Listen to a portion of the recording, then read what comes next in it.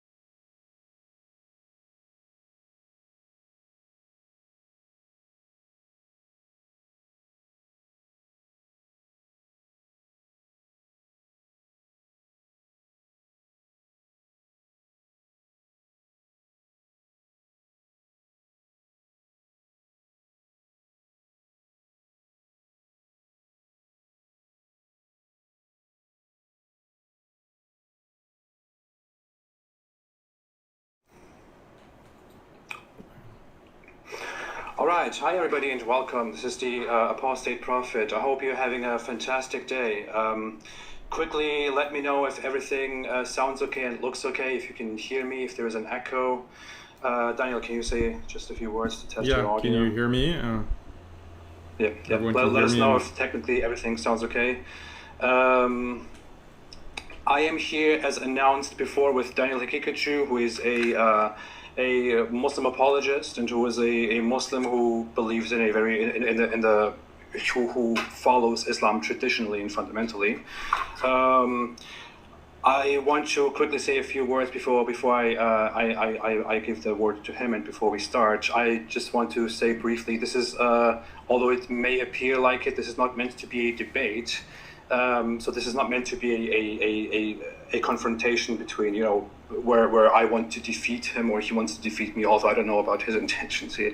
But I don't want to... A debate is not the point. This is more of an inquiry where I want to ask questions to Daniel Haqiqatjou and ask him to justify and defend how he believes in the strict Islamic rulings and laws that he believes in. And I will be, of course, digging into his thoughts and his ideas. We will exchange ideas, try to find out truth, try to find out what is right and what is wrong, what can be justified and cannot be justified. This is really just a pursuit for reason and common sense and truth, and I believe that we have a common goal here. Quick note: I will not be able to read the chat and the super chats, but I do appreciate the comments very much. I will probably be able to look at them later. There are moderators in the chat who will keep track of the language and spamming and stuff like that. I would just ask the moderators to allow everything that is part of this conversation. So all opinions, even as absurd as they seem, they are part of this conversation. Just allow them. If you just see language abuse and spam, just look into controlling that, please. And that should be all that I have to say. As said, my guest here is Daniel Haqiqatjou, and Daniel, how are you doing? I'm good, thanks. How are you? Wonderful. Good, thank you. I really want to say, I really want to appreciate that you are here. I find it great that you agreed to have a talk with me, because I would think that many people who would be in your position in this confrontation wouldn't really want to sit down and just have a normal conversation with me. But you have agreed to have a peaceful, normal conversation for this sake of truth. So I really appreciate that you have joined me today. For all those who are curious, do you just want to briefly go into who you are, Daniel Haqiqatjou? Who is Daniel Haqiqatjou? What is your background? And what are you doing? Yeah, so Bismillah, Alhamdulillah, Salatu ala Rasulillah. So I write online. I've been writing, lecturing, teaching online for over 10 years now. And I have a website, muslimskeptic.com. I founded an institute dedicated to growing Muslim faith in Islam, and specifically addressing these kinds of objections that often come up in the modern world against Islam. And so we're going to talk about a lot of these issues today. And the institute's name is Alesna Institute. So my background, was born and raised in the United States. My parents are Iranian, and they're very secular. And I would say that maybe they have similar outlook as you regarding Islam and the rationality of Islam and so forth. So that's my background, a secular background. I always considered myself Muslim, but I would be considered non-practicing. Then I became more practicing in high school due to the influence of friends. And then in college, I really started studying Islam more deeply. So I went to Harvard University. I did a double major in physics and philosophy. Then I went to Tufts University to do a master's in philosophy. And that's where Daniel Dennett, if you know, one of the four horsemen of new atheism, he's a professor there. Interesting, no one in the faculty there likes him. Insider information on Daniel Dennett. But in college, so I started learning more and more about Islam, and my initial understanding of these kinds of cliches about Islam is a religion of peace. The Prophet Muhammad, peace be upon him, was a feminist. Islam is about tolerance and so forth. All of these things started to come in conflict with what I was learning about Islam. The history of Islam, I was getting more into the prophetic biography, the history of the companions, some of the more advanced texts within Islamic jurisprudence or fiqh. So all of these things, I was recognizing that, Islam has things that deeply, deeply conflict with my understanding of what Islam was, and then things that conflict with the modern world and conflict with what I saw as common sense, right? The common sense of, that everyone had about human rights, women's rights, tolerance, religious freedom of speech, all of these kinds of things. So there was a conflict between Islam on the one hand and then this modern common sense on the other, and they're mutually exclusive. And fortunately, I was in a situation where in the philosophy department, I could explore, how do I resolve this conflict? Which one is right? Is it Islam or these modern common sense? And I found out after through undergrad and then graduate school that actually what I thought was common sense was actually a very particular philosophy, Western philosophy, originating within the 18th and 19th century. British, French, and some German thinkers, their very particular philosophy about morality and the world, that had become the common sense of the modern world, that I was suffering from that kind of bias and that kind of indoctrination. So I found out and explored and realized that that philosophy is fundamentally incoherent, right? It's fundamentally incoherent. And in contrast, Islam, what had seemed so, strange and conflicting at first with my biased presuppositions, turned out to be far more superior, moral, rational.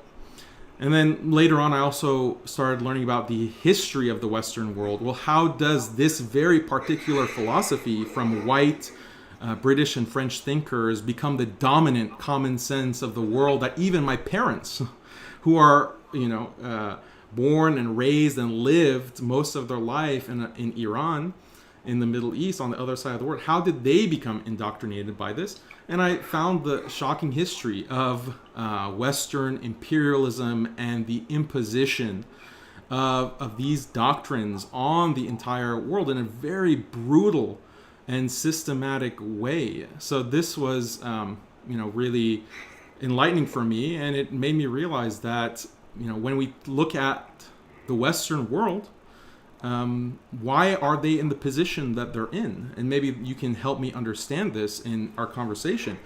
How is it that the Western world is at the position that it's in? Because this is often used as an argument against Muslims and against Islam. Islam is backwards, look at the state of the world. Look at where Western countries are at compared to the Muslim world, and there's a huge discrepancy. And yeah, so I mean, the point of contention for me, because this is what the debate is, or this conversation is fundamentally about, is values, right? What are the superior values?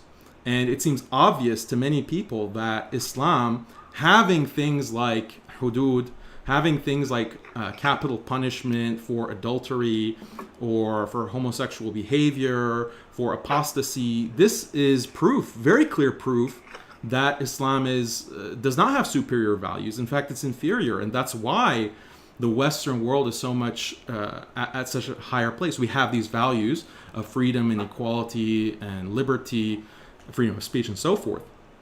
But I want to question that. I want to challenge that very directly, because I don't think that it's because of values. I think the values of the West were imposed, and there are many reasons why that it can't be values.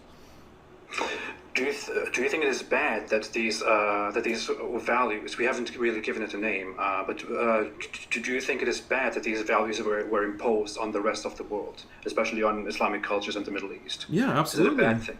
Very bad. You described it as brutal, for example, that these ideas were imposed on Islamic society, but weren't Islamic values throughout history for 1,400 years also imposed on the rest of the world? Didn't Islam, on its pursuit of establishing justice and truth, also impose Islam on every culture that it encountered? Well, there are two things here that we have to separate. There's the question of imposition and the way that imposition happens. I'll concede and agree with you that Islam is a universalist religion, that it believes, and we maintain that Islam should spread, because Islam is good, Islam is the truth, Islam is what can produce human happiness in this life and salvation in the next. So it's universalist in that these values should spread, and sometimes that requires imposition, right? But this kind of imposition is shared. This idea that values should be imposed is shared by the Western tradition. So there's not really a difference there. Human rights are imposed through sanctions. Countries that violate human rights are sanctioned. There's intervention, military intervention that is used to coerce countries to comply with a international human rights security council mandate. So that's imposition. We agree on that, right? Do you agree that that's imposition?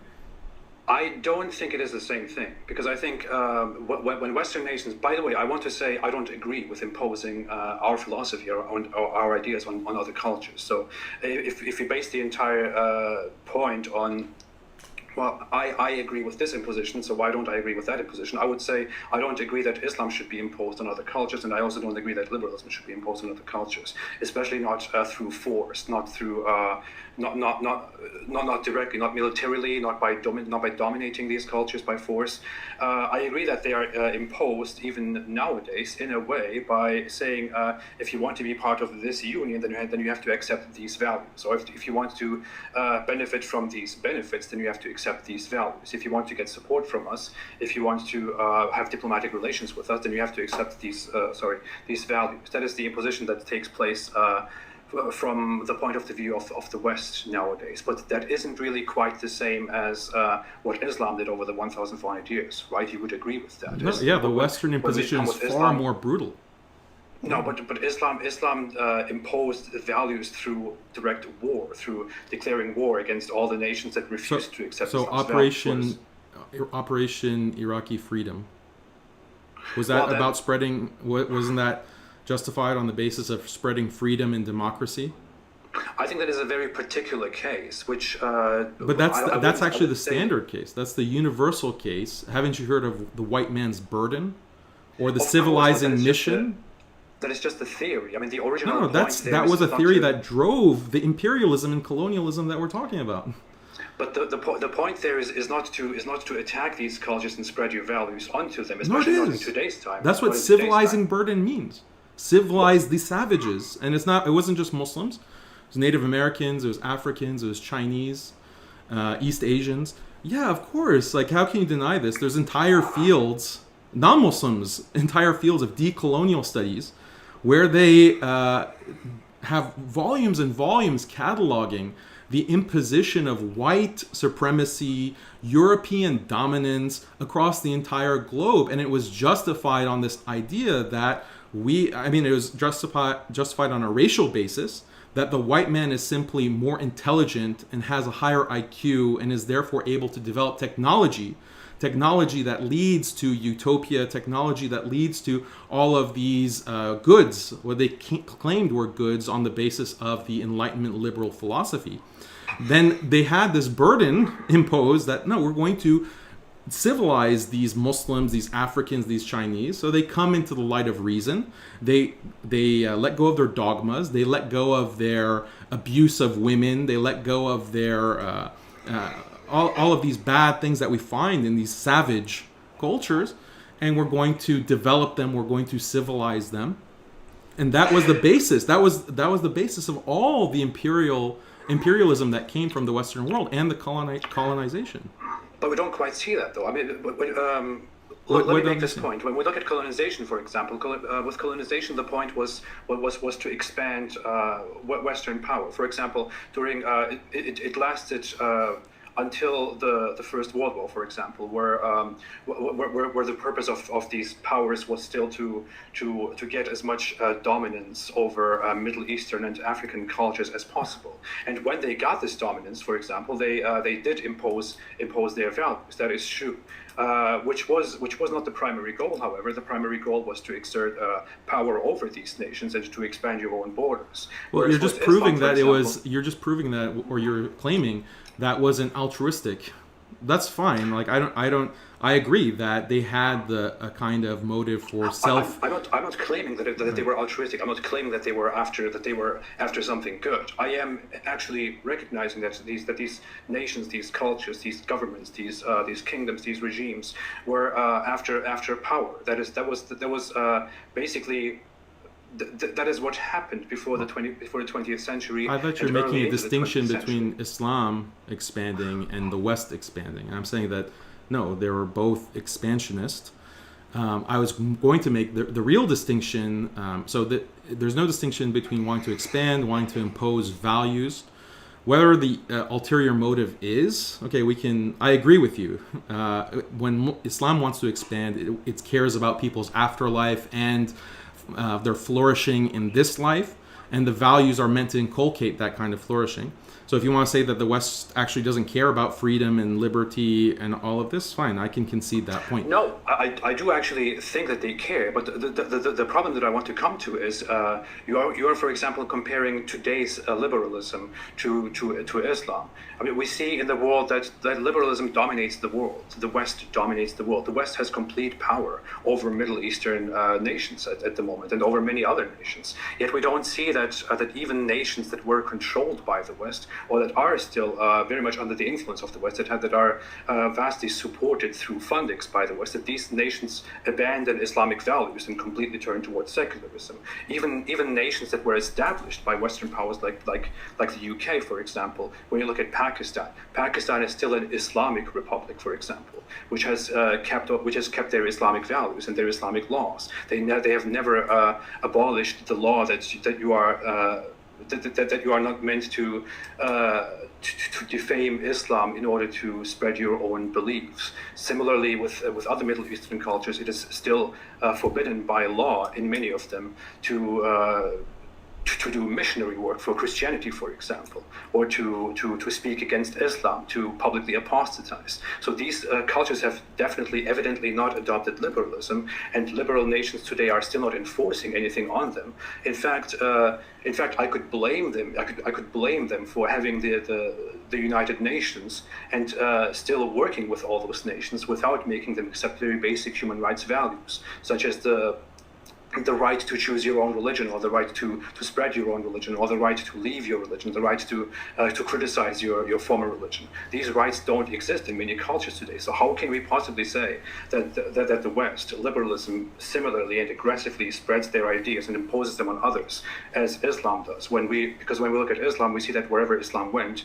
Islam relentlessly imposed its own worldview. There's a lot of distinctions here, so I just want to take the time to make them. To respond to your point that there are Muslim countries that are practicing the Sharia, I'd really disagree with that. Yes, there are countries that have remnants of Islamic law, but most of them there's been an imposition of a kind of constitutional democracy, a kind of secularism that has a Muslim flavor to it. Like, you can't say that in a country like Egypt that this is an Islamic state. It's ruled by a secular dictator, and Muslims who advocate for Islamic governance are routinely detained and even murdered and assassinated. So these countries, I'll grant you that the West, in its dominance and imposition across the entire globe, will allow tokenism and will allow Muslims, as long as it doesn't threaten their power. If there are countries that threaten the West's power in any way by even not using the dollar as their currency for international trade, they will be brought into submission. Okay, and this is why it's very hard to dispute this. Like, it's not something that happened years ago. It's an ongoing process. It's about power, though, right? It's not about ideology. It's about power. Like I said, we can concede that, but no. The power is through the ideology, and it's through. Look at what's happening throughout the Muslim world. Unfortunately, we find many Muslims who are secularizing, who are leaving their values, and it's because of their entire structure of society has been gutted by a secular system, by the atomization of capitalism, by consumerism, by a global media that is constantly broadcasting a Western secular liberal ideology into everyone's homes, on the internet, on social media, which is highly regulated according to liberal values. Like, I'm worried that this stream is going to be deleted by YouTube for the things that I'm saying. So how can we say that that's not imposition and control and the imposition of ideology? So I wanted to talk more about this difference on the issue of free speech, but we'll get to it when we talk about apostasy. But the other distinction with Islam spreading, so one of the big differences is that because of the historical time period, Muslims never had weapons of mass destruction. We never had chemical weapons. We never had bombs. So the spread of Islam was not bloody in the same way that modern warfare and modern expansionism has been bloody, and that's a big difference. The other thing is that Islam's expansion wasn't racial. Necessity, though, right? Out of the conditions that genocide is by necessity. I don't know about that. They weren't as bloody as 20th century expansions, because Islam didn't have access to these weapons of mass destruction, because Islam basically failed before these weapons came into existence. I mean, I don't know how that's a positive for the West, but okay. So then, when it comes to genocide, the expansion of Islam also wasn't racial.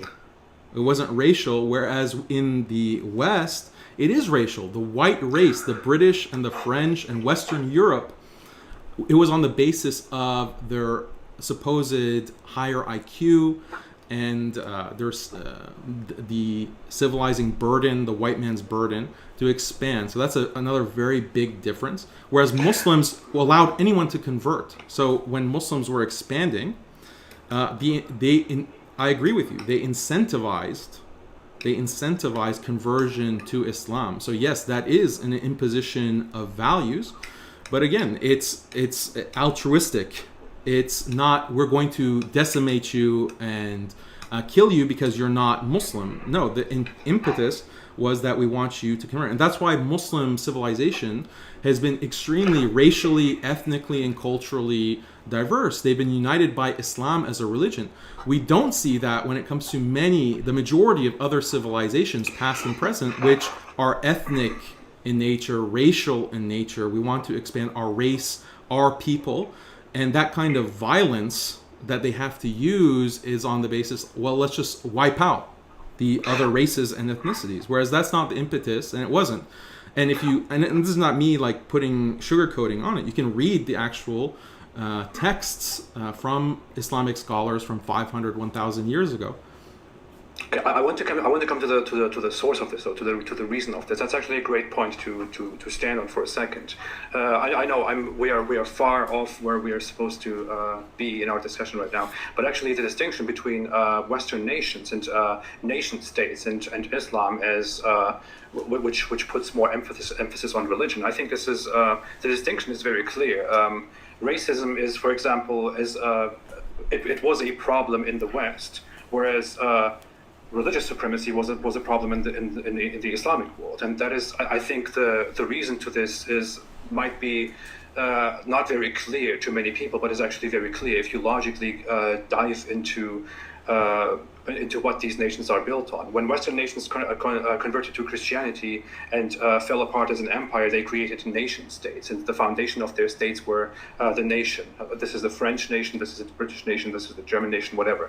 Or the German nation was even tinier nations. But the point is that the foundation of their societies were their nations, their national identity, racial identity, skin colors, and languages, and these values that they have. Whereas in Islamic society, the foundation of the nation was religion. In Islam, race didn't matter, religion mattered. But if you look at it in the end, while the Western society prioritized the race and the nation, the Islamic society prioritized the religion, which is Islam, and oppressed lesser people, minorities. Now, you could argue that race and religion are not equal, are not the same thing, because you cannot switch out of your nation or your race, while you can switch out of your religion as you wish. The problem is they are certainly not the same thing, but just to point out, no, I agree.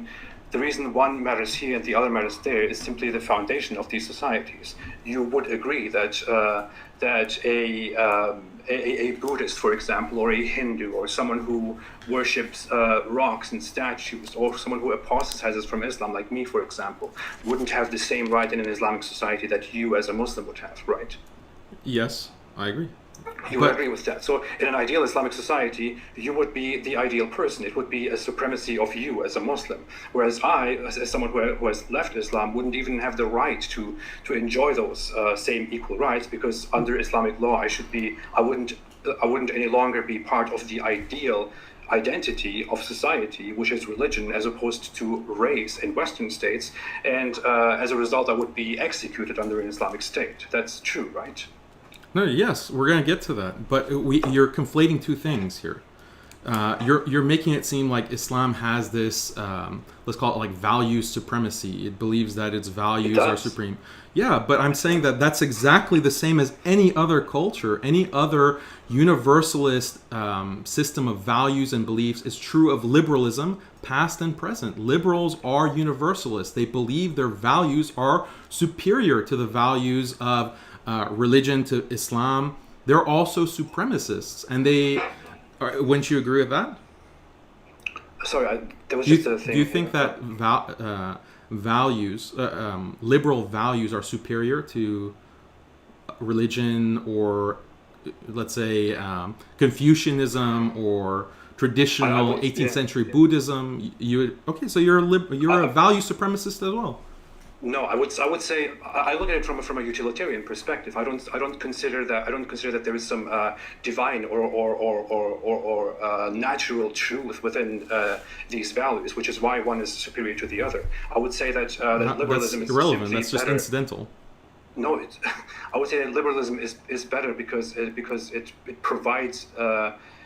It corrects things as they should be corrected, because the basis of its morality doesn't depend on what some divine source, or what some book, or what some person 500 or 1,000 years ago told us, but rather what we, for example, scientifically find, or through thought find. For example, the idea behind liberalism is that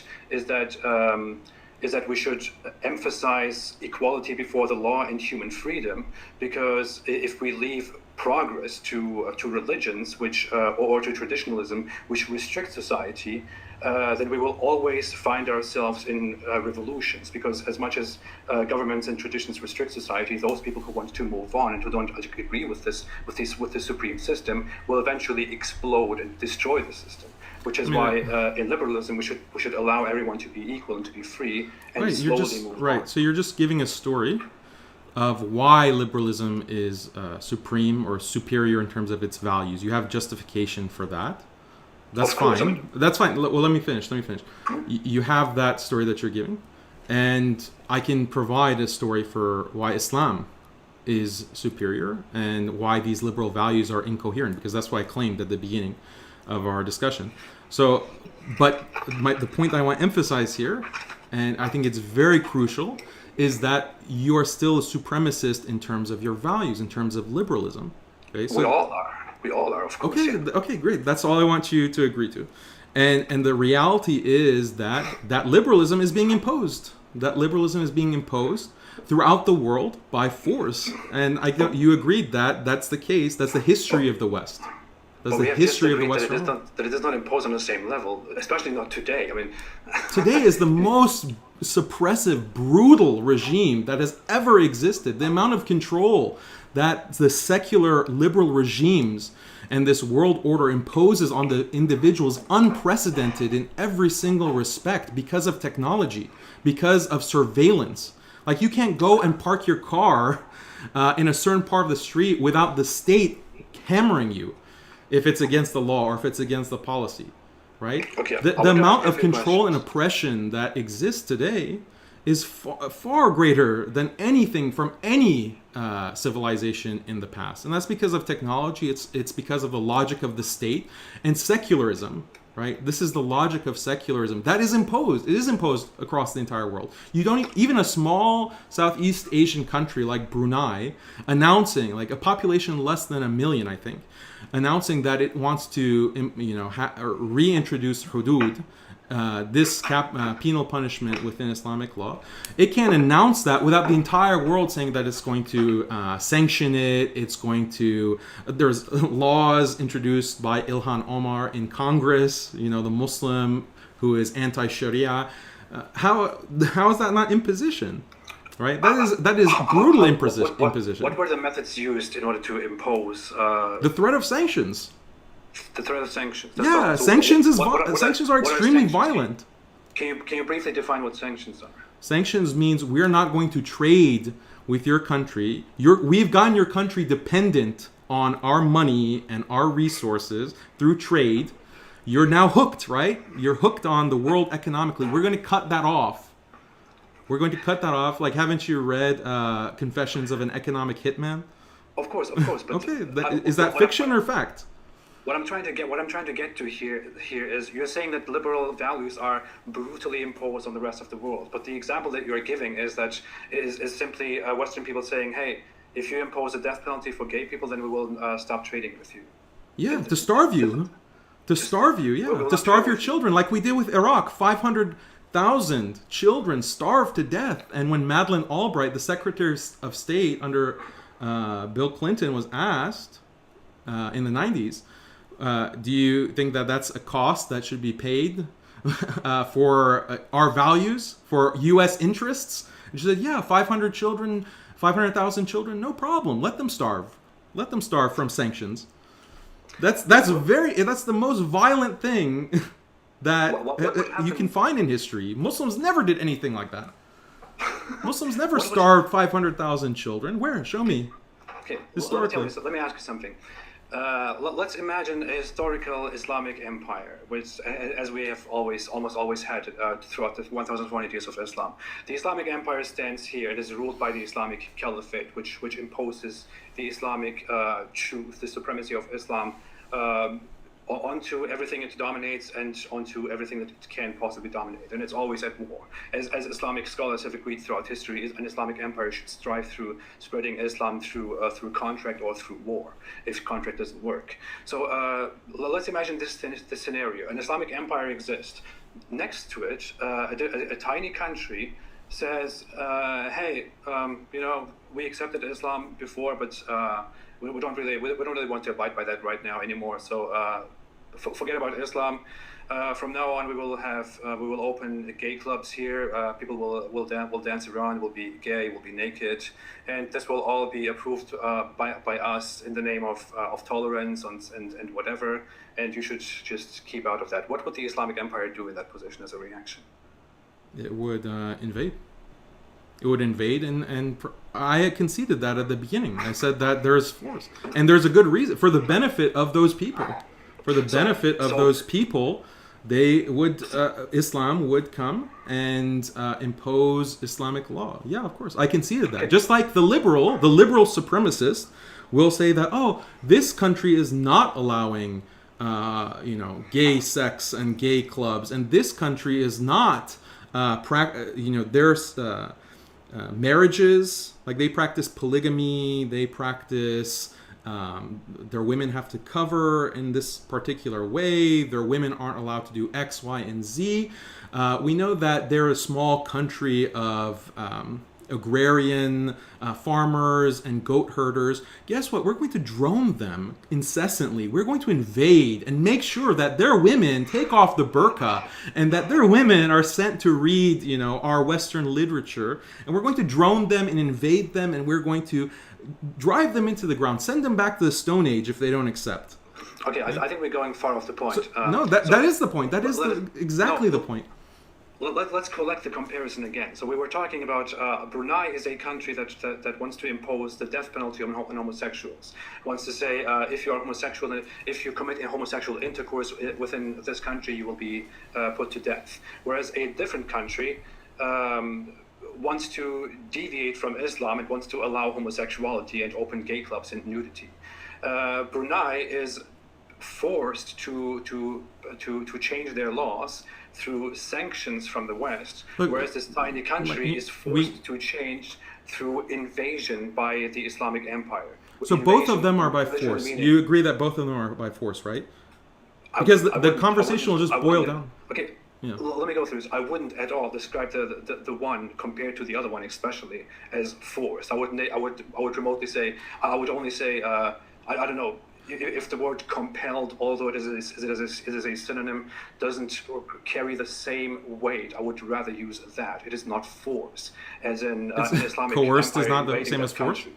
How do you think you described? You described forcing through sanctions as more brutal than forcing through invasion. No, it's force. No, the invasion, okay, you're imagining, okay, don't imagine Western invasion, right? Because, of course, that's extremely brutal and bloody and millions will die. That's not how Islamic offensive jihad was actually fought. It was because that's not the nature of pre-modern warfare. I mean, that's just a historical fact. Like, you have the battle happens in an area, territory, and then there's a winning army and a losing army, and then the losing army is enslaved or whatever the penalty. Yeah, we'll talk about it. What happens to the losers in modern warfare by the West? What happens to them? Well, they're in a crater. They're in a crater. They're dust. You can't even see their remains. So don't save the laughing. But look, the difference is that there's imposition.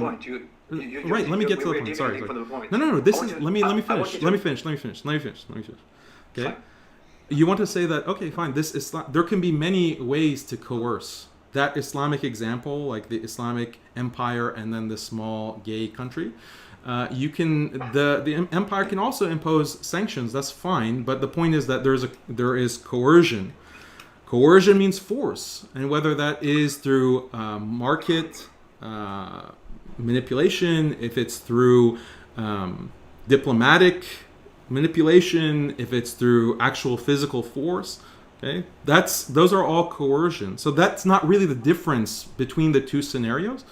The difference is in the value, right? The value of, is homosexual practice something that's good for society or something that's bad, right? In the same way that the liberal supremacist makes the judgment that women wearing a burqa or getting married at a younger age than 18 is something that is wrong and has to be stamped out and wiped out across the world, and we're going to use force in order to do that, right? So that's a discussion about values, and I have to justify that, right? Because you're speaking with a lot of your listeners, it'll seem very obvious that what's wrong? There's nothing wrong with homosexual behavior.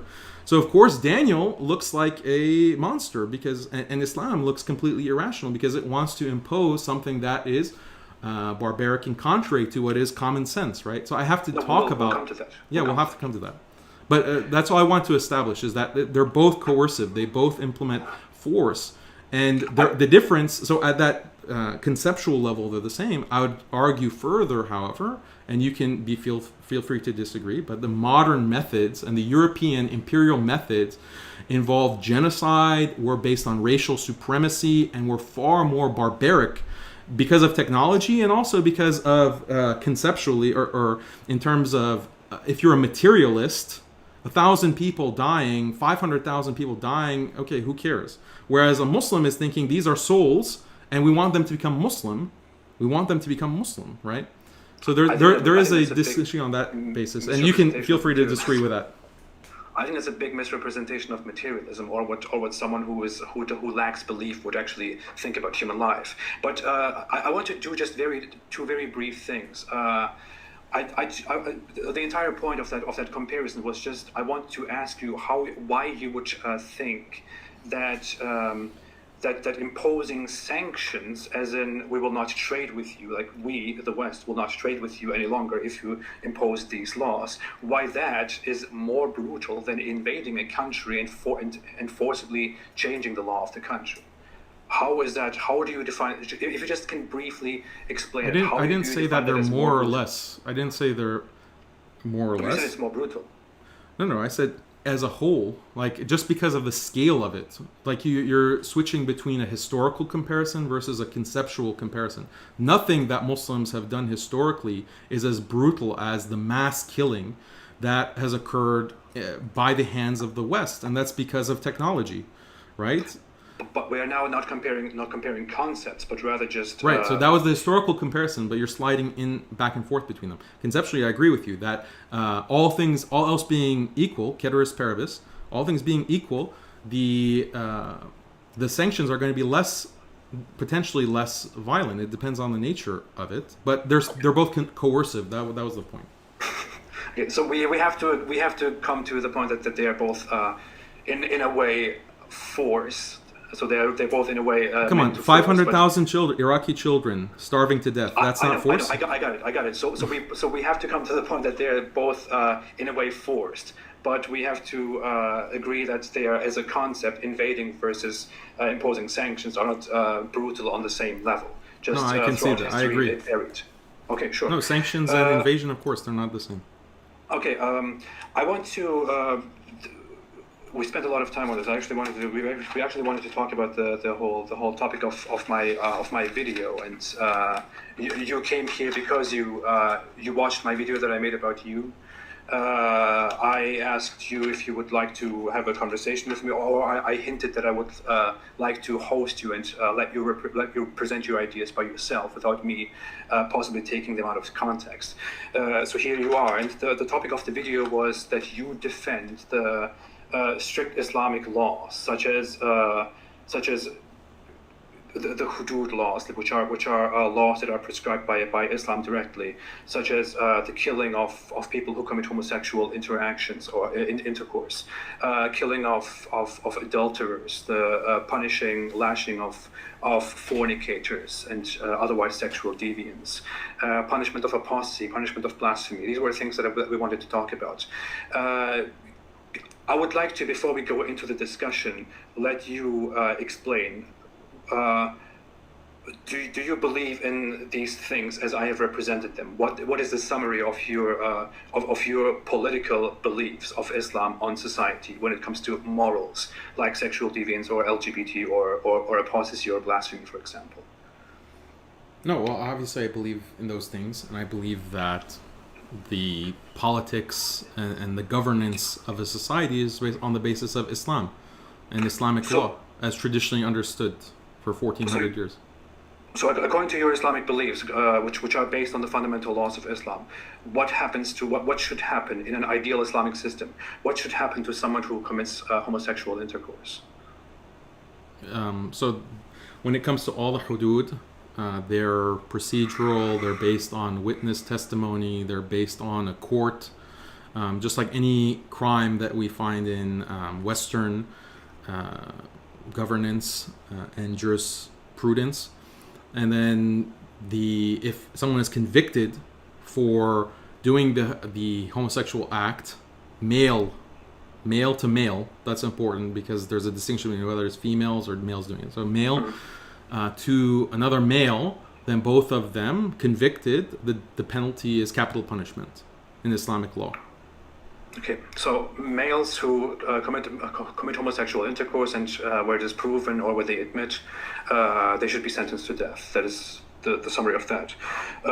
What about adultery? People who are caught, who are married and who are caught having sex with someone that they are not married to. What is supposed to happen to them under Islamic law? The same thing. It's procedural. There's a certain bar for evidence. So it's a high bar for evidence, just like any capital crime, but it's capital punishment for a married individual who is engaged in extramarital sexual relations. It's a high bar for evidence, and anyone who has read about this topic knows about 4 upright male witnesses having to see the penetrative act. And then if that bar is reached, then it's capital punishment through stoning.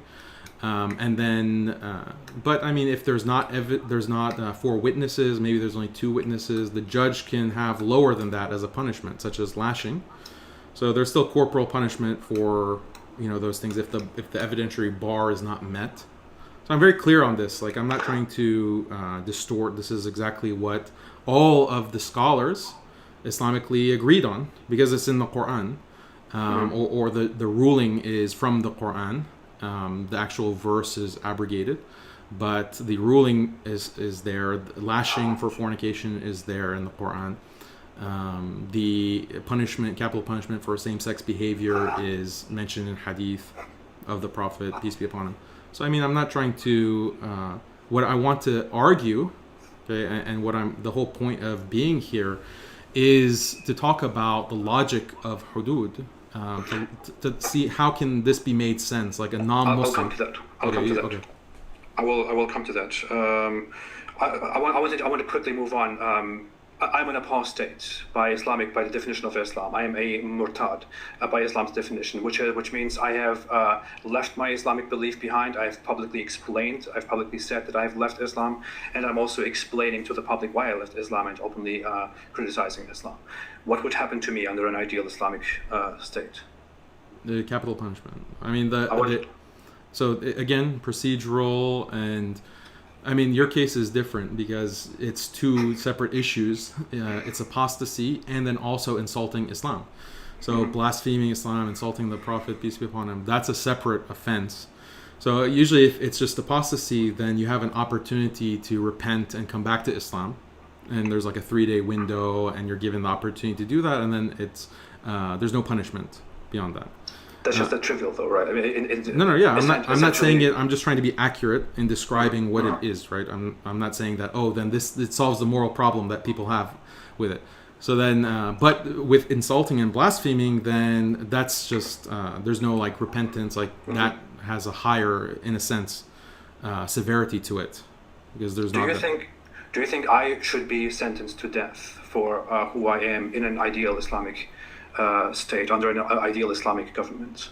Yeah, I mean that's a possibility. Did I not just describe exactly what the Islamic law prescribes in that situation? I just want to make it clear. Like I just want to bring the life example right here. You believe that I should be? Yeah, I said the same thing to Armin. I said the same thing to Armin. I said the same thing to all of the murtadeen, the apostates that I've spoken to. Okay. I want to ask you one question before I want to go into all of these. I want to ask the question of consistency. I don't want to ask this to just to get you or anything, but this is something that is kind of an elephant in the room. People ask it before and during our conversation. They will ask it afterwards. It comes up to me. It's a necessary question. You believe that that an ideal government, an ideal state, an ideal nation should be led by these Islamic laws that are strictly applied, under which I am not allowed to speak, I should be put to death for my ideas, or homosexuals should be put to death, adulterers should be put to death, and all these things.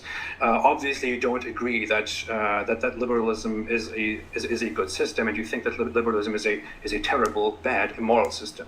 But I want to ask you, where do you live, Daniel? I mean, I live in the U.S.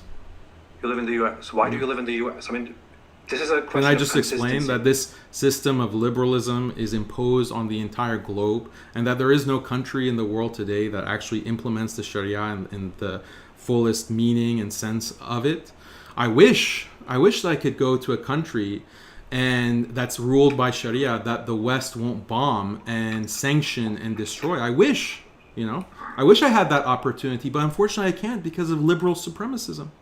But that just seems like a way out of the whole thought, because wouldn't it be more honest and more consistent with yourself, especially also to prove to others that you are trying to spread your ideas too, that wouldn't it be much better for you to be consistent with your worldview, to move to a country, for example, that is, although it is not perfect, where? What country? What country should I move to? That is ruled by Islam. What country should I move to?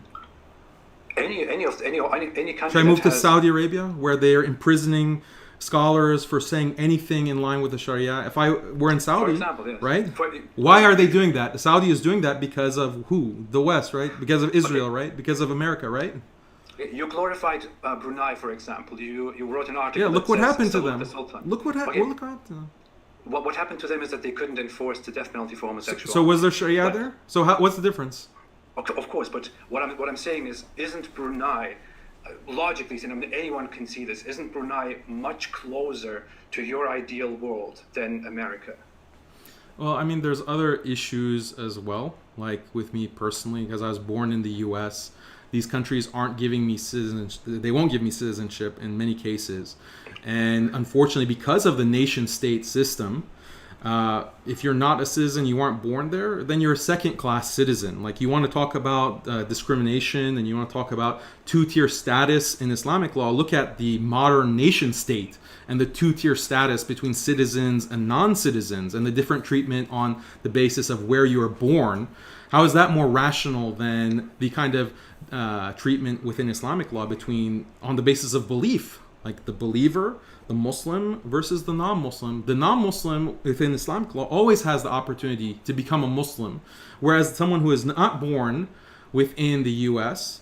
and for some reason doesn't meet the requirements set by this state will never be a U.S. citizen. And the entire world is prevented from that. And all of these other countries follow the same kind of constitutional democracy, secularism, and so forth that has been imposed on the world. So I mean, there's that, and there's also personal. No. That's exactly the reason. I have also personal reasons because my family is here. My family, my parents are here. They're elderly. Like, I can't just leave them. So if you want the complete, honest answer, that's a big part of it. But if it weren't for, take it for what it's worth. But if it weren't for my parents being here, I would leave the United States. I would leave the United States. But you have just given many reasons why you wouldn't go to those states. Yeah, I would. It's so intolerable that I would. Unfortunately, like the kind of things that are happening in the U.S. and the way that identity politics is being used and how LGBT is being shoved down everyone's throats. All schools will be enforced, have to teach this ideology. It is extremely oppressive for a Muslim. Like, you want to talk about oppression. In terms of ideology, if for someone like me, right, it is extremely oppressive to have a different kind of perspective and view. There's no tolerance for something that's truly contrary to the status quo within the West. It's very oppressive, and I would love to go to somewhere else in the world, but I can't because first of all, the citizenship problems. Second of all, the fact that the U.S. and the UN Security Council is going to sanction and bomb any country that actually does engage in that. The U.S. engages in extrajudicial dronings, assassinations. So someone like me, someone who is actually going to be advocating for Islam and going against the interests of the West, is going to face potential assassination. That's the level of control that the West imposes. I want to interrupt you here. I lived in Turkey for 10 years. I lived in Germany for 15 years. I lived in Turkey for 10 years. I live in America now. When I compare all these countries to Turkey, when I lived in Turkey, I was completely uncomfortable living there. And I couldn't go on with my life. It just wasn't me. I thought I cannot live in this country. This country doesn't align with my values. Because although you would describe Turkey as a country, as a nation that is not by any means Islamic at all, because it is completely under, it is ruled by the idea of secularism, because Turks themselves secularized Turkey, it is still on a societal level, it is still very much dominated by Islamic sentiments, and there are still a lot of people within the country that want to impose the Islamic sentiments on other people within the country. I can assure you that there are many people in Turkey that share the exact same ideas that you share, that advocate for these systems. And if we go further from Turkey to other places, to other Middle Eastern nations or other Muslim nations, there are people who advocate for much more than that, who say much more than you say, and they live quite comfortably in countries like Egypt or Saudi Arabia or Qatar or even other countries. What are you talking about? You're saying, you mentioned the exact countries. You're saying there is no country. Let me speak, please. You're saying there is no country that you could possibly go to and be comfortable with. I mean, you know that there are several countries that you could, if you really wanted to, move to and live your life peacefully. You know that, right? I mean, you are aware that there are multiple Muslim nations that you could still move to instead of living in America, where you could live your life peacefully and where you would be eventually accepted as a citizen. I mean, you're changing the goalpost, because at first you're saying go to a country that has Sharia, that has Islamic law, and I said, where does such a country? Now, if it's just comfortable, okay, what do you mean by comfortable? Is it comfortable to live in any of these countries? I'm not saying comfortable in the sense of freedom. I'm saying comfortable in the sense of what is closer to your ideal world. Because when you look at many Muslim countries, they are definitely closer to your ideal Islamic system and Islamic world than America is. America is the opposite of that. If you really wanted to, there are many countries that you could really move to. You know that. I mean, we both know that. I conceded that there are countries, like I'll concede that, because how can I argue that, let's say Qatar is not more welcoming to Islamic ideals than the US or Germany? I can concede that point. But the point that I was making is that, well, I personally have concerns. Like you're arguing in bad faith, essentially. You're saying that I don't really believe in my values. I'm just enjoying to live in America because I'm a secret hypocrite. But I'm telling you that that's not the case. Like, I have family here. I was born here. I have citizenship here. And if I didn't have my parents here, I would actually leave the U.S. and try to find somewhere possible. I mean, I won't be free from the clutches and the octopus tentacles of the Western hegemony and the liberal hegemony, unfortunately. But I mean, your point that there are places that, for now, are closer to the Islamic ideal, I can concede that. Okay, but I want to come to one thing that you said, because I think it's very, very interesting. Of course, I'm arguing from a point where I think you are not being consistent with your views. There is no denying to that. But I really want to understand how you can justify that, how you can explain that, and. To the point I want to come to is, for example, you said that America is of course terrible because there are so many things going on: identity politics, homosexuality is forced into your families or your education, and all that. And we'll talk about all this. We'll talk about how terrible the modern world really is. But how can you describe that as terrible when all that happens is that you go to a school where they teach that homosexuality is okay, whereas you are advocating for a system where if I lived in such a country, I would be sentenced to death simply because I don't believe in my religion anymore. No, we're going to get into that. We're going to, because that's the whole meat of the conversation, right? Okay, I'm sure. making, let's yeah, because let's come to that. the nature of the modern world is so oppressive, and the amount of harm that's caused by liberalism and the atomization of society, okay? Atomization, that we are all individuals and we're governed by this Leviathan state that imposes laws on each of us in the nation-state model. This is extremely detrimental to human life and the quality of life. And this is really what I want to talk about, because Islamic law is something that is inculcating the opposite of this. And I want to make some... You are not defining oppression by how we objectively would define oppression, as in forcing people to live a certain way, or you don't define oppression by that. You rather define oppression by the end values that are pushed. You would say that a system which says that homosexuality is normal is essentially more oppressive than a country which imposes the death penalty on apostasy. Well, I have to justify that. I haven't gotten to that yet. Right. So, but that's a crucial part of what you define as oppressive. But no, I'll define what oppression means. Like, I'll define it. Okay. You define oppression the Islamic way. I kind of get. No, right I'm now. going to speak in a way. So that this is the whole thesis, right? I want to justify hudud in Islamic law and claim that they're, at minimum, they're rationally defensible, in the sense that even a non-Muslim can agree in this wisdom, in the wisdom of Islamic law. A non-Muslim, right? So I have to give you reasons, right, that you as a non-Muslim can understand and agree with. I can make a compelling argument for hudud and Islamic law. That's the whole point of this discussion. I just want to put those things out there before we get into it. We can now come to the logic of these laws, for example, of the death penalty for homosexuality, adultery, apostasy, blasphemy, etc. How do you think it is justified that we should? You think that Islamic law should be imposed on all the world and on all humanity? How do you justify that? Let's start with homosexuality, because that's the first thing that we talked about. That people who commit homosexual intercourse should be sentenced to death. What is your justification for that? Okay, so let me build out the case.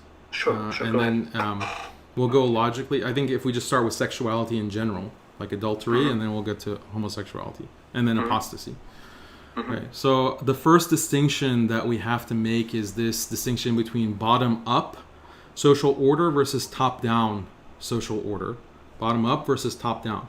So in the modern world, we're living with top-down social order, the nation-state. There are laws that are imposed and are enforced by a muscular surveillance state, technocratic, bureaucratic surveillance state. This is top-down. Everyone's accountable to the law that is imposed and enforced from the government, centralized government authority. That's top-down. The vast majority of human civilization has been bottom-up because, I mean, there wasn't the technology to surveil, there wasn't the technology to police and enforce in the past. So then how did you have social order in the past? How did most of the world organize itself? And what do I mean by social order? So social order means that you are able to live your life without constantly being worried about your neighbor killing you, or your people around you stealing from you and harming you. You can live in a relative peace and a relative security. This is social order, and you actually hope that your neighbors and society will help you and cooperate with you and work with you. This is social order. It's extremely important.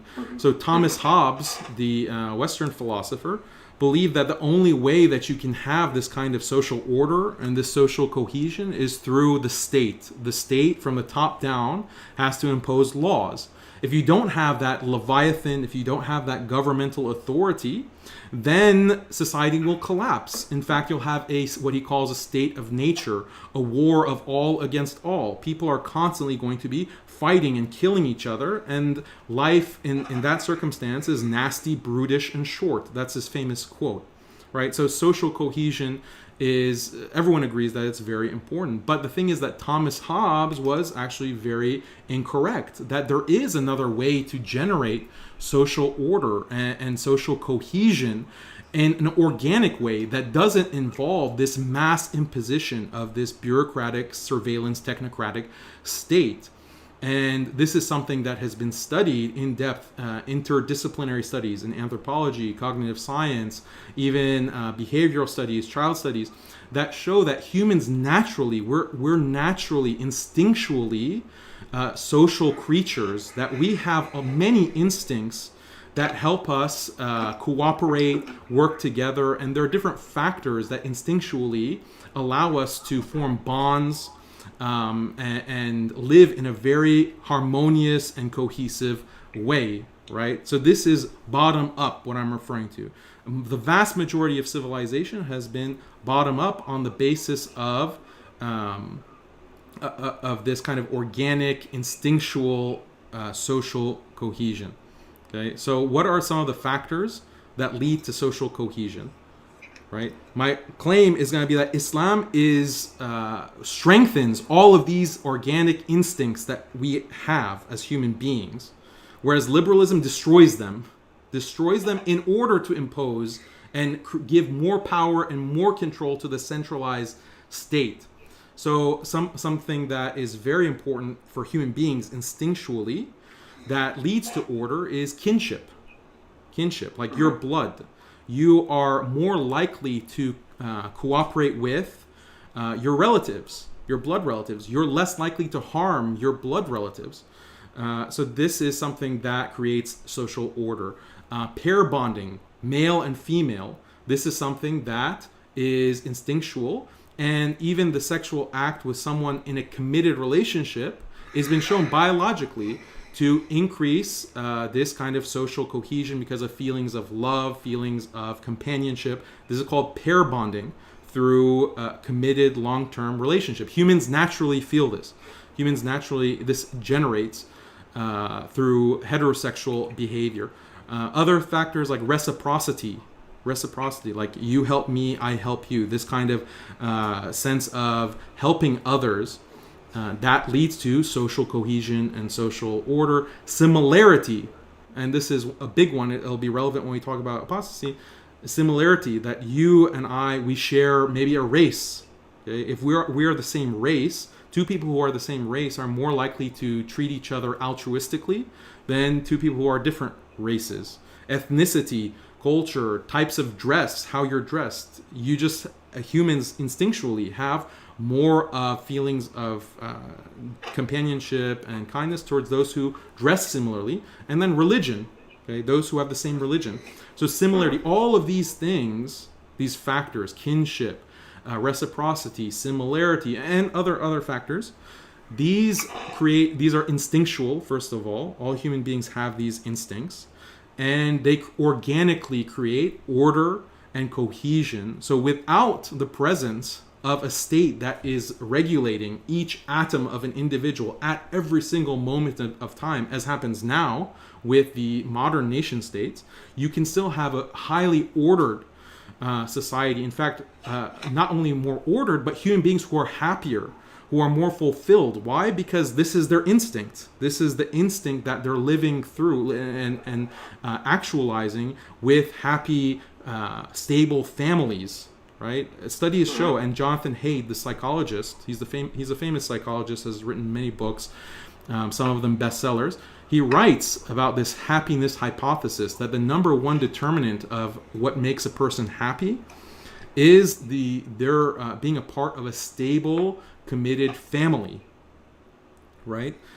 This is significant. Because this is something that Islam is advocating, whereas other ideologies, such as liberalism, will say something else. Like, no, your personal autonomy and your personal ability to choose, that is what will lead to happiness, to have the freedom to decide as what you want. The thing about family, like a stable family, it leads you to happiness, but it also imposes many duties on you and many responsibilities, and you have to sacrifice. And this is contrary to a kind of liberal mindset, and that's why many people who come from Muslim backgrounds, like children who are, their parents are more traditional Muslim, their children are indoctrinated into liberalism, and they rebel and they leave their parents and their families because they're too controlling or they're imposing. They want me to sacrifice. No, I just want to follow my dreams and I want to live my life. These are the kinds of sentiments and mindset. All right, I'll continue. The thing is, you're basically describing what makes humans essentially happy, but the thing is, it is very lengthy, but it doesn't exactly support how we should support Islam due to that. I mean, I'm getting to it. I haven't got to it These yet. are very basic ideas that we can I'm talk just about building forever. it. No, I'm just building the case, right? I would like to get to how, I mean, everybody knows that, for example, even if some people may disagree, it is known that in psychology, for example, we learn the same thing, that married couples are happier than single people, or that married couples are happier than divorced people, or stuff like this. And these are established facts. Or that people look for social interaction and social support. These are established facts. That we look for similarity, that we choose those who look like us. These are established facts. Funnily enough, these are also this is also information that people use to explain evolution and the theory of evolution, for example. I mean, fine. I mean, so it is very hard to come to Islam from this. It just seems like this is but there's an objective. No, it's not inconclusive, because Islam prescribes a system of life that's perfectly in accordance with those kinds of instincts, and those, what you just said is a proven fact, is a proven fact, is a proven fact. Is it more conducive to family? Okay, is it more conducive to family to have a society where extramarital affairs are sanctioned and are punished? Is that more conducive to family, or a society where, no, you can just do whatever you want with anyone you want at any time, you can have adulterous affairs? Which one's more conducive to family? A stable family? How? The entire argument is from the beginning that people establish a society and establish rules in order to live peacefully, and in order to not to be murdered by others. This is a very basic instinctual social cohesion, social order that humans have. We just want to. This is actually a very great argument for utilitarianism in philosophy. No, it's not. That people establish rules because they want to live better, because they want to live in peace and want to have a fulfilling life, which is why they help each other and want and live together. There's an empirical question. Like, you think that Islam is more family oriented and more concerned about the stable family as opposed to liberalism? I mean, that's very bizarre. I think it's a very hard argument for you to make. I'm not arguing that at all. What I want to get to is that the idea of liberalism, as we said in the beginning, you have I believe you have studied philosophy, at least to some extent. But the idea of liberalism is that throughout history we have seen, especially in the times of the recent philosophers of the last centuries, we have seen that humans have tried to control society through very strict means, and have tried to impose the perfect way of life onto people, and have punished deviance such as sexual deviance, or is it justified? That's the question. They punished these acts and all kinds of deviance with very strict punishments. Liberal thought concluded that by punishing and by controlling society in such a strict way, we don't actually cause more peace. What we actually cause is over and over destruction of society and rebuilding of society. No, we'll get to that, because that's a separate topic. Let's finish with the hudud, and then we'll talk about personal freedom, right? Because that was the. You are saying that the right way to ensure that we can live peacefully without the fear of being killed by others, for example, and in order to fulfill our basic needs, is to establish a system where we force everybody to live by these standards. So no, you're not forcing them. You're not forcing them. That's the thing. The people naturally have these instincts. You just said it yourself, and you said that it's an evolutionary basis, right? So evolutionary basis means it's instinctual. Like, I don't agree with evolution, but if that's the kind of explanation you want to have for it, fine. That helps my point. No. To be honest, we have in psychology. I mean, I don't have any statistics to that right now, but you can all look it up. You can go and look it up later. It has been fairly established that humans are not necessarily bound to stay monogamous. For example, humans are not naturally entirely willing to stay in a monogamous relationship. It is completely there are desire. Yeah, of that- course. There are is tendencies completely- that people have, like human beings can have destructive tendencies, and that's why you need to have Which is natural. regulations and ethics to control those and channel the human being to the best path that will potentially lead to the most happiness. And But what you are arguing is that people naturally want to live, for example, in a stable relationship, but They that do. they also naturally have. the but that doesn't desire, mean for example- monogamy, by the way. Stable relationships don't mean monogamy. Okay. In Islam, that's, for example, one wife and one husband and four wives, whatever. But we That's know, natural. we know, for example, that it is natural for a woman, meanwhile, to want to have sex with different people. That this is something that we have also established in psychology. No, This women is are scientifically hypergamous, proven. right? Women are hypergamous, right? They want to have one partner who is fully committed to them, but they want the best partner possible. So if they That's are not with, true. yes, this is hypergamy. Again, go to your psychology. Have you heard of the term hypergamy? I am aware, but it is not true that women are naturally desiring to be loyal to this. It is true that both men They're and loyal women, unless they see someone who's better. That's the thing. Like the woman, a hypergamous woman, right? So I concede this. Like hypergamy doesn't mean monogamy. It means like one committed relationship. If you're with the alpha, but if a bigger alpha comes, then the woman is going to be attracted to this other guy, right? And wants to be with him. So that's not exactly monogamy, but this is a kind of desire that comes about. But not all desires are conducive to long-term happiness. What does show, and this is what Jonathan Haidt in Righteous Minds, in I think chapter 4 or 5, he argues that the determinant of long-term happiness is stable families. And what is more conducive? It's an objective question. What system of life and what values are more conducive to long-term stable families versus not? If you have a system that allows constant fornication, constant cheating, that's less conducive to a stable family than Islam, that has punishments and social sanction in general. And strict separation between the genders that reduces the amount of intergender mixing that can lead to cheating. It can lead to dissatisfaction because women, as you said, they're hypergamous. So she's with her husband, but she's hanging out with friends and she notices, oh, there's a Chad. There's this great guy that's not my husband. I wish I was with him. This dissatisfaction is decreasing her overall happiness.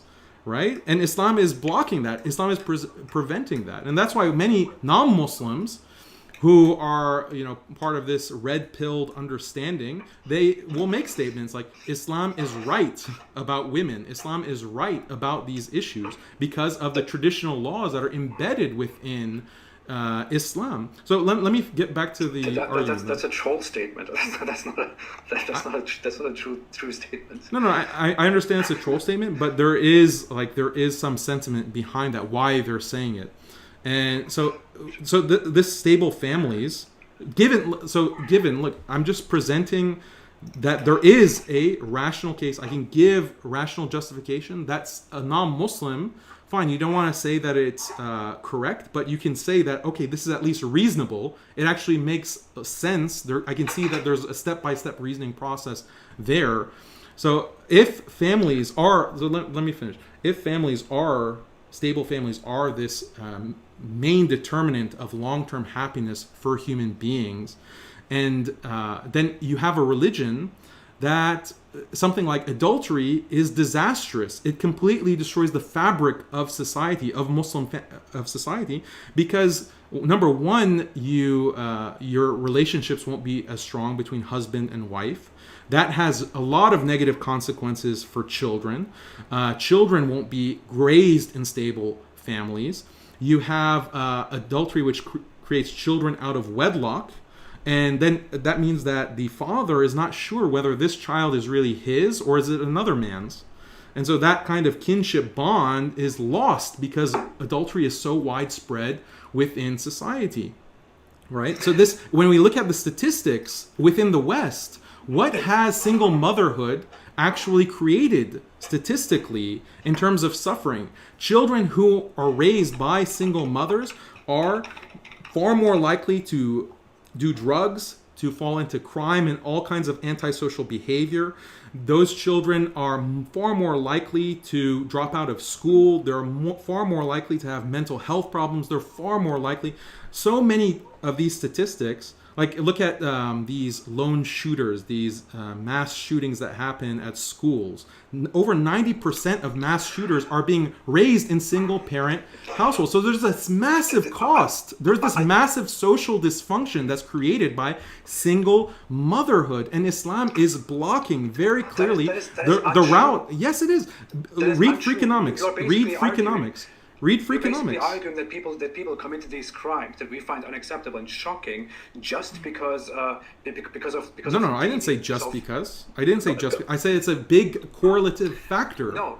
Right? You are arguing that society becomes unstable, that society must become more stable, and in order to become more stable, we should apply these Islamic laws. For example, we should, if there is adultery or fornication going on, then crimes from offspring will increase, which is why we should prevent the original cause of that by restricting adultery and punishing it with death.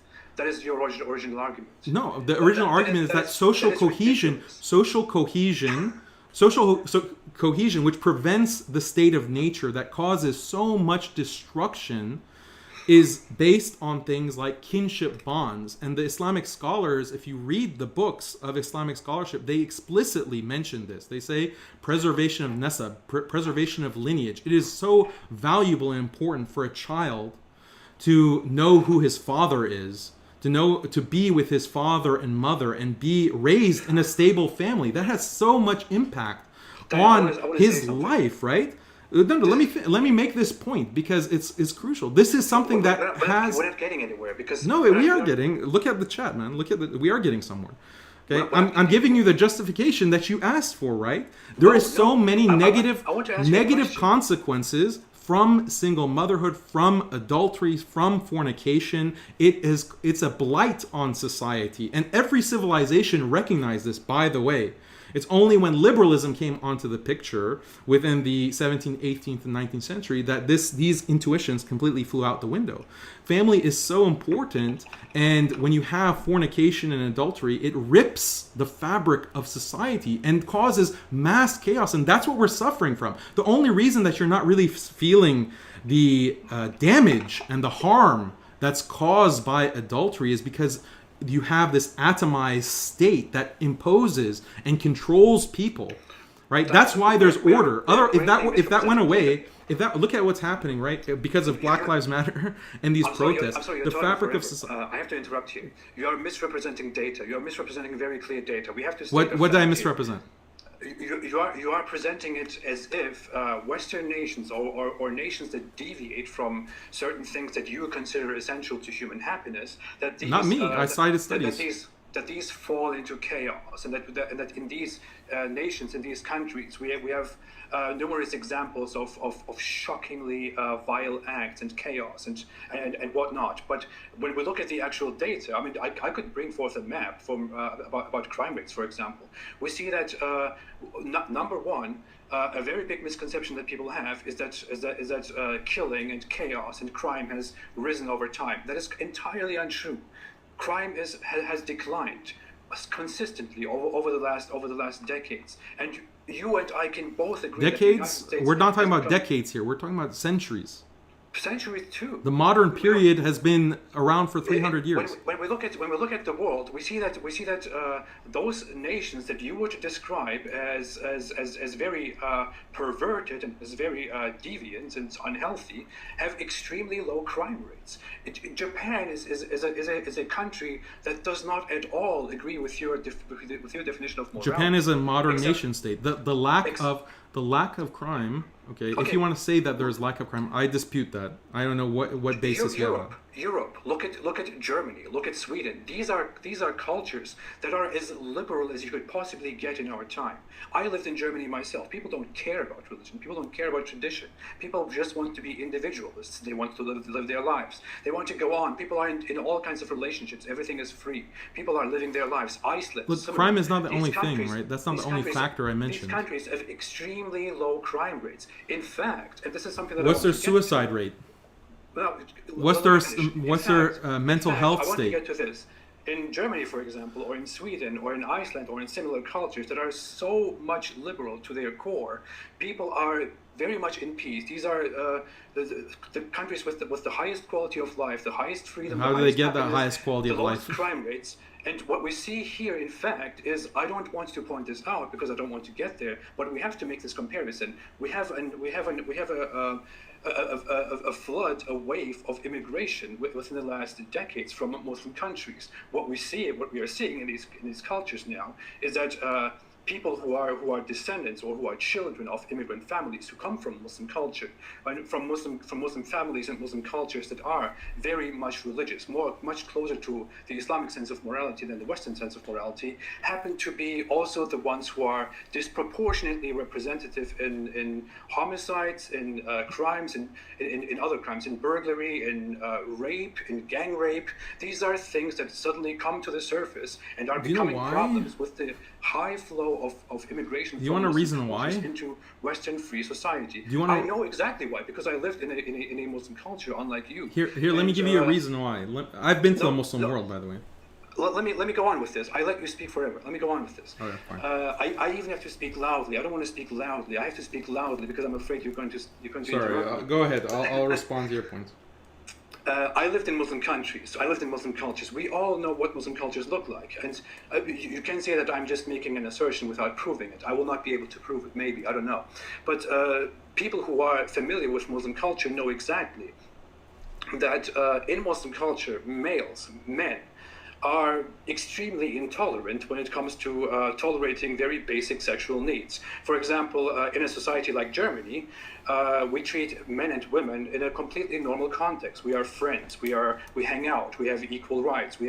No one even talks about rights because we are just equal people, and we go and live life together. We are colleagues. We work together. We give each other a hand and all that. Whereas in a society like in Muslim societies, for example, or in societies or in people that come from these societies into these Western nations, we see that younger people who have been indoctrinated from the very beginning with the idea that they should not look at a woman, that a woman is unlookable, that you should not communicate with women. These people become extremely impatient, extremely aggressive, extremely dangerous when it comes to sexuality. These people resort to things like talking about sex with animals, for example, which is a commonly known, very common talk in Muslim culture, where you can talk about having sex with a donkey, or having sex with a camel, or having sex with a cow, for example. People become extremely intolerant to seeing the female skin, for example, where in Germany or even in countries like Serbia, which are far from Western liberalism, you see that men and women walk among each other and tolerate each other and look at each other and shake hands and are fine, and the crime rates are low. But then a younger person, a younger male, or even an older male from a Muslim society comes, and although they believe that their ideal system, their ideal society consists of a marriage between a man and women, or a man and four women, and that they should, before that, not look at a woman and not communicate with women, you see that those people have extreme hardship in tolerating the sight of a woman, that they resort to harassment, to rape, to gang rape, and similar stuff. That porn usage, porn consumption is extremely problematic in these countries once they get access to it, and once they can just look at it. I mean, it is illegal in these countries, it is controlled in these countries, but nevertheless you see that there is an extremely high usage of VPNs, of means to get around those bans and to just consume as much porn as possible. I come from a Muslim culture, and I have to even argue and admit at this point that I am definitely much more intolerant to the desire to look at women and to view them sexually than my Western counterpart is, for example. a white Western person who grew up as a non-Muslim, who grew up with the idea that it is completely normal to shake hands and to look at each other, to talk to each other, to be friends together, is much more okay with tolerating women and with treating them well than I am. When I see a woman, I get this almost natural thing, which is not natural, but which comes from my environment, because I grew up as a Muslim with the Muslim ideal, that when I see a woman, I think of sex, whereas a Western person who sees a woman thinks of a woman and of a normal person, which is why intersexual relationships are going very peacefully and very nicely and much more successfully, much more based on freedom in the West. You just cannot have that in Islamic culture, because Islamic culture, the Islamic system, destroys people's senses of what is right and what is wrong.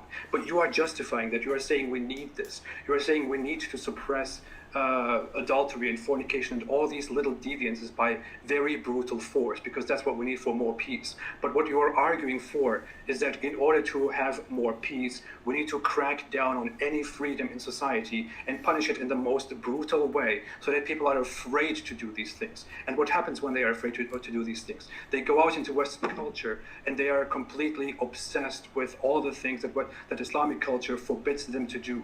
And you find them online on forums asking for help because they cannot control their desires, asking sheikhs for help, asking you for help, being on Islam Reddit and wondering why they can just not stop masturbating, and why they want to jump on every woman. It just doesn't work. This is not natural. There is no way to justify this. There is no way to argue that this is what peace is and this is how you provide peace, and then to argue that you should crack down on people's basic desires. This doesn't work. It has never worked, which is why Islamic societies are failing, cracking. It doesn't work.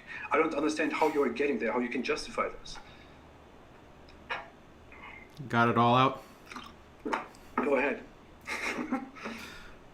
Okay. So I think that a lot of what you're saying is based on a very extreme right-wing narrative of immigrants as rapists. Let me finish. Let me finish. Okay, I let you speak your mind. Okay, I think that a lot of what you're saying is based on an extreme right-wing anti-immigrant narrative, and I think I can dispute pretty much all of these kinds of statistics that you're alluding to without actually citing. But I'll just make it easier for you. I'll make it very easy. I'll concede. Okay, you're right. Some of these immigrants, they are engaging in crime more. They are engaging in sexual assault more than the native population. Disproportionately. I'll concede. Let me just concede that, even though I question the factual basis of that. But just for the sake of argument, I'll concede all of those things. It has a very clear explanation, right? Because these people are coming from traditional societies with bottom-up order, social cohesion based on family values, traditional values. And they're coming to countries that don't have those structures. They're coming to societies that are atomized as individuals separated from their families, separated from extended families, right? And of course that's going to lead to chaos. Of course this is like going fish out of water, right? Because the system, the only way that the West is able to maintain order without these traditional structures is through conditioning, okay? Psychologically conditioning from a young age children to act in accordance with the dictates of the nation state through a massive educational structure and conditioning through media, through the status quo, constantly. That's the only reason there's order in the West, is because of this top-down system. Think about it, right? A child born in the West, from the minute that he steps into the world, he's being controlled by an institution, because children are born in a hospital system that has regulations, hospital system that will immediately grab the child, weigh it, measure it, inject it, right? The child is maybe a couple of months with the mother. Then she has to go back to work, right? She's a strong, independent woman. She goes back to the workplace. That baby has to go to another institution, daycare. It's not even a year old and is already being institutionalized until preschool and then kindergarten and then primary school, high school. All institutions, 40 hours a week, right? With strangers, individuals that have no relation to him, no blood relation, not family, not father and mother, in those kinds of institutions. Then he goes to college, then he gets a job, then he lives and works in this corporate system, sucking out his life from him, right? Going 40 hours, 50 hours a week to work. And then coming home, he doesn't have a real marriage because, look, you have Tinder. Why even bother with commitment? Why bother with a marriage? Just sit in front of your laptop or the computer or TV, watch Netflix, watch Game of Thrones, then order on Uber Eats, order your food. And that's the modern existence, living in your little apartment, working and paying rent. Day after day after day after day. This is the modern existence. Then you get to a certain age. Your kids, if you have maybe 1.2 children, as is the average fertility rate in the Western world, maybe they care about you, maybe not. You practically don't know them. How could you when they're in their institution and you're in your own corporate world? Then you get to a certain age of becoming elderly. You have to be put in a home and you're sitting and rotting away trying to live the rest of your days again in front of the TV, and then you die. And if you die in your own apartment, no one will even know that you're dead, because your kids aren't visiting you, you don't have a wife, you've been divorced for 30 years, and this is so common, individuals, elderly, dying by themselves in their apartment, that there are entire industries for cleaning it out, because the only way that anyone knows that you're dead is the stench of your corpse wafts into the apartment building, and your neighbors notice the stench and they call these cleaning companies to come in and clean up your decaying corpse because you've been there for 3 months. Let me finish. You painted your picture of immigrant rapists. Let me paint a picture for you. Okay? This is modern life. This is the atomized existence in the nation state. Okay? This is what liberalism wants for people. This is what liberalism is trying to impose on the entire globe. Okay? And they're being successful because of people like you. But people like you who are propagandists against Islam, advocating this kind of liberal freedom. Oh, you're so free. You can sit in front of Netflix and order Uber Eats. So much freedom. Just pursue your dreams. Right? Your college loans, you have $100,000 in, let me finish. You have $100,000 in college loans that you have to pay off. So you have to work some soulless job so you can make enough money because you're so far in debt. You can't depend on a stable, loving relationship because all of society is pounding into your head that you have sexual freedom. You need to be active, sexually active. And you're consuming all of this media that glorifies fornication and adultery. You have a system that's telling women that, oh, you shouldn't be tied down by a man. You're independent. You're an independent woman. Okay? You need to spread your wings, right? Yeah, this is a dystopia, man. This is a dystopia. This is worse. George Orwell couldn't have imagined the kind of dystopia that we're living in. Okay, that's how crazy it is. That's been normalized. It's all part of the liberal, atomized nation-state plan. Islam is the alternative to this. Islam is the alternative to this. And when you mentioned, you mentioned some point. Let me finish. Let me finish. Let me finish. Crime is not the only stat, right? Nobody in the world, when we think of the average Western person, nobody in the world thinks that knows or thinks that in the West you just get old and then you die forgotten in a building. And of course they don't think that, because you're in a system that is telling you that no, this is beautiful and normal.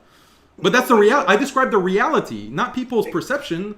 Excuse me, this is not a reality. This is a very extreme case. Nobody thinks that because that's not something that exists. We'll let the audience decide. We'll let the viewers decide. Whereas everybody, Muslims and non-Muslims, knows that that in Muslim masculinity, that among Muslim men, that Muslim men have a very big issue with sexuality. No. Everybody knows this. You're How could that comparing be these two possible? things to Like, each how other. could that be possible, right? Everybody knows this. They're This just is- this is- rapists? Muslims are just rapists? That's your argument? No, it is not. That's not what I said. I clearly explained that the system, that the idea of Islam imposing sexuality in such a way on you that it is so restrictive and so ridiculously restrictive, as I said, causes people. I talk about myself. I'm not saying I'm a rapist, but I'm saying I am definitely much more sensitive to sex and to sexual differences, to women, to the skin of a woman, than a Western person is, and that is because I was conditioned by Islam. This is a very natural consequence of Islam, and everybody knows. What's that, wrong with that? That's you have healthy sexuality. You're I sensitive don't to the know. beauty of a woman. How about some of these modern Western you're saying porn addicted boys in Britain? Like, it's a public health crisis where they can't even get off through sexual relations anymore because porn has restructured their minds and their pleasure centers. They rather sit in front of a computer and masturbate, these Westerners, than actually have relations with a woman, because a woman doesn't actually arouse them anymore. A physical It's a woman. false equivalency. You're describing Muslim sexuality. Let's describe Western no. sexuality. No. Okay, why not? Because that's a false equivalency. This is very basic logic. That's a complete false equivalency. This is very basic. I'm not equating them. I'm comparing an essential system in Islamic society, how Islam is imposed by a fundamental rule of how sexuality is viewed onto young people in Islam, and what that leads to. You are comparing a tool like porn in Western society that certain people in Western society have developed, that some people misuse. You are comparing these two things. Porn is not a fundamental value, a fundamental teaching of liberalism or of Western society. It is simply a product of it, such as many other product of products the in Islamic society consumerist exist. That's a false liberal. equivalency. No, it's not. I mean, the whole argument. How is it not? It's a complete false equivalency. That's very easy to see. No, I wasn't trying to equate them. I'm saying that this is But not that's a the point. rosy picture of Western freedom and liberalism that you're portraying is not so rosy as you want to depict it, right? No, you give I people would- the choice, I would right? argue that You porn give is bad. people. Okay, so the entire Western world is pumping that in. It's a $60 billion industry. And by the way, porn doesn't No, just it mean is part of- porn doesn't of mean the capitalist internet, economy. right? Pornography, in terms of sexualizing women and objectifying women, is through all media. Okay, the pornification of media, right? By Muslim standards, why should we just take Western standards for what is indecent exposure? Okay, and let me finish my point, because this is interesting. Is it the About case? Islamic points now. Wait, what? I could do the same about basically every Islamic concept. You cannot judge. You cannot say porn is not just porn. It's the media and this and that. By saying, well, from an Islamic perspective, it is that. That's a complete misidentification of what porn actually is. Porn is a product of society, of the capitalist society, of liberal capitalist society, which. I was just making the point that this phenomenon of indecent exposure, or showing skin, objectification of women, exists outside of just what's technically categorized as pornography.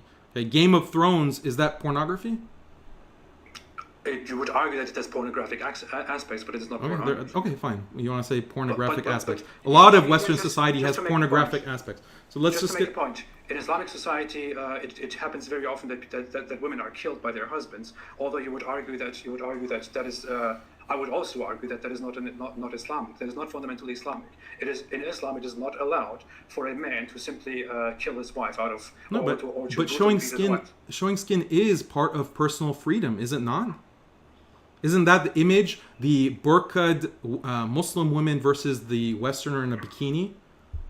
No, what we are arguing. That's the here symbol. is, That's the symbol of Western freedom and equality and liberty.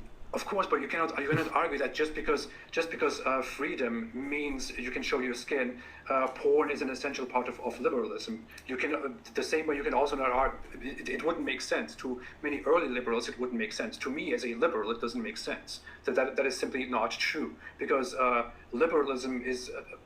Porn, I would argue, doesn't even abide by a very basic foundational value that we have in liberalism, which is that we are equal and that we should pursue equality for happiness, because porn often violates that. Well, let's talk about the Islam, ability to show. Killing your wife is forbidden, but killing your wife is something that happens very often in Islamic society, and you know that very well. So you're making a false equivalency here.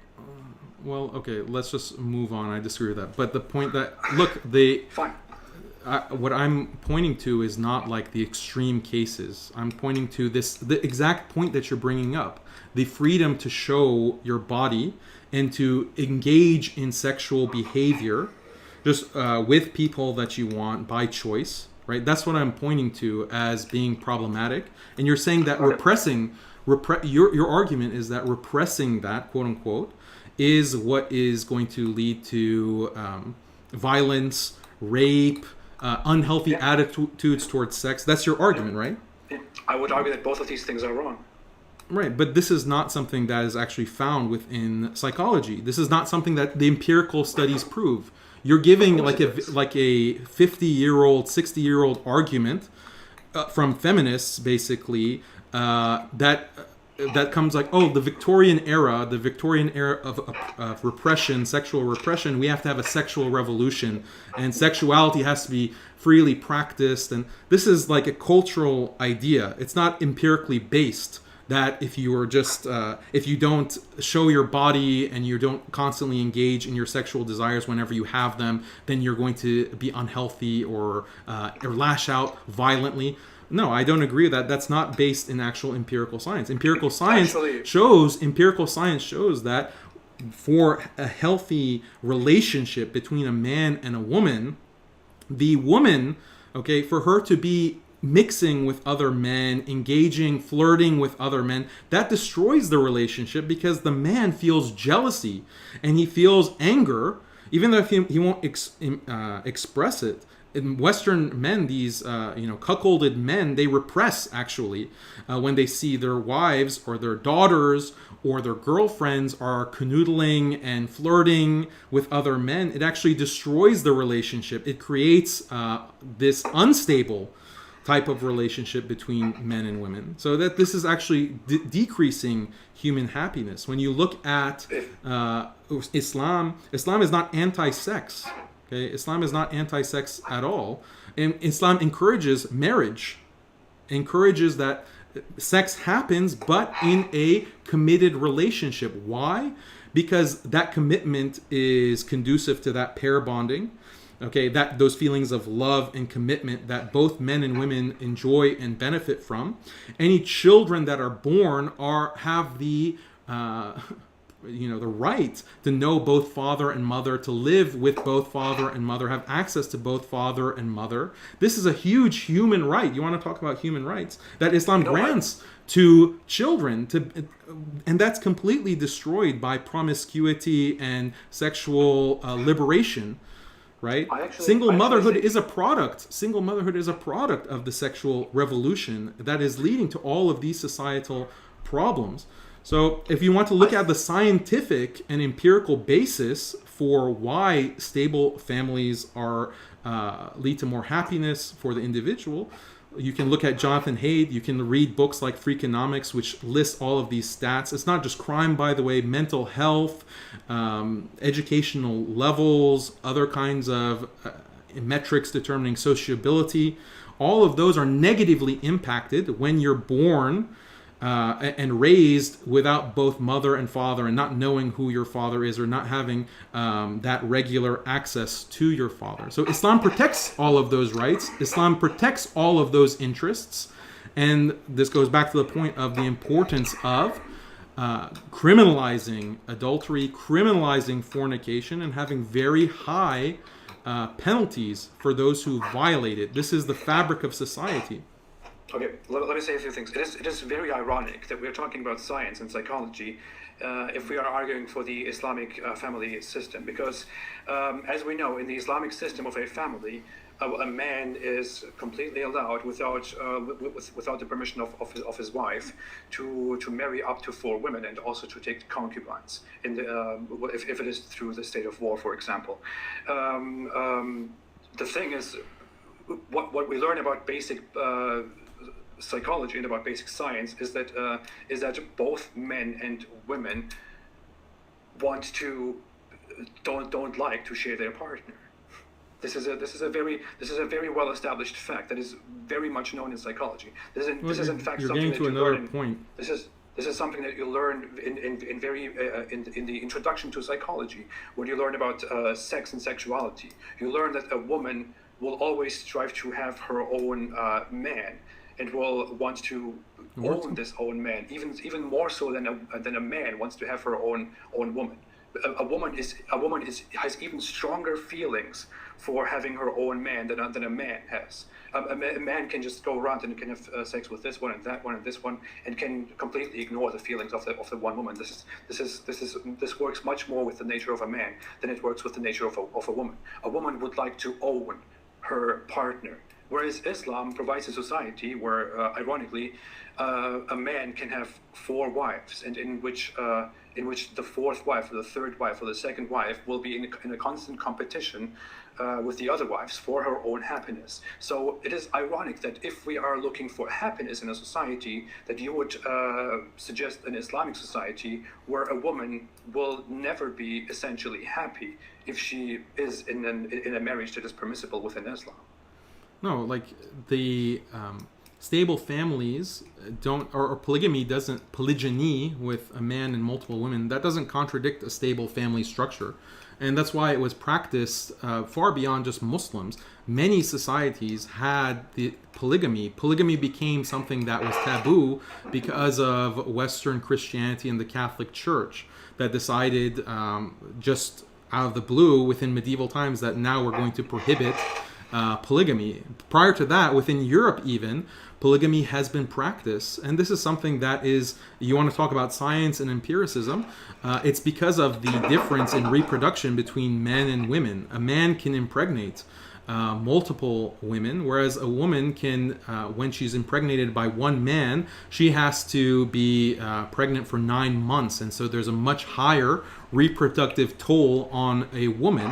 And so the woman actually is very interested in making sure to find a spouse to impregnate her, or we're talking about biologically, instinctually. She wants to mate with the best male that she can find.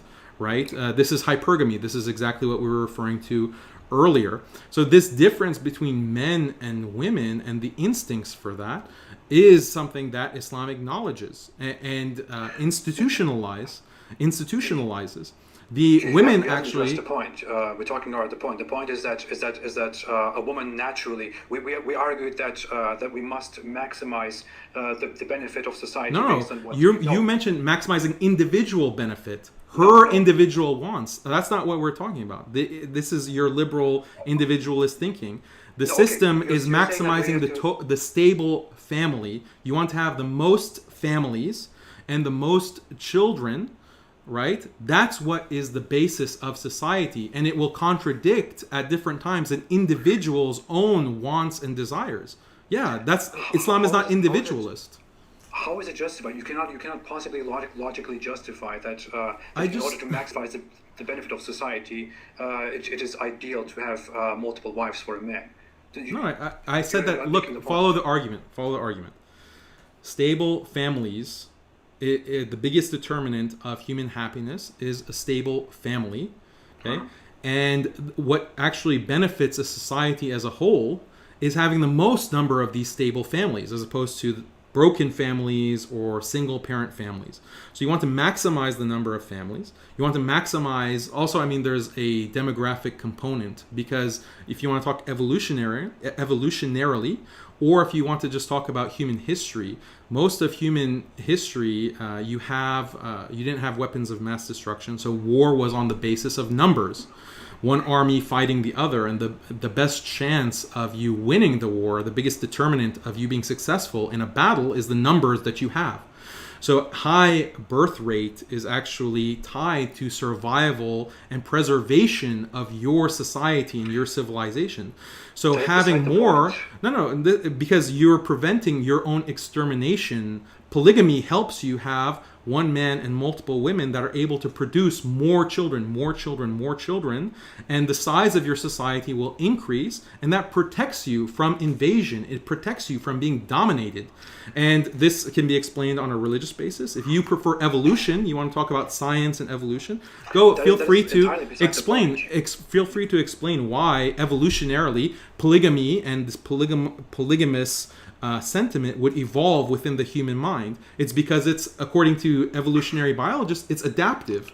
It's adaptive behavior, meaning it helps the species more when individuals engage in that kind of behavior. So, but don't think about individually, right?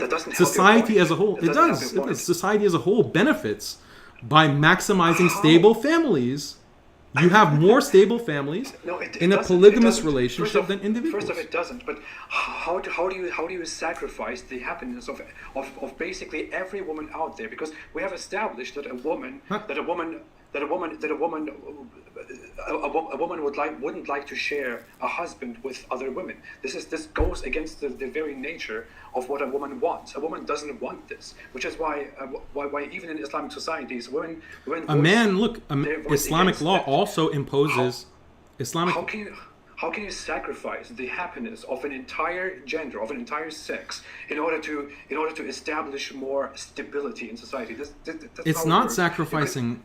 You could in the same way argue that you could just allow people to have sex with whomever they want, and thereby build a bigger society, and have unity through that. There is absolutely, you have to sacrifice either one, and you are sacrificing the woman's happiness in this case in order to make your point that would somehow create more families or more stable families, which is not even true.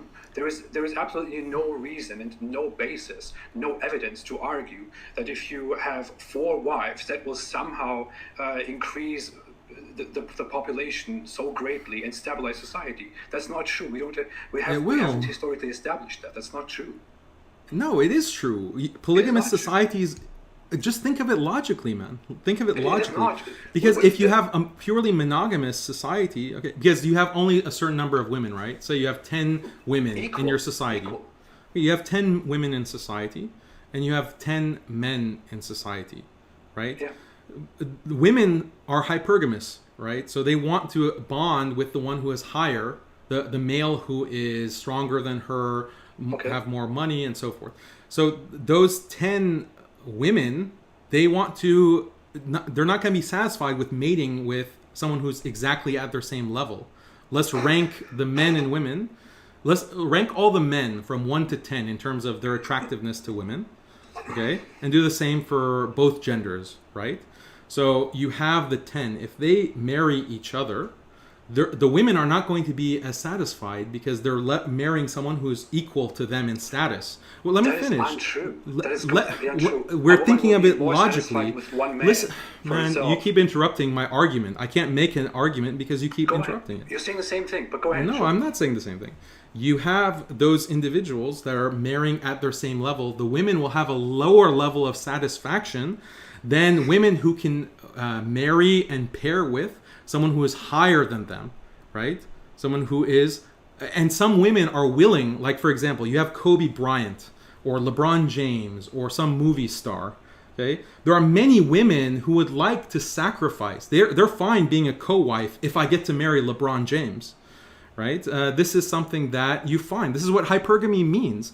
And you want to talk about human happiness. You're saying that women are unsatisfied. First of all, not every female in a polygamous society is a co-wife. Most are going to be monogamous. There will just be some high-value males who will have more wives because those women voluntarily decide to go and marry LeBron James, the LeBron James of the society, or Donald Trump, let's say. Okay? The thing is that those wives, listen, those wives may sacrifice some of their desire to be exclusive, sure, but men also have to sacrifice in Islamic law because they have to pay a dowry, like a bride gift. They have to pay, and sometimes that can be very exorbitant. They have to pay money. They have to provide maintenance for their spouses. They have all of these costs to upkeep one wife or multiple wives. Doesn't that take away from their happiness, that they have to spend resources? Doesn't Islam oppress men because of this? I mean, this is a silly argument that you're making. And it's easy for you as a man to say this, but if I look at the women who want polygamy. If I put all the women here, if I ask women here, if I make a survey, but we know this because it has been established. If I make a survey, cultural. Like you have ask all the women. No, it's not cultural. It's natural. Women want to have. Yeah, and men don't want to spend their money on women. That's also natural. So maybe we should not have that either. No. We're not arguing that, but you are arguing that this is an ideal society with 1 man and 4 women. That this is okay. This is ideal. Although I gave you a reason for it, because it produces more stable families. It doesn't. You have the same number of men and women. You have the same number of. If there is polygamy, if there is polygyny dominant in the society, you will have more men that cannot find women. We don't have this. This is a huge. First of all, in most societies, we don't have much more women than in men. most societies, look, when a woman is, in most societies, women actually outnumber men. Okay? No, not very much. Maybe like 1 to what? Yeah. So not very much. Not even double. You cannot even argue that. It's not double, but that difference is significant, and that's the same percentage that can benefit from polygamy. I mean, this is like we're quibbling over a point. Like the basic point that I'm making, you want to dispute it, fine, but I think it's clear to the audience that you can have more children through polygamous behavior. Because there are many women in society that they are not high value females. They're not high value companions, and they would love to be a second wife or a third wife or a fourth wife to high value males, and that actually benefits. I mean, go back to evolution, right? That's the science that you want to accept. So explain why polygamy is something that's hardwired in the human mind if it's not adaptive. It is not. Polygamy is not hard. It is. It is. No, look at chimpanzees. Look at chimpanzees. Look at any of the great apes. They're all polygamous. Promiscuity is. Polygamy is not. They're all polygamous. No, they're not promiscuous, because the alpha male does not allow the betas to mate with his mates. They're not promiscuous. Look at the bonobos. They look at the bonobos, for example. Bonobos chimpanzees. Explain chimpanzees. Explain chimpanzees. They're the closest, according to you, right? They're evolutionarily the closest to human beings. Why are they polygamous? Bonobos are also very close. We can pick and choose as we want. I don't want to make the point. If you look at bonobos, they're also polygamous. No, they're not. They have sex however they want. They have completely free liberal sexual behavior. Bonobos are known for that. You can pick chimpanzees. I can pick bonobos to make the point. But but evolutionarily, are we closer to chimpanzees or bonobos? I believe we're closer to chimpanzees, but okay, we're also very close to bonobos. So that's not made really, the point. It doesn't really support the argument here. It does. It does not. It does not. Humans are polygamous. Look at the societies throughout history. You think that polygamy was just imposed from religion? We can go on this forever, but I want look at Chinese society. Look at Hindu society. Look at South American society. Many of these societies were polygamous universally. Would like to share a man with more women. That's for you easy to say as a man. Most women don't agree with that. This is simply not established. You would give examples of extreme cases like a woman would want to rather live with a celebrity and share him with numerous other women than live alone with some random man. That's also that's an extreme example. It is simply untrue. A woman would not eventually be happier living with a celebrity just because he's a celebrity and she has to share him with 3 other women. Many women would like that. The thing is also, this is an example of. Haven't you heard of groupies? Do you know what a groupie is? I as a man, for example, of course I know, but that's not a. Why are there groupies if they don't like the groupies? That's deviance. I would also. Deviance! Oh wow! You believe in deviance? I would also like to go around and do all kinds of things with other women. So there is something such as sexual deviance. The deviant West, where there's so many groupies. Daniel, let me speak, please. You are arguing that some women would like to be with celebrities, and you are using that as a supporting argument for polygamy. But that is simply deviance. When women want to go and be groupies to celebrity men, that is a deviant behavior. I would also maybe. Should we restrict it? Like to go around my. Should we impose laws to restrict no more groupies? I would like to say, I would also, no, I don't believe we should forbid evil and enjoying goodness. That's not what I'm saying. But I would also argue that I, as a man, maybe want to go around my wife and have sex with as many people as I want. But you certainly would argue that that is deviance, that should be cracked down on and should be forbidden. So No, I didn't use the word deviance. You did.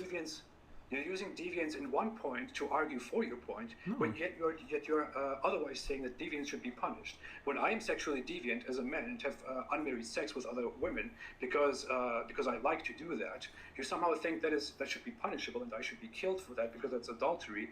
Whereas you argue that a woman would like to be a groupie or to have sex with James LeBron, which should be used as a supporting argument that a woman should be married to high-class men and should have 3 more wives with him. That is a complete inconsistency.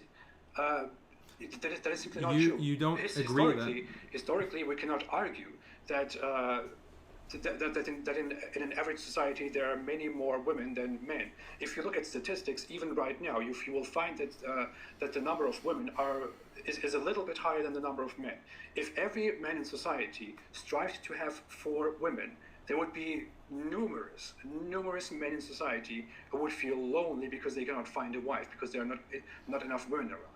And that has been the same. There are other benefits. That is undeniable. Look at the numbers. I don't want to pull up numbers. I mean, there are other benefits. Like, you're thinking of it in a very single track way. No, you're saying we need to. For example, men competing. Okay, one of the benefits, one of the incentives of reaching the top of society, competing, improving yourself.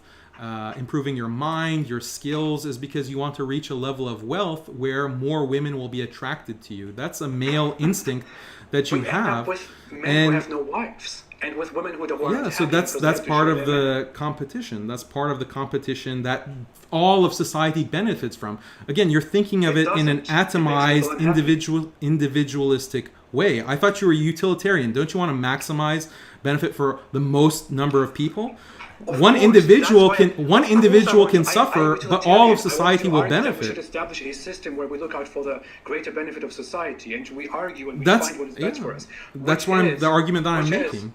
Which is why I don't want to argue for a society where women are second-class citizens that are subordinate to a man and have to suck all 4 together on one man, whereas where many other men in society have to compete and cannot find a man. I mean, we're not gonna agree on this point. You end up with a society where many men cannot find a woman and just look up to other men and are therefore unhappy and unproductive, and you end up with a lot of women that are subject to a man and are therefore unhappy. That is the system that you are advocating for.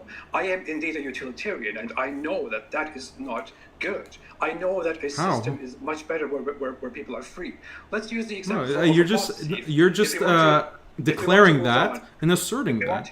Right? If you want to move on and go to the system of apostasy, for example, you see that people care about their freedoms because if you force people, if we want to talk about psychology, about basic psychology, in psychology we learn that positive punishment, negative punishment, positive reinforcement, negative reinforcement. You learn a very basic thing in psychology, which is that positive punishment and harsh punishment, meaning if people do something bad or if people do something undesirable, and you apply positive punishment, meaning you hit them or you beat them or you give them something that they must do, it doesn't work effectively and efficiently.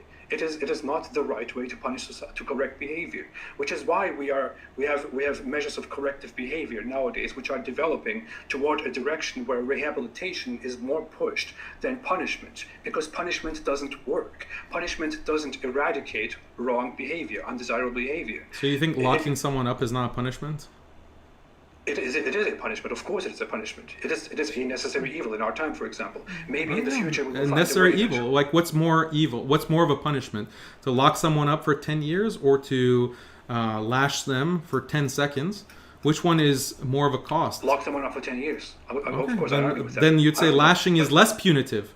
This is a straw man. I have never argued that people should be locked up for 10 years or that people should be locked up forever. So you think that we should abolish jails? No. I think it is. I think it is not a solution. It is terrible. I think it is something that we have had because we found it useful. Maybe at the current moment it is useful. Maybe we need to make social progress and find better ways to correct behavior. Maybe that is what we're doing. But this is why I am utilitarian. Drugs? And you are not. No, how? Explain. How can you correct behavior if you're not going to put them in prison?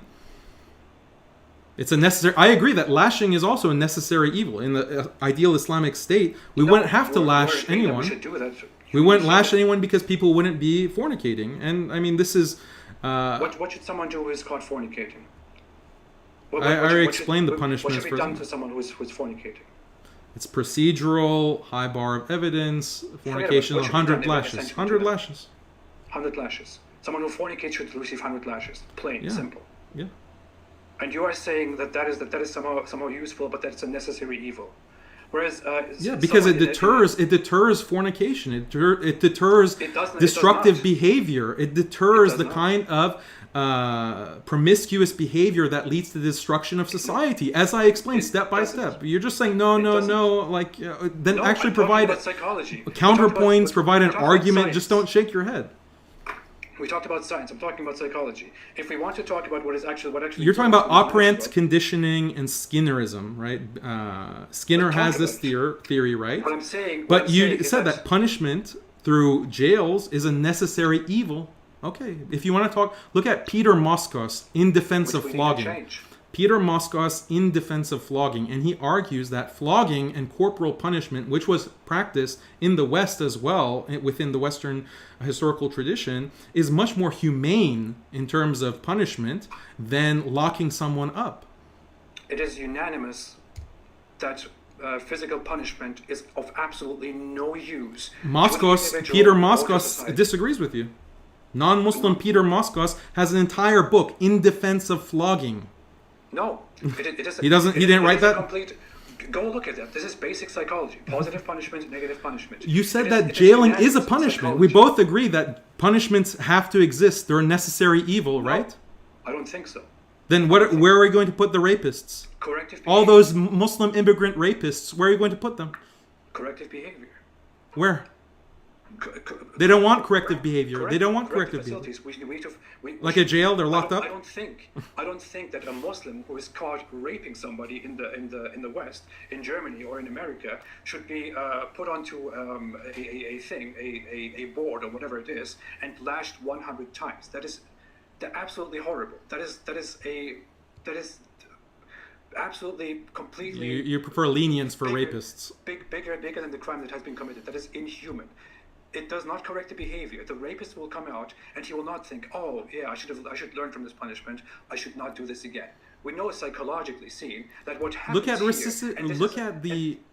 Sorry. Daniel, this is the main argument against Islamic society and Islamic laws. What happens if you punish someone harshly with physical punishment? If you punish somebody by flogging them, go out, look at this, look up the psychology. What happens if you punish look up the psychology is not an argument. What happens if you punish somebody physically is that this person doesn't think, oh, I should correct my behavior. What this person thinks is that, oh, I shouldn't do this behavior and be caught. I should do it when I have access to this behavior. You can make the same argument for any punishment. I know, but the harsher punishment. Then it's not an argument against Islam. The biggest rebound. The harsher punishment. No. Where's the statistics for that? Show me the statistics for that. You're just making a claim. I can afterwards release statistics on what positive punishment and negative punishment. I gave you a citation. Peter Moskos in defense of flogging. He says that jail actually does not rehabilitate, and flogging is much better in correcting behavior and deterring crime. I gave you a reference. You give me one. I'm not talking for jail. I'm not defending jail. I'm not saying, oh, we should jail people instead of flogging people. I'm saying that flogging people and executing people is not the solution. It is the opposite of the solution. It is haven't given a solution. How do you punish people? If a child does something bad, and I go to him and I give him a very clear instruction, and I say, hey, don't do this, do that instead, because if you do that, you will get this. That will be much better for the child to follow than if I go there and I beat the hell out of him and say, this is what I don't agree with beating the hell out of children. Well, I'm sorry, say that's my argument. Fine, whatever. Listen, I'm just giving the example. if you have an individual and the individual does something undesirable, and you say, hey, don't do that, do this instead, because if you do this, then you will get this reward. That will be much more effective than Based if you on go what? and beat the hell out of that individual. Because if you beat the hell out of that individual will just hide his bad behavior, and it will rebound in such a terrible way that he will do the behavior somewhere else, as in Muslims coming and being disproportionately representative in rape in Europe, for example, and will also apply harsh punishments on other individuals. That is the basic psychology. No, there's actually give me studies about all of these claims. You're just making them without any basis. I will post them after. I will post them after this conversation. This is introduction to psychology. You're conflating two things. Like a child is different from a rapist, right? I Disciplining a child is different from disciplining a rapist. Like punishments, you're saying that even punishment is something that we should abolish. And you have no solution. Like, I don't know what that even means. Like, how do we abolish jails? Like, so how do you even deter crime if there's no negative reinforcement? I'm not saying that. I'm saying that harsh, positive punishment doesn't work. It does the opposite of working. Yeah, I mean that's a basic liberal theory. It's like 300 years old. Yes, this is what the Enlightenment thinkers argued. The Enlightenment thinkers argued, someone like John Stuart Mill argued that corporal punishment is barbaric and punishment as a whole is irrational because it contravenes utilitarianism. If you punish someone, the crime that has been committed is not going to, reverse itself. The harm from the crime has already been committed. So if you impose more harm through a punishment, that increases the overall harm in society. So that's irrational. This is a utilitarian argument. And the Enlightenment thinkers are the ones who argued it exactly in the same way that you're arguing it, but it was based on their philosophy, not actual empirical science. Now that we do have empirical science, we can look at the rehabilitation rate, the crime rate, and the prison system in the West is a complete failure. Okay, isn't this what's being protested right now with abolish the police? This is exactly what all of society is being turned over because of this institution of policing and jailing people that many have found barbaric and completely contrary to human happiness. That makes my point, not your point, because people are protesting excessive force right now. No, they're protesting more than that. They're protesting abolish the police, abolish the prison system, the largest prison system in all of history. Okay, the largest prison system. What is the main Imagine how much better society would be, as Peter Moskos argues with evidence in his book, published peer-reviewed book, In Defense of Flogging, how much better society would be if we returned to the standard of corporal punishment. Daniel, I want to ask you a question. You brought it up. I'm sorry, you brought it up. Well, we haven't finished Hudud. We haven't finished that. No. If a person in an Islamic society is caught selling heavy drugs, what should happen to that person under an Islamic society? Heavy drugs? Let's give an example, cocaine or marijuana, for example. Marijuana is not heavy, but what happens to that person if a person is caught selling marijuana to people? I mean, I have to review. Like, I can't speak authoritatively. For drunkenness, shorb al-khamr, drinking wine, there is lashing. So the sale of wine or intoxicants, I have to review exactly what the procedure is for that. Fair enough. But let's talk about drinking, for example. Drinking is punished with lashing, right? Yep. Yet you are saying that people are protesting the system in America. And essentially, this is known. People are protesting excessive force in America because the police is on the spot treating people disproportionately right now, black people, as the protesters argue, with excessive force. And they want the police to stop using excessive force because they consider that an evil. That is what people are protesting. Yet you are bringing that up as how the system doesn't work and people are protesting against it, while you are arguing that people should be punished with flogging if they drink alcohol. How do you justify that? That's a separate point. How do I justify the punishment of drinking alcohol? intoxicants are something that destroys individual human life. It destroys families. It destroys. I mean, this is something in my own family, extended family, people who are addicted to all kinds of drugs. Iran, Britain flooded Iran with opium, causing massive addiction. This is how they destroyed many societies. China is another example with the opium wars.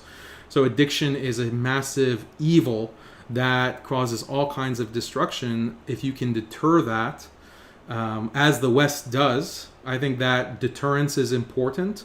And then also education and health, helping people with addiction. I think these are all things that can take away this blight of drug addiction and substance abuse.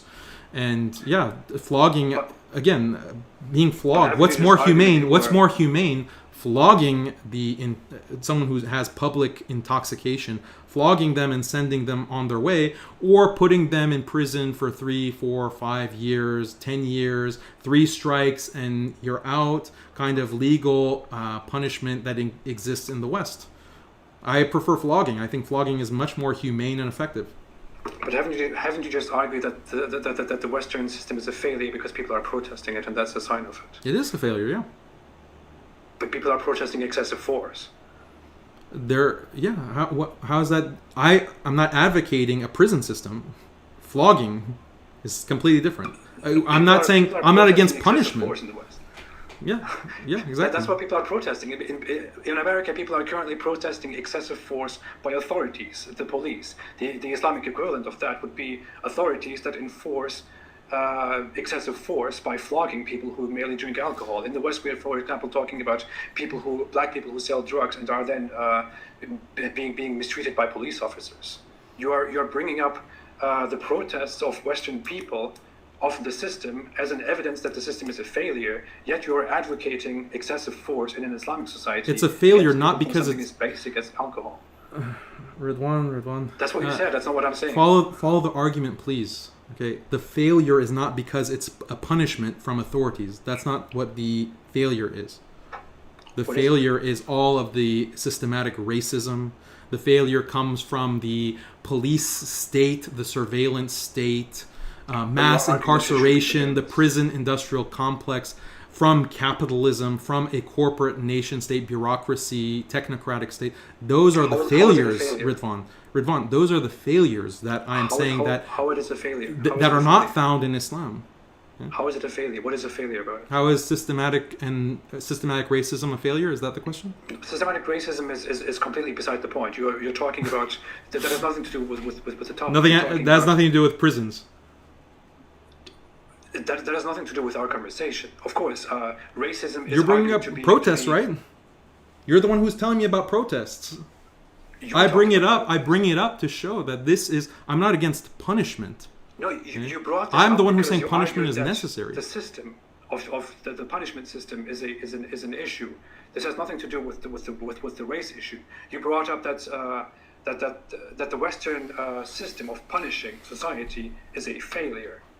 Yet, what exactly is a failure about it? And how is racism relevant to this discussion?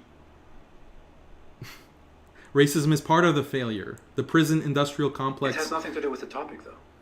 You're asking me why is it? You're asking me why is the failure? Why is the failure? I give you a reason why it's a failure, and you say it has nothing to do with the topic of discussion.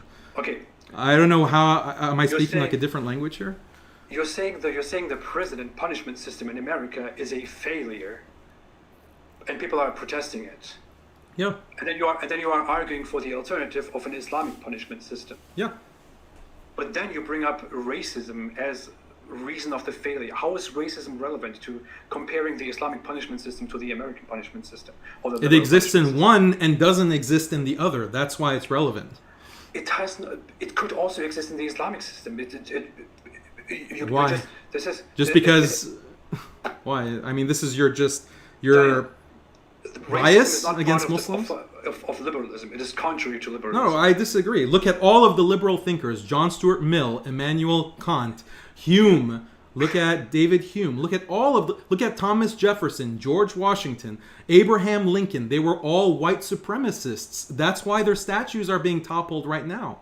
They were all white supremacists who believe in the superiority of the white race. Liberalism. Look, here's a book right here. Maybe you can't see it. This is I don't Domenico. understand why we're talking about racism. Domenico. Islam This is important because you want to talk about comparing Islam with liberalism. You brought it up. Domenico Lesordo has a book, Liberalism, a Counter History. Liberalism, a Counter History. This Italian philosopher writes about the deeply racist history of liberalism and white supremacy. This is the question that I want to ask you.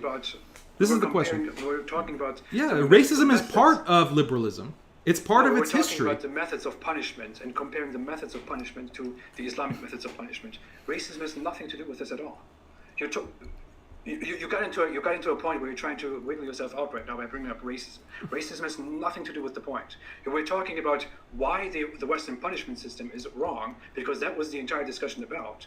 The punishment methods are wrong, and why the Islamic punishment methods you understand are right. that. But fine. You understand that something can be wrong for multiple reasons, right? Why is it wrong? First, do you accept that something can be wrong for multiple reasons? Something can be a failure. Of course I do. Okay. Of course I do, but racism has nothing to do with the methods. Racism has nothing to do with the prison system. Sociologically. Okay, fine. Then forget racism. The prison system, the prison industrial complex. No. Do you think that my argument is that I'm against jails? I'm against locking people up in principle? No. Because that's actually Islamic, with Islamic judges, historically, they also implemented prison punishment. So that's not my argument. To be very fair, I think we have completely drifted into a thing that has completely deviated from our actual discussion, which is why we're getting into this spot that we cannot get out of, because we're talking about how the prison system is preferable to the flogging system, how the flogging system is preferable to the prison system, and all that. Let's get out of it. I agree. We won't get anywhere with this. I think we should come to the main point, because we are far above our time actually, and we have still not discussed why you would think or how we could argue that your definition of a just society is that a society should be should find fulfillment, should be collectively happy, and we can only make it collectively fulfilled and collectively happy by enforcing the laws of the Islamic Sharia, for example, by executing homosexuals, executing apostates, executing adulterers, and all that stuff. Why do you think this is what should be required from a society? I want to ask you two questions. If you were not a Muslim, if you did not believe that Allah created humanity and the world, that Allah did not create you, that Allah did not put out the laws for us, would you still believe that the system that Islam presents is the perfect system to have? And that's my second question, is why do you think this matters? Why do you think human happiness and human fulfillment eventually matters to Allah? So let me answer the first question. And do I think that if I were a non-Muslim, would this seem like the perfect system? And my answer is yes. I'm providing all of these reasons in this argumentation, and I invite all the viewers to look at the citations that I provide, research the points that I'm making about family, kinship, bottom-up versus top-down society, and see for yourself, and you'll come to the conclusion that objectively there's one religion that matches these kinds of instincts and this kind of empirical research, and that religion is Islam. That's the entire argument that I'm making. I'm appealing to a non-Muslim audience, but you really need to let me finish justifying some of these points, because we haven't even talked about apostasy. You set me up by asking the question, and I gave you just a straight answer, like, is this punishable by death and so forth, but you didn't give me a chance to fully justify and finish the argument, because we got into side issues. But let me just finish the argument with homosexuality as well. So homosexuality also contravenes stable families. It's something that frustrates stable families, and this is for a lot of reasons. Evolutionarily also, disgust, a kind of disgust reaction to homosexual behavior is universal. It's actually instinctual. And this is something that I ask those who believe in evolution, explain why such a feeling of disgust would evolve within humans, disgust for male on male sexual behavior. And to justify this argument, look at the paper, The Association Between Disgust, Sensitivity, and Negative Attitudes Towards Homosexuality. Also, I have a very simple answer to that. Also, look at Gordon Gallup, who wrote, or that study is by Gordon Gallup, and then I have some other studies I can cite for you as well. But Gordon Gallup argues that this disgust reaction is universal. It's found across all societies. There's a Chinese study that also makes the same point. But this kind of attitude, he argues, of disgust is towards homosexuality is universal. And it's not xenophobia. Because you might say that, well, people are disgusted by it because they're xenophobic. And Gordon Gallup, this sociologist at the University of Albany, who published his papers on 4 separate studies that he did, show that no, it's not because of xenophobia. He distinguishes this disgust to homosexual behavior is its own separate reaction. It's not just xenophobia or fear of the other. But why? What is the evolutionary basis for that? Gordon Gallup makes a very clear argument. He says that when we look at homosexual behavior, where does homosexuality come from?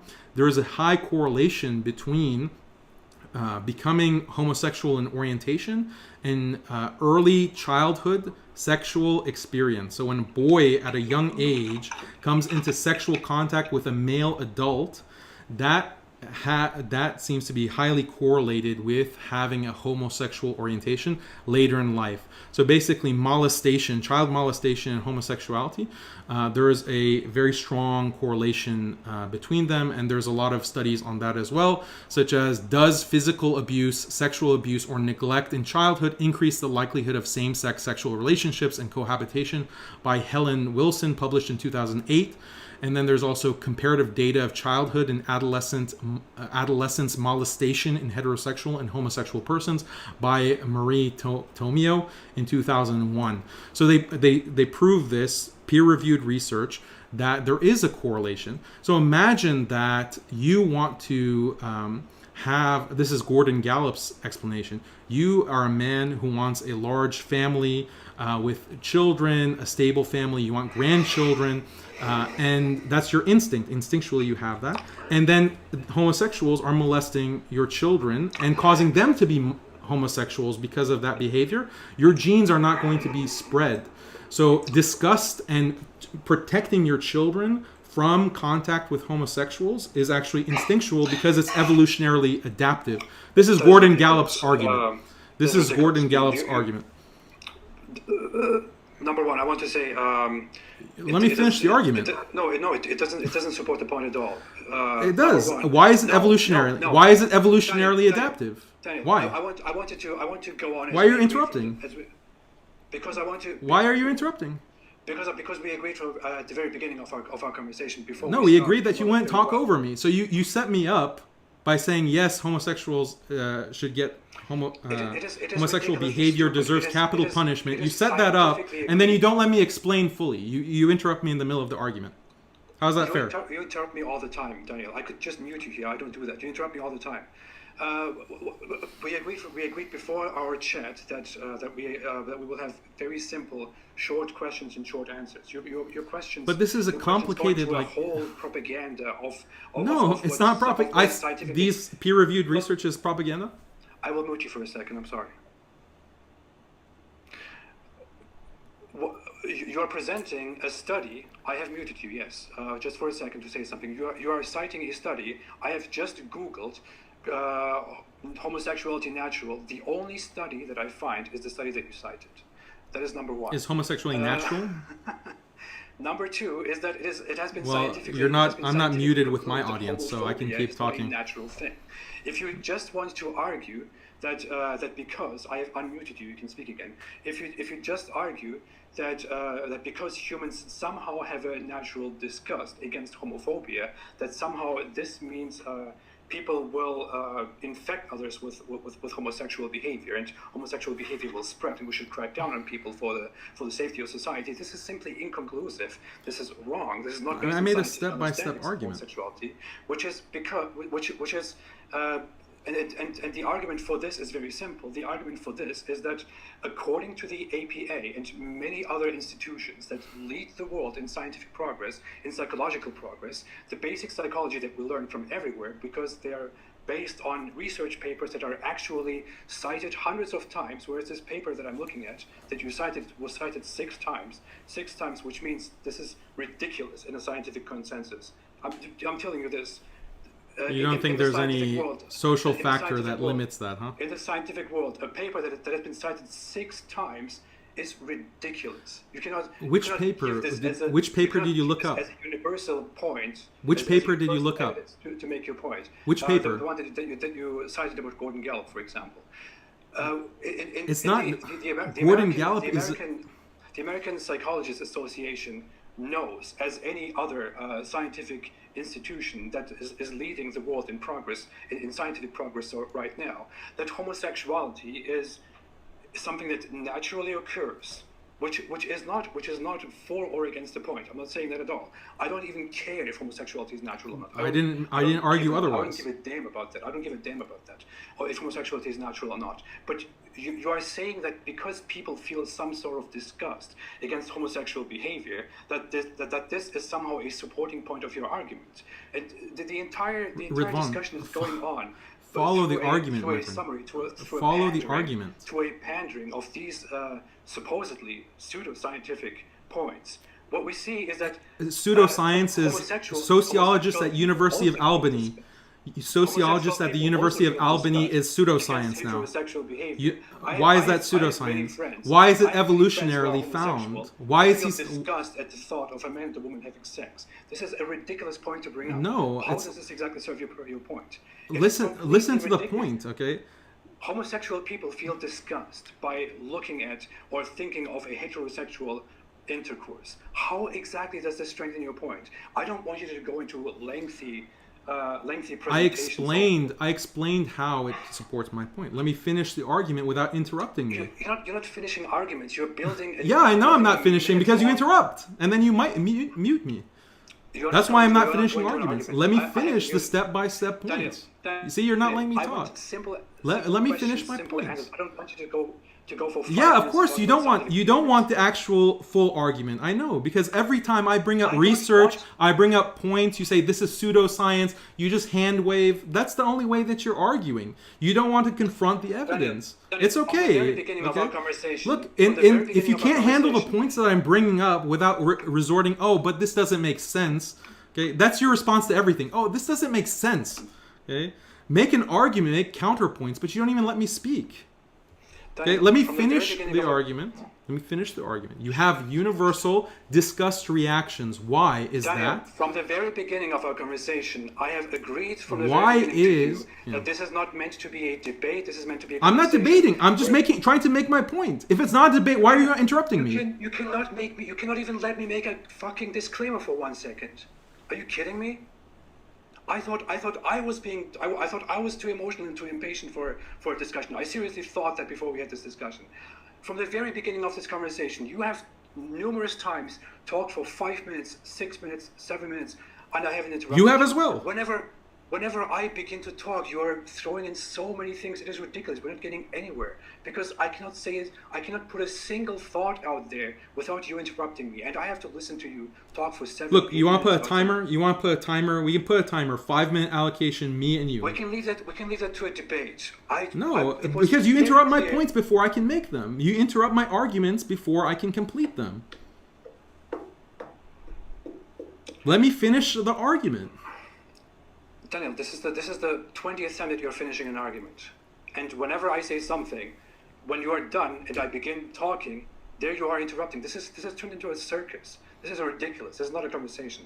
I am here trying to have a conversation with you, not have minute-long discussions from your side, and then a 50-second or 15-second talk from my side, where after you interrupt again and bring up all your 5-minute points. This is not how this conversation is supposed to work. It doesn't work. This is not productive. This is not ideal. This is not mature. This doesn't go anywhere. It just doesn't work. Are you finished grandstanding? You speak. You have to Yeah. Okay. Are you finished grandstanding? Are you like a really? Are you a victim here? Are you kidding me? Why are you crying about it? Look, just talk. Let me finish an argument and then respond. Isn't that what rational discourse is about?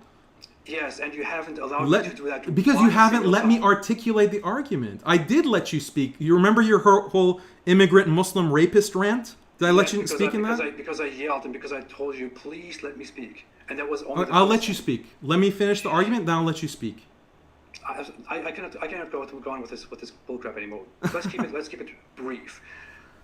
You are not making a point by bringing up lengthy references to some papers that no one will be able to look up. I tried to justify my points. I tried to bring evidence for my points. Unlike you, I don't just hand wave and say, "Oh, it doesn't make sense." I actually bring evidence and step-by-step argumentation. That's the difference between the way I argue and the way that you rant. This is not a debate. That's why an argument doesn't mean debate. Do you know what argument means? It doesn't mean a debate. An argument means premises and a conclusion. An argument means premises and a conclusion. I'm not arguing with you in the sense that I'm having a fight with you. I'm presenting an argument. Premise 1, premise 2, premise 3, conclusion. That's why I told you days ago that we're not having a debate. We're just having a. I'm not having a debate. We're having a natural, normal conversation, not a debate. I know. Because a debate is something where you make 20-minute introductions and 20-minute or 5-minute or 10-minute points for and against the argument. That's what you do during a debate. In a conversation, you also present an argument, you present a point, and you support it with evidence. You have no idea how a debate works or how a conversation works. Yeah, I don't know. Where's your philosophy degree? Where's your credentials in debate and argumentation? Oh, wow. I mean, you're saying I don't know what debate means. I'm sorry. I haven't studied philosophy. I'm sorry. Yeah, clearly you haven't. I mean, you don't even know what an argument is. So premises and a conclusion. In many conversations I can have with people, when I have a conversation with someone, they allow me to finish my points, to make a complete thought, a complete argument, and then they respond to it. But you keep. Just like Armin and these other ex-Muslims, you don't let me finish the point. Okay? And you're complaining about I'm bringing in too much data and evidence. Like, that's a complaint. I thought you were interested in the truth. I'm not. That is a ridiculously stupid accusation. I'm not accusing you of bringing in too much data and evidence. That's not what I'm doing. I'm accusing you of bringing up irrelevant evidence that doesn't lead to your point at all. You're bringing up a study. According to you, you just hand wave. It doesn't lead to my point. How? Look, let me simplify the argument. I'll summarize it. I'll summarize it for you. Look, I'll summarize it very close. Come on. This is the one single time. He muted me, by the way. Daniel Haqiqatjou has done this for 5-6 times. So. This is the one single time. You're muted, by the way. Yeah, I know. My audience can hear me. This is the one single time that I will actually appeal to the audience and see. Will say, he can't really deal with evidence. And decide for yourselves how often has Daniel Haqiqatjou been allowed to speak, and how often have I? How often has Ridvan hand waved and said that? Oh, this is ridiculous. Okay. Go ahead. Do what you want. All right. So it's very simple. When you have a bottom-up society. Forget about it. Go to this is the point. Why do you think? Bottom-up society, stable family structures lead to the maximum amount of happiness in society, according to Jonathan Haidt, many other sociobiologists and evolutionary biologists. This is why certain things have evolved from an evolutionary perspective, which I don't agree with, but your evolutionary scientists and anthropologists and psychologists agree with this. And certain kinds of behavior is contrary to stable families. Homosexuality is one of them. Adultery, fornication is a major problem, creates a major dysfunction within society. And Islam deters that with punishment because of the high cost that comes to society. Very simple argument that is based in scientific research, anthropological consensus, and this is why things like adultery were condemned in many religions, not just adultery, and not just Islam. Adultery, homosexuality were condemned in many religions and societies, even non-Abrahamic societies. Why? Why do we find this universal pattern? Because it's based on human instincts and it's based on adaptiveness if you want to appeal to an evolutionary argument. So the materialist, utilitarian, liberal has to think, why is this the case? And the argument that, oh, we're just more enlightened now and we understand things better is not a very good argument. So let's move to apostasy. Okay, can I have an objection to that briefly?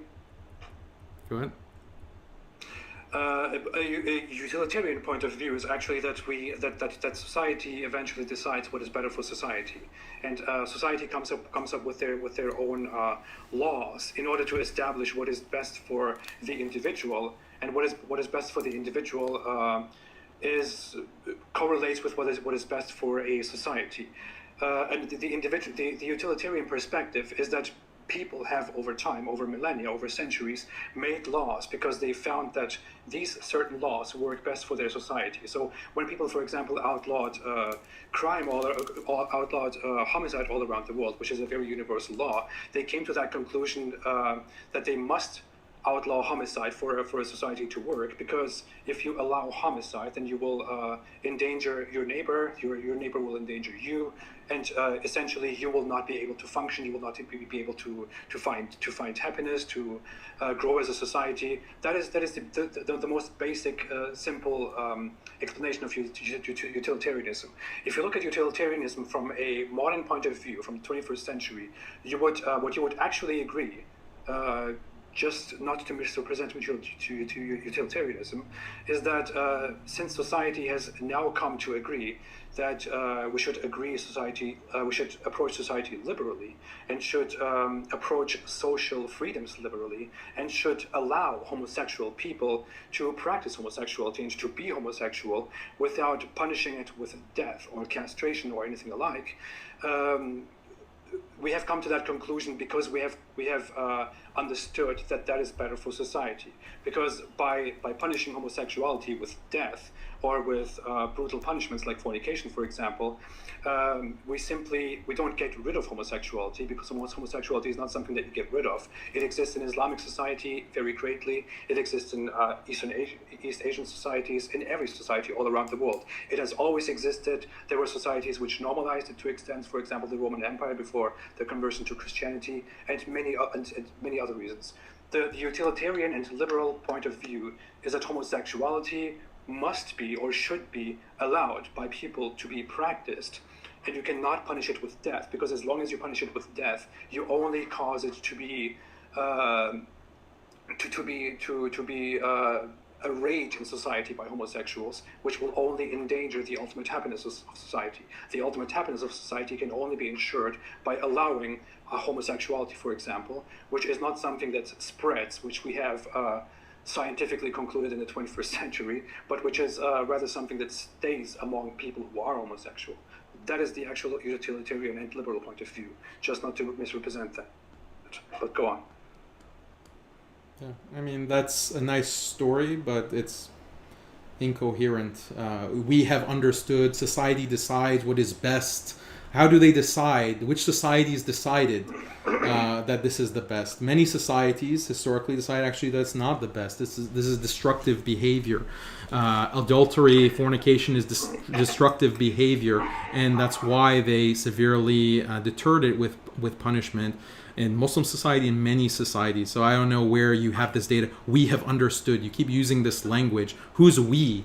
Certainly not the vast majority of the world. If you do surveys, and they have done surveys on homosexuality, most people historically, and even in recent times, and even in the West, are uncomfortable with this practice, and they actually oppose rights, these kinds of same-sex marriage rights in the West, included in the West. So I don't know who's deciding these values.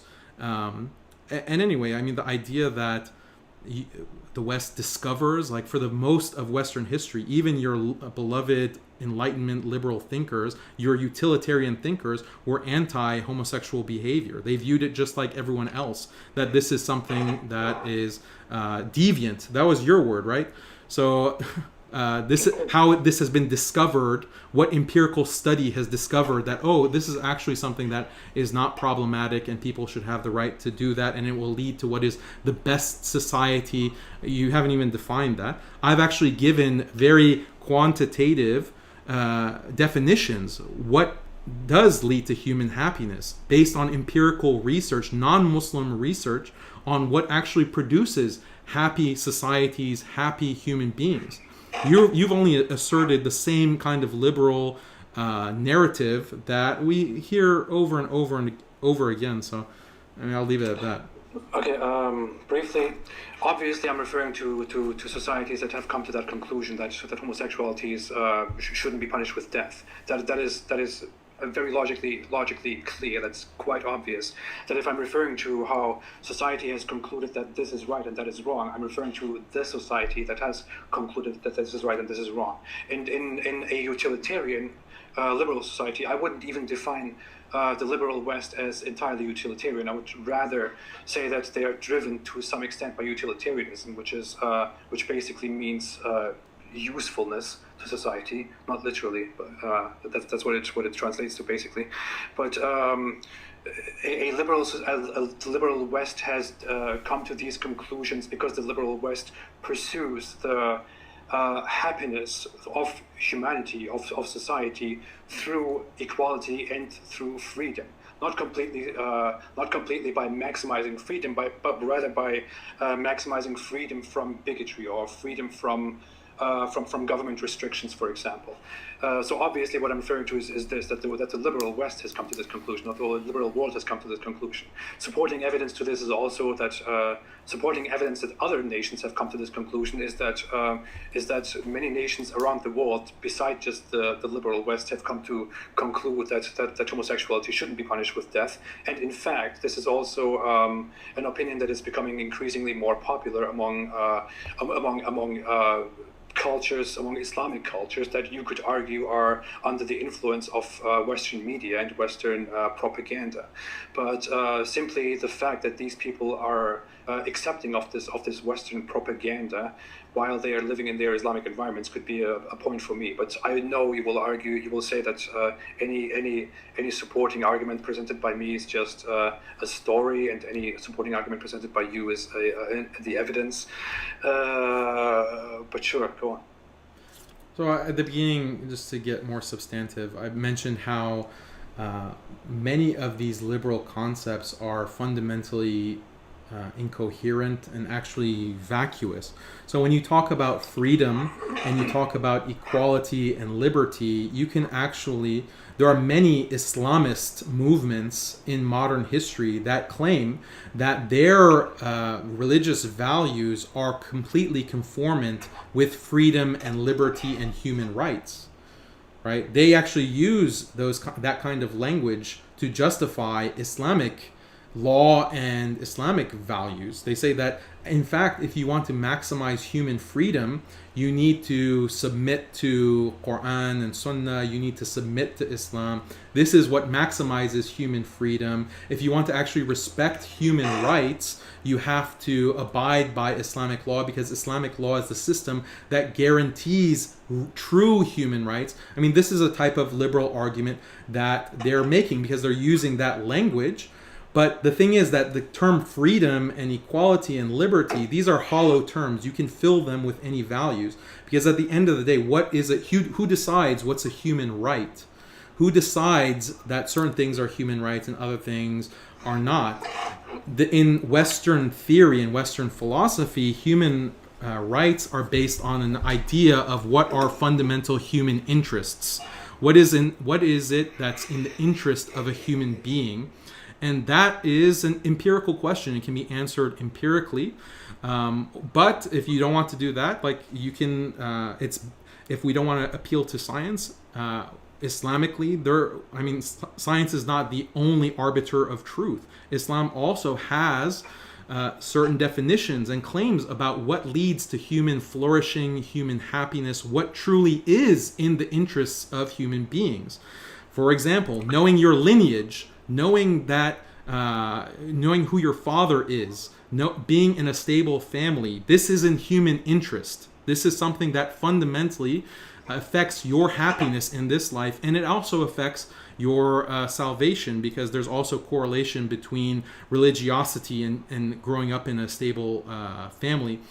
But this kind of value of stable families, this is in human interest. So this is a human right. It's a human right to know your lineage, know your father, be with your mother and father and raised in that environment. It's a human right, and we have to protect that human right with Sharia, with hudud, with capital punishment. So this is a human rights argument for the Sharia and for hudud. And I can make that argument, and other Islamists, historically, I'm talking about historically, have made these kinds of arguments using liberal language. I mean, they were kind of in this mindset that freedom and equality and these values make sense, and they're just trying to, appropriate them. But I mean, this is an argument that could be made. I think the comparison is very inappropriate, because you could give examples of people who make the same argument for Islam, that Islam ensures absolute human happiness and human freedom and human rights, for example. But what is the goal of Islam? What is Islamic philosophy based on?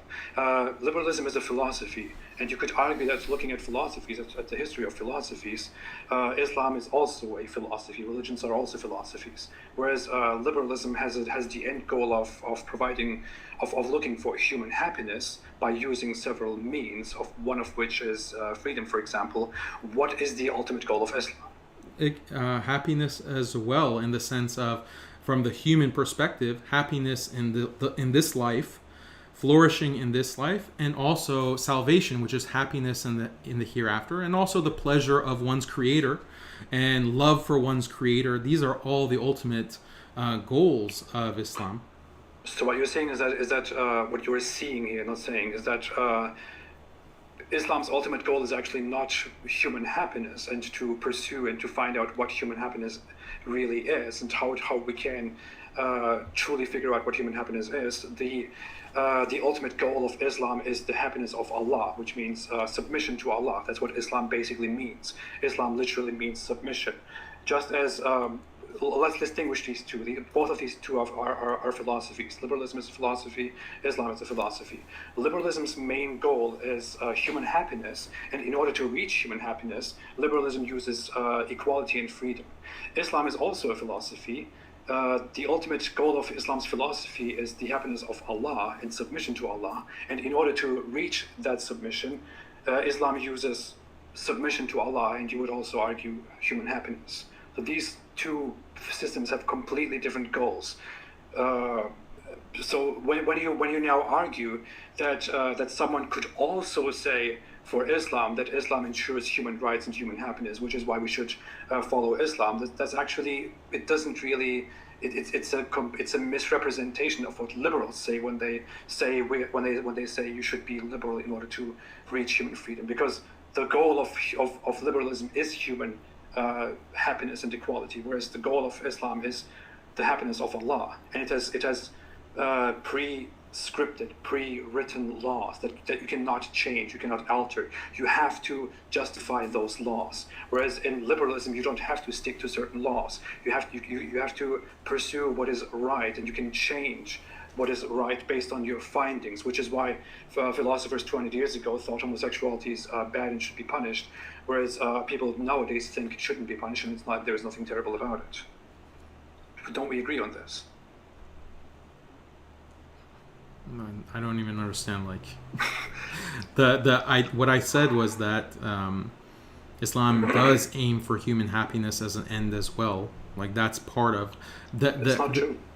It is true. It's something that they're both conformant. Like, the way to achieve human happiness in the grand scale of things is through submission to one's creator. Why? Because the creator has created you. He knows actually what is in your interest as a human being, whereas human beings themselves are very confused and ignorant, and they need revelation, they need guidance from the one who has created human beings. Whereas the liberal is using these vacuous terms. Like, this is not my argument. This is actually the argument of a Harvard professor, Stephen Smith, who wrote The Disenchantment of Secular Discourse. And he said that these secular terms, like freedom, equality, and liberty, are vacuous. They're just empty, and they're used to smuggle in values that just come from the culture. Whatever is the status quo, whatever is popular, people just use the word freedom, and this is equality. We see this in American politics as well. Both the Democratic Party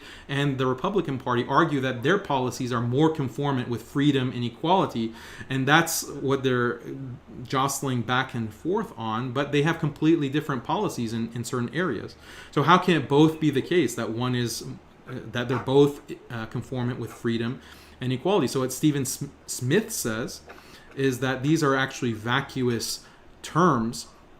The point that you're making about happiness is that, well, if people are able to decide, like this is what you kept saying, we decided as a society, why should we suppose that humans can arrive at a rational conclusion? Human beings in groups are very irrational, actually. They act irrationally, and they're very easily manipulated, right? Human beings are easily manipulated by government forces or by media. So this appeal to we collectively decide or we figure it out, I mean, this is very irrational, I would say, and it doesn't actually make sense. If we want to talk about happiness, there's an objective answer to that, and I've cited all of the research that tells you what human happiness actually entails. Do you believe that slavery is an ideal system? Do you believe that that there should be slaves in a society? Well, we're getting off the topic. We can talk about slavery. No, this is part of the conversation. Do you think slavery is okay? Yeah. I mean, slavery is something that I do not find to be immoral. And I can give you an argument for that, but if you interrupt me, then there's no point. I just don't want you to go into... I mean, you could lengthily... The thing is, you could go lengthily into citing one or two sources that argue why slavery is good or why slavery is okay. You're interested in truth, right? So I try to give evidence-based arguments. So if you're interested in that, I'll provide. I'll try to be as brief as possible. I understand the time constraint. The thing is, Daniel, seriously, I don't want to fight you. I don't want this to turn into a fight. I really then let me finish. In good faith. I could have lengthily prepared many sources and gone into what this source says, this source says that. If we had engaged in such a conversation, we would have a 5-hour talk, and we are already at 3 hours. I'll give a very short. You asked me the question, you bring it up, right? So if you bring it up, what do you want? You just want me to say yes so I look like a barbarian and then you cut me off? No. I really just want to have brief logical discussions on the concept of slavery, for example. I don't want to go into lengthy papers. We can gladly look. If you want to have a debate with me, I would love to have a debate on issues. If you would like to have a debate, if people want to see that, if you think that's something that works, I would totally agree to have an actual debate with you where we prepare lengthy speeches and where we counter each other. Is that something that you would like to do? Let's see how the reaction to this goes. Sure. And if people think that it's useful to have a debate. Sure, but as said, I'm just making this distinction. If we want to have a debate, I would love to do that, and then we can lengthily bring up your evidence and your reasons and your supporting evidence and this and that. But this is just not part of that. I mean, we are. I'm not saying. I'm trying to logically argue for or against things here. Yeah, that's what I'm doing as well, and that's part of conversation. I came to this discussion thinking that I'm going to have to defend very controversial issues, right? So if you want to defend something, you bring reasons, and reasons involve evidence. That's not just for debates, that's in conversation as well.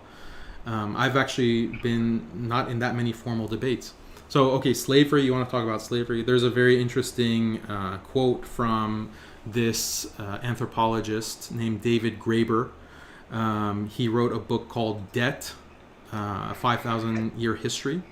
But he's an accomplished anthropologist. Anyway, he says that if we brought someone like Aristotle or we brought someone from the past to modern society, that figure from the past would think that most people in society are in fact slaves.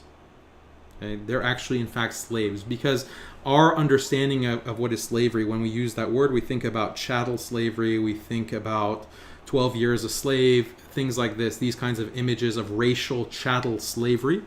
And this is actually not historically universal.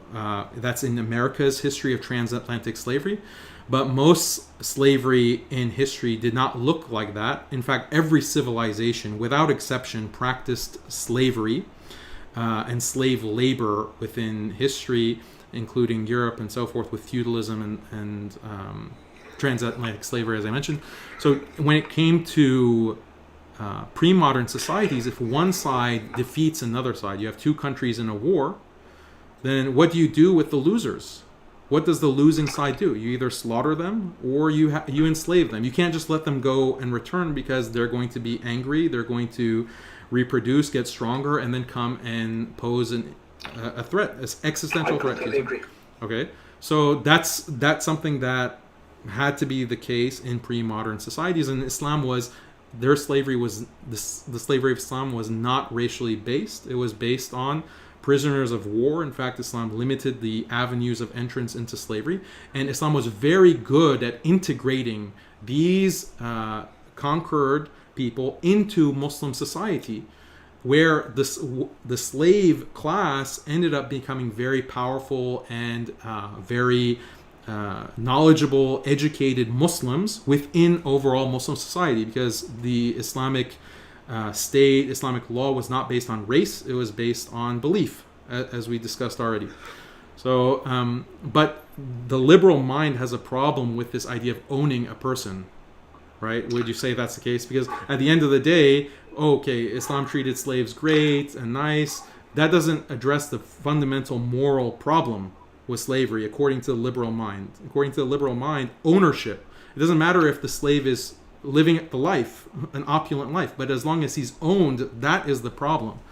And the response to that is, historically, slave labor was the dominant form of labor. Wage labor was actually relatively rare. And there was a debate historically around the time of the Industrial Revolution in American history, where wage labor was increasing. And there was a debate on whether slave labor and wage labor are really distinct. Is there really a fundamental difference between wage labor and slave labor? And the argument that people would use is that slavery, is there a difference between owning someone versus renting someone? And this was a conceptual debate that they had, and many non-Muslim Western thinkers, liberal thinkers, argued that no, renting someone is worse, because think about the difference between owning a car and renting a car. When you rent a car, you drive it, in a very abusive kind of way, as opposed to owning it, where that's your investment, you care about it.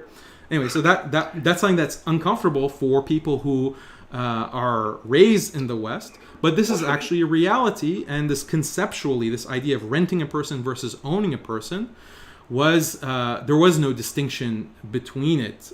If you were a wage laborer historically, you might as well have been a slave. It's the same thing. It was the same thing within all of these societies. Even feudalism. Is feudalism really different from slavery?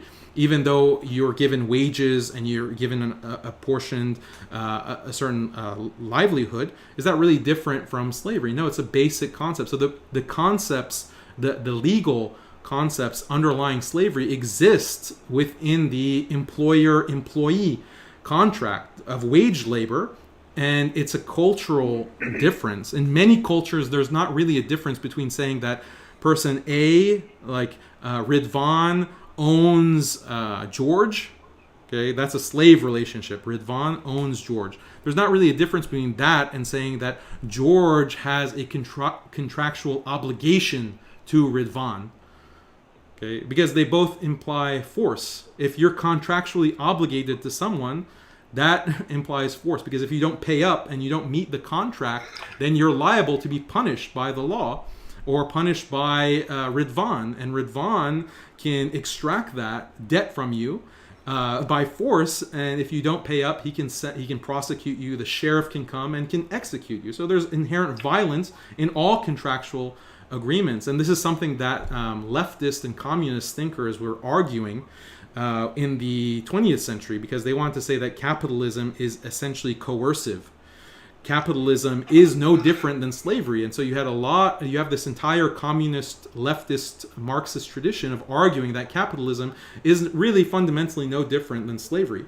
So these are things that we can analyze and talk about at great length, but these are some of the ideas that we should pursue in our hunger for truth. The problem is, Daniel, I really just let you speak because I wanted to demonstrate something. And I don't mean any offense, but I think you have talked for about 6 or 7 minutes about slavery, and I really just asked the question because I wanted to get to a single point, which was about how you can define the concept of slavery from the perspective of a slave, how you can combine that with the concept of essential or eventual human happiness. But we went into a great conversation on the history and logic of slavery, whereas I completely agree that slavery is an essential part of human history. For example, you would think that I will come with one of these typical imbecile objections and will think, oh, slavery is evil. How dare people enslave people in history? How dare the Confederates do this and Muhammad do this and do that? No, I don't think like that at all. I think that slavery is completely historically, logically justified. I would indeed. That is what you said about how slavery was necessary, because if there are two societies, two towns, or two tribes, and they fight and have a victory over the other, what essentially needs to be done is, because in old times, in past times, these two societies basically their entire purpose is to rival and to defeat each other, to be superior over each other, to subjugate the other, because that's how society worked back then. It was completely normal, completely logical to enslave the defeated side, because if you don't enslave them, if you just let them go and take their stuff, they will eventually come back and take your stuff from you and probably enslave you or massacre you. That's completely and within a historical perspective, that's completely reasonable. I completely agree with that. I completely think that slavery is an undeniable, necessary part of our human past. And although that might sound offensive to some people, that is simply true. I do think, however, that slavery was over the last centuries, it was extended into the centuries when it was completely unnecessary. The point, however, is it doesn't really matter whether slavery should have continued or shouldn't have continued, because the whole question would have come down to how can you combine the idea that slavery is okay in Islam with the idea that Islam strives for eventual human happiness, when Islam wouldn't have abolished slavery in today's time, and Islam would still continue slavery in today's time if it wasn't for international human rights laws and forces and laws pushed by the West. Slavery didn't end in the Islamic world because the Islamic world decided that it's no longer useful. Slavery ended in the Islamic world because the Islamic world was forced by the liberal West to end slavery in order to continue, in order to be part of the United Nations, in order to be part of basic interactions, of basic trade, of basic international laws. And when you look at the concept of slavery, you say that you might say that slavery in the Islamic sense is not equal to slavery in some other cultures, because you are not free to beat a slave or to brutally beat a slave or to kill a slave or to several other atrocities against slaves, and you are supposed to take care of the rights of slaves. It is an undeniable fact that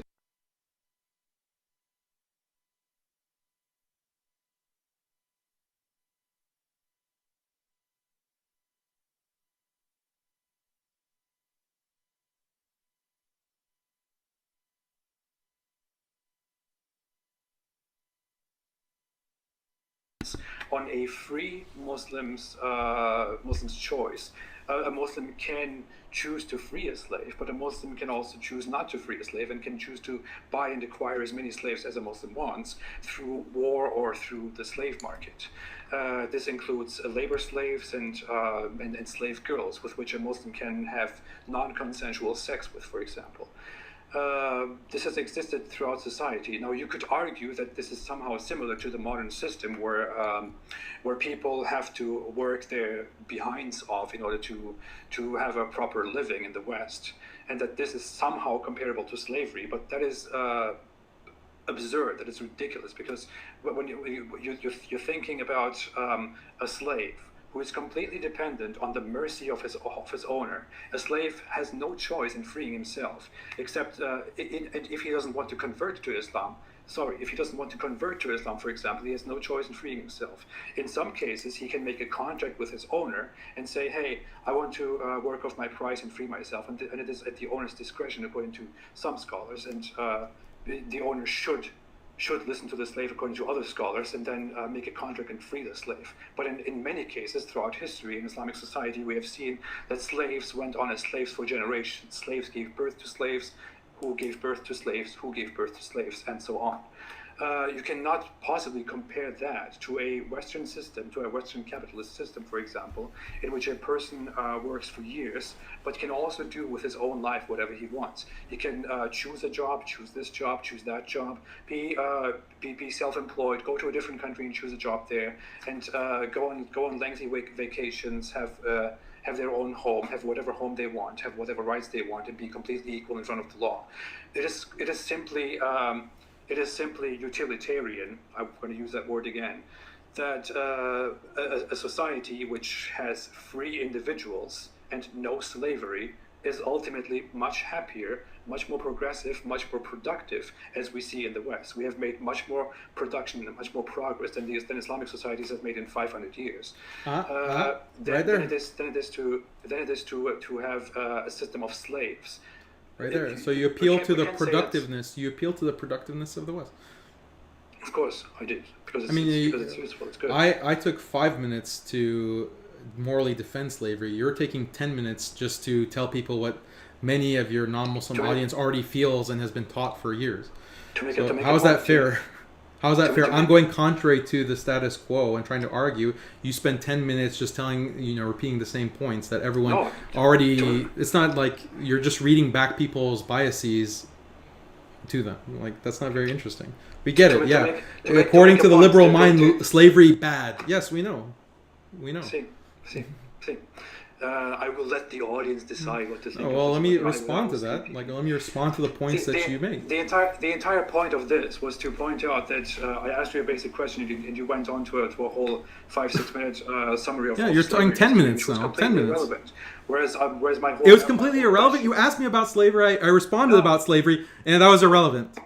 How does that make sense, man? Was about the last minute of my talk, which was, how do you compare a system where you are subject to a free human's mercy? And the Quran clearly says we have we have chosen some over others, and that the slavery and the human are not equal. The Quran itself justifies that logic. How can you say that an Islamic society with slaves is more for eventual human happiness than a Western society, for example, where someone can choose where they want to work and can do with their lives whatever they want? That was the entire point of the question. So the one thing the whole point that I was making is that there isn't a fundamental difference conceptually and legally between the logic of being a wage worker and being a slave.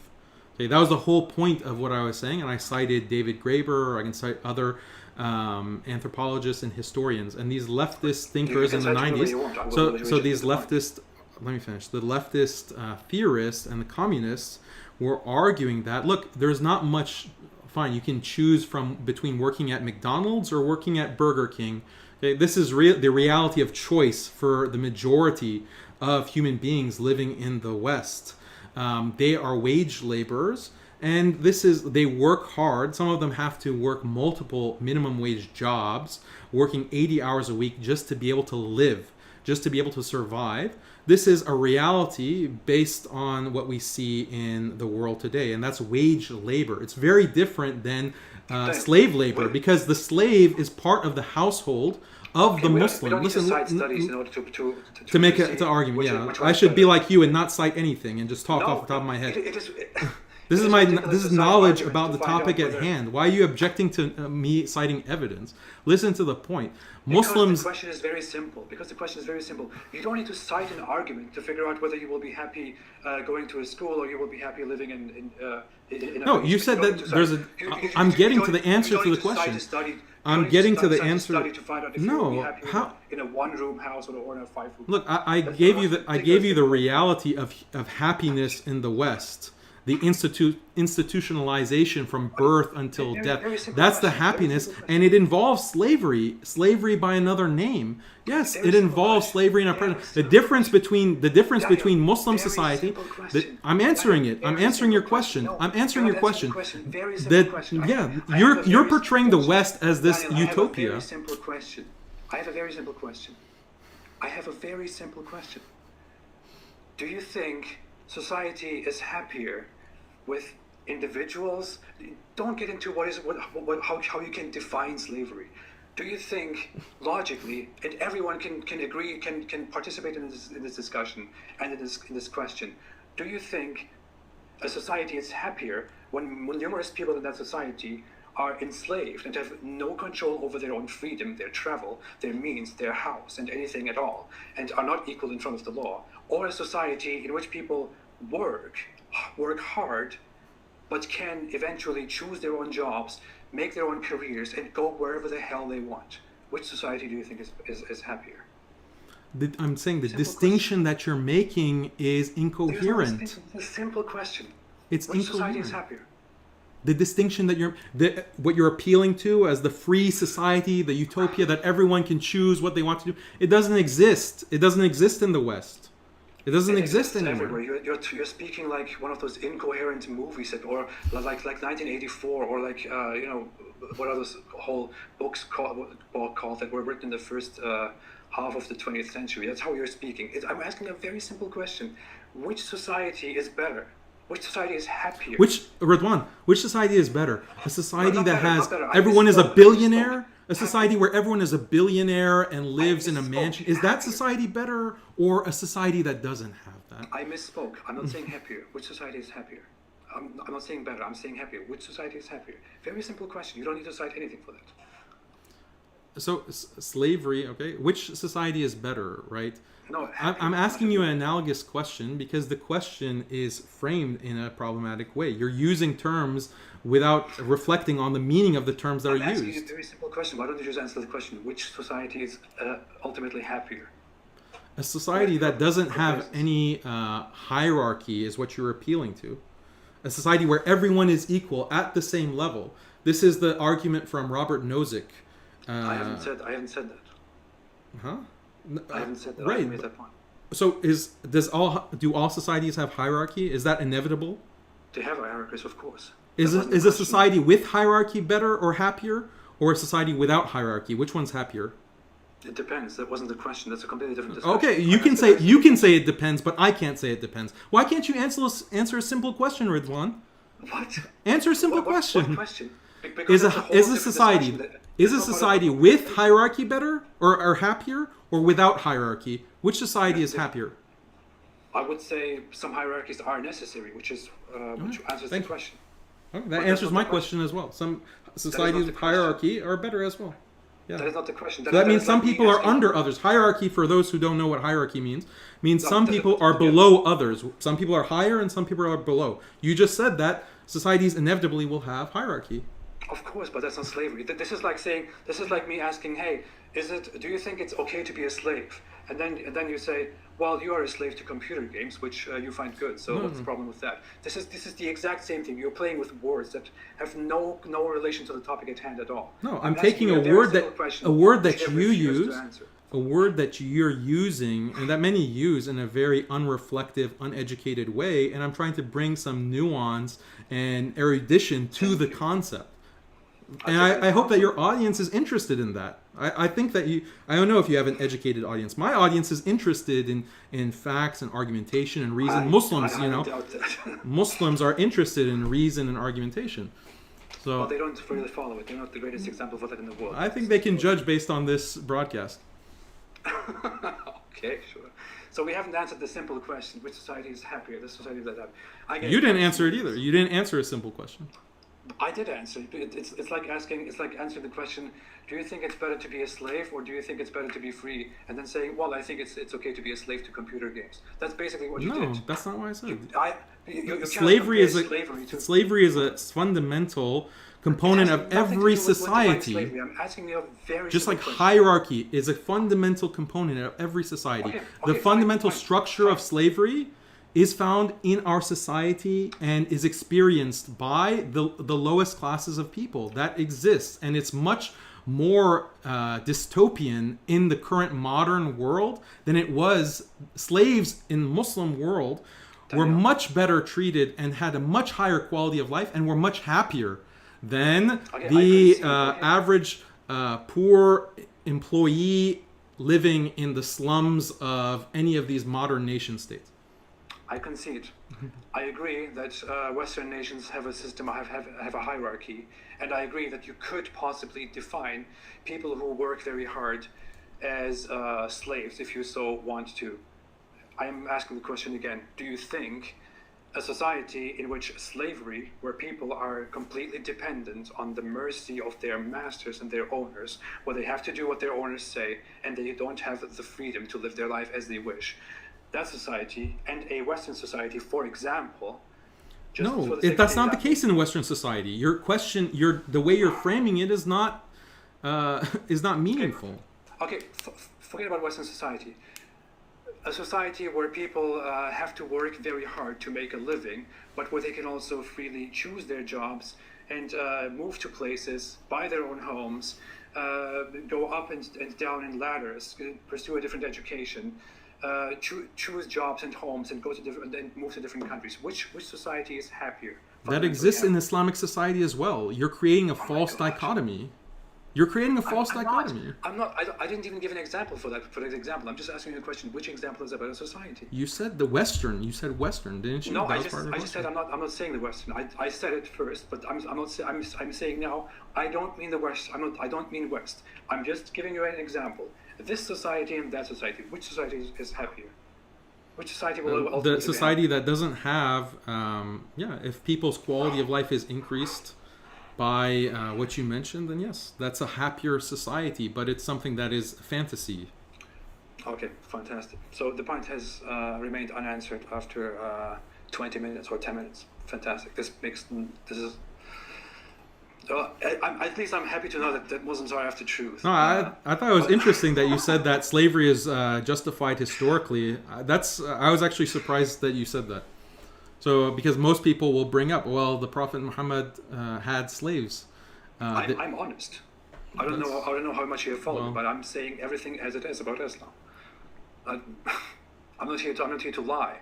The truth is as problematic as it's. But one thing can we talk about this one point where you said that you mentioned the quality of life in the West and the progress that the West has made, and that shows how people are happier in the West today than they are in other places in the world. And you had said earlier that this is because of values, Western values, liberal values. Why is it the case that you have many countries in the world, such as in Eastern Europe, in South America, in parts of Africa, that have adopted these values? Because they're not Muslim, these are non-Muslim countries, but they suffer from poverty, from economic depression, despite the fact that they have these values of liberalism, freedom, and equality. How do you explain that? If it's just values, that results in progress and advancement, then what else? I wouldn't think it's just values that do that. I would think values are a big part of that, considering that Western society was built on these values. Although when Western society has pursued those values with the interruption of the Christian dominance and the Catholic Church, which was eventually opposed and defeated by the reforms, by Protestantism, and eventually by the Enlightenment. Western society has been built on these values and has existed with these values for 2,000 years. 2,000 years? Of course, I would argue that Western society has come to the point that it has been successful. I thought you were an atheist, not a Christian. You think the values of the West originated with Christianity 2,000 years ago? No, I'm speaking of when we speak of Western values in history and in society, we're speaking of the Greek and the Roman origins of society. Western society was not unique in that. Western society was not one entity. Western society spread as an empire and forced other Western geographically Western societies to change and to adopt the Western values, which we nowadays call Western values. We base these Western values on old Greek philosophical ideas, on values of the Roman Empire, on later Christianity, and finally on Enlightenment values. This is what Western values are about.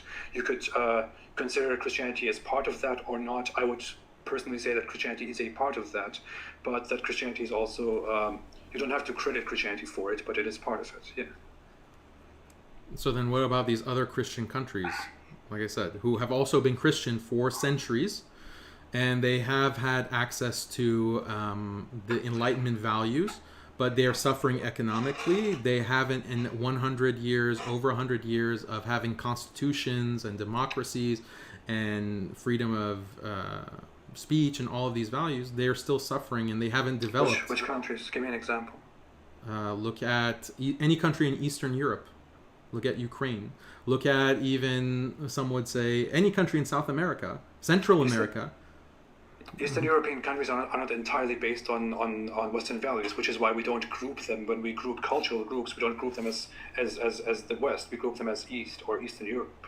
That's because they were partially separated, both at the beginning and also especially after the adoption of Christianity. These two cultures were separated by the schism of Christianity between West and East, and Western cultures such as all the Central European cultures, Western European cultures have stayed loyal, have been built upon much more on the ideas of old Greek philosophy and than the Roman Empire than the Eastern part. The Eastern part has grown for at least 500 years separately than the Western. How about Greece itself?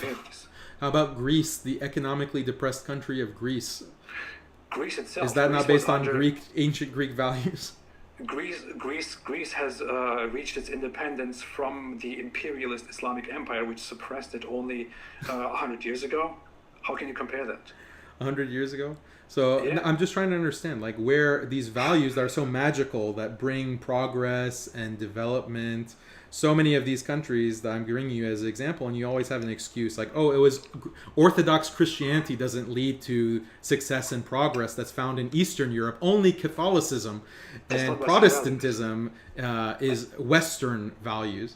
No, that's but not the West. The West is the West. The West is not the East. The West is the West. Yeah. So why? What's the success of the West based on? And you're saying that it's Greek philosophy, Western Christianity and Catholicism and Protestantism, and Enlightenment values. Like, these three things that have very little to do with each other and come from completely different time periods and historical context, somehow magically is a secret formula that brings progress. So that means the rest of the world that didn't have Christianity for 2,000 years and didn't have the influence of the church, then they can't ever have the success of the West. Is that what you're saying?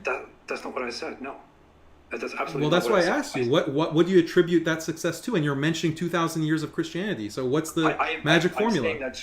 I'm saying that Western values have made the West better. Have made the West great. In fact, I would say that Enlightenment values,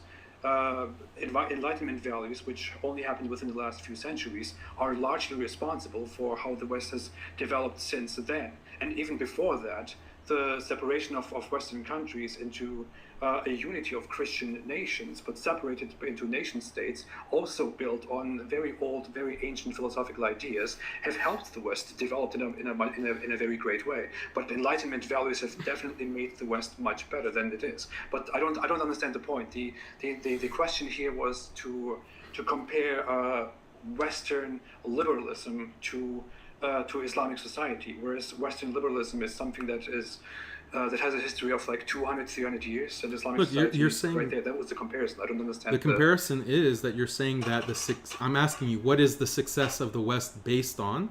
And you just waffle. You say that it's 2,000 years of Christian history, then ancient Greece. Now you're saying liberal values. So liberal values exist and have existed in the global South, within these developing countries for generations, right? Partly because they were colonized, so they were forced to adopt those kinds of values in South America, Eastern Europe, Africa, and a lot of Asia. So those values were imposed, and they're still, after many generations, over 100 years, they haven't seen the kind of development and quality of life that the West enjoys. So your explanation that it's the values that leads to prosperity is fundamentally undermined by that reality.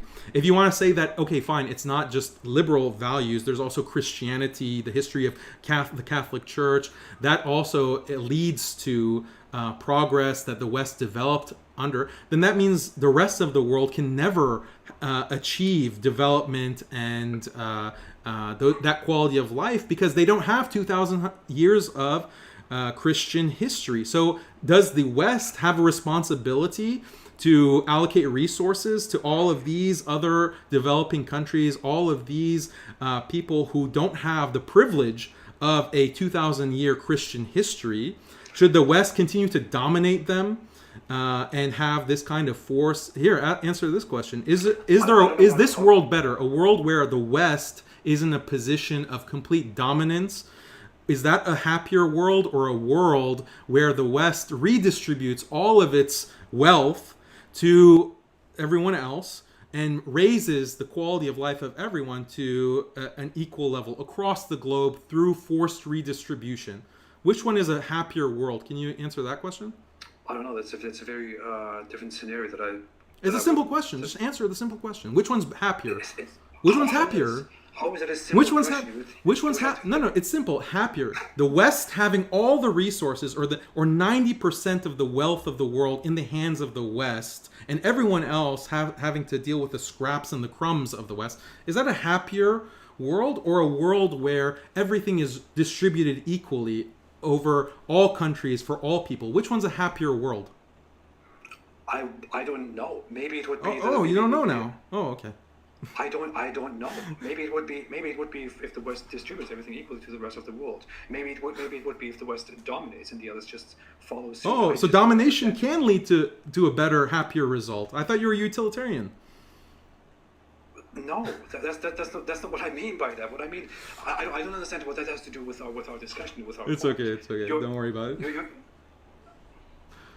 I know. I seriously don't understand how this has to do with what this has to do with the point. I don't get it. Yes, you're saying that.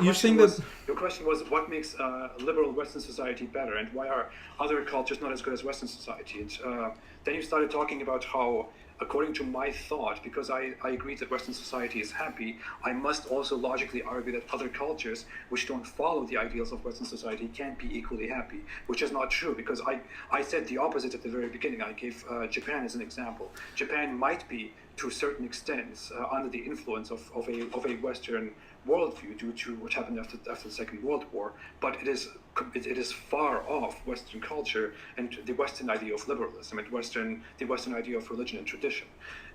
I don't. Yeah, I know. It was a fascist empire. The Japanese history. Japan was a fascist empire. They lost in World War II. Yeah, they're racist. So they had all that progress that you're now citing as an example from fascism and racism.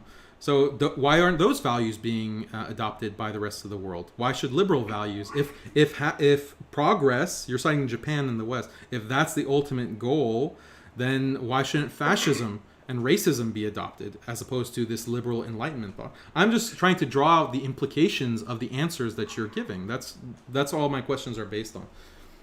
I see. We're going into a completely different line of thoughts here, but I don't think Japan is a very good comparison to this whole issue, because Japan is the whole philosophy, the whole idea behind the nation of Japan is that Japan is a glorious nation which was divinely created by the gods, and that the Japanese people are the superior, the divine kind on earth, which deserve to eventually rule over the rest of the world. That was the entire idea of Japan. The problem with comparing Japan to cultures like Europe, for example, is that Japan wasn't in constant interaction with other races and other cultures. Japan was among each other and had a system among each other. Japan started booming, especially after the Second World War, after their system was defeated and crushed, and they have started adopting a more Western style of living, and focused on getting rid of tradition and focusing on simple productivism.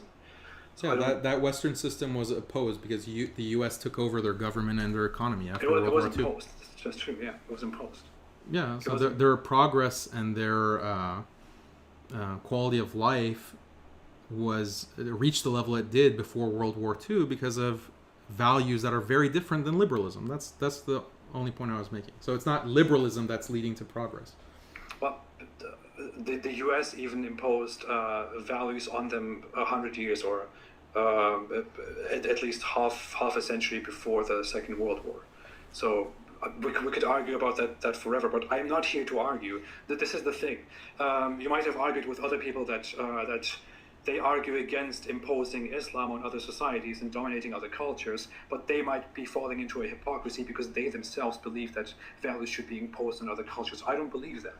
I don't believe that we should be imposing liberalism or we should be imposing our own values on different cultures. That's not what I believe at all. I don't think that Brunei or that Saudi Arabia or that other cultures should be forced invaded and forced to change their system if they are oppressive.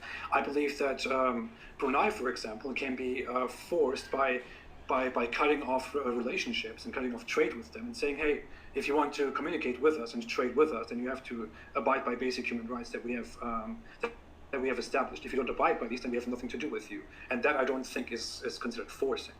But I don't personally believe that we should be forcing liberalism or any ideas of freedom on other cultures. That's not what I believe in at all. Well, I mean, this is the contradiction, right? This is the contradiction that you're singing the praises of the advanced West that has living a wonderful quality of life, but that quality of life came about through brutal imperialism, brutal colonization, brutal genocide, stealing the resources. That's how you get the West with 90% of the resources of the entire world. It's through coercion, through force, through rape and genocide. And now you're sitting and praising this civilization, but then sitting back with this mealy-mouthed kind of excuse. I don't agree with imposing values. That's completely inconsistent. No, I believe that the West is in liberalism and Enlightenment ideas. The West has found a great system, which is based on the whole idea of finding out what is true and guaranteeing human happiness by certain means, like slowly making progress. That's actually a core idea of liberalism, which we should have talked about long ago. The core idea of liberalism is that we should slowly make gradual progress, which is why people have different ideas 200 years ago and different ideas now. That is what we're pursuing, and it goes very well. I'm sorry, it is going much better than any system in the world so far. Yeah, it's amazing. It's a miracle. Like it's such an amazing system that it's led to unprecedented amounts of wealth and dominance. Yeah, it's such an amazing system. But it's like such an amazing system that other countries in the world that adopt the system for some reason aren't able to achieve progress, aren't able to achieve the same quality of life. What a mystery. Why is that? Why aren't these values, this magical formula of Enlightenment values, why isn't Mexico? Why isn't Brazil? Why aren't these other countries, Argentina, Ukraine, all of these countries around the world who are liberal and have the same kinds of values, experiencing the same progress and enlightenment and enrichment of quality of life that these Western countries are experiencing? It's such a big mystery. It's just one of those questions that we'll never know. We'll never know the answer. number one, I have never, ever, throughout this entire conversation, I've never said that it is liberalism alone that uplifts cultures and that this is the reason the Western cultures are better. You just said progress. You said progress that is gradually leading to betterment of society. That's exactly what you just said. No, I'm saying this is the philosophy. I'm not saying this happens everywhere, and I'm not saying that Western society owes all its success to liberalism. That's not what I'm saying. Not to liberalism alone. That is, I've never argued that, and I've never said that all Western countries are making progress. I'm saying that the idea behind liberalism is to make gradual progress for human happiness, and that this is a great system which has worked in many societies, in many Western cultures, and is also working very well in many other cultures, like in Turkey, for example, which is compared to the Middle Eastern neighbors, which don't adhere to the idea of secular liberalism, doing very well. Excuse me. If you want to give examples of South America and Eastern Europe, those are also coincidentally doing much better than the Islamic world, which is suffering and constantly blaming all its failures on the West. And everybody is constantly witnessing how the Islamic world is crying about how it is all the West's fault that we are suffering so much, which is very ironic because we have just given the example of Japan. Those stupid Muslims. We have just given the example of Japan, which was completely flattened in the Second World War and is currently booming and among the best countries to live in the world. So it's really strange to make such correlations and such accusations. So we're not really getting anywhere with this. But if you want to stay on this point, you're not winning. No. Let me just make a point about apostasy, just to wrap it up. Sure. Why should I be punished? You will go again into how that serves the. No, this is not. I mean, this is because all of the previous arguments were based on kinship and family relations and building stable families. But when it comes to apostasy, it's based on similarity between people. So shared values, like being the same religion, because historically Islam was not based on race. Islam did not have ethnic and racial conflict like you'd see in other empires, like the Roman Empire and so forth, because it wasn't racial or ethnic. It was on the basis of similar religion. So this is a source of order and cohesion as well. And those who basically leave the religion, they pose a major threat to that social order and that social cohesion. And this is a very violent act to leave the religion, because all of society is based, that cohesion and order, there's not a top-down structure that is imposing like you see in the West. And in the modern nation state, you have society that has this logic of cohesion because of shared similarity in religion. We have the same values, and all of these like family structure, family relations, social structure, communal structure, and so forth at every level depends on a shared religious belief. So if someone opts out of that, it threatens that order. And so there is a clear harm to people in life. Obviously, we can talk about the afterlife and the harm that's caused by someone leaving Islam, but we're just making points that a non-Muslim would agree with. There is tangible harm to society when you have defectors, and every society punishes defectors, often with death, and liberal society is no different. Modern liberal society is no different in punishing defectors, and we see this to this day, but definitely throughout the colonial period, that the liberal colonizers, when they take over certain territories, they punish with death, with imprisonment, anyone who speaks out against the liberal secular order and the colonial powers. We saw this throughout North Africa, in the subcontinent. Millions of Muslims were killed because of their opposition, their ideological opposition to liberalism. Okay, so they defected from the colonial power. The liberal powers justified that, look, we are trying to maintain our power, therefore we have to kill these defectors, because if Muslims start speaking against us, the colonizer, then they're going to, we're the minority. They're going to band together and they're going to overthrow us. They're going to fight jihad against us and expel us. So we cannot allow any dissension and defection. We have to punish things like disrespect to the French symbols or the British symbols, disrespect to British values or French values or Dutch values. We have to punish that very severely. And liberal thinkers justified that. And they said that, such figures like John Stuart Mill, that the savages, you have to limit their freedom of speech. You have to limit them because you're trying to civilize them. You're trying to bring them to a state of civilization. So you have to limit their speech very severely in order to do that. Then once the liberal order is established, then suddenly, and there's no threat to the liberal order, then suddenly you're tolerant of free speech. When I, for example, speak against the US government, like someone might say, no one in a secular country is killed for denouncing the government. No one is killed in the West for denouncing Donald Trump or any of these regimes or presidents. See how much freedom of speech we have? See how much tolerance we have? Well, this is like comparing apples and oranges, because you can't really compare that to apostasy. In these Western states, Donald Trump is not threatened if I call him an idiot.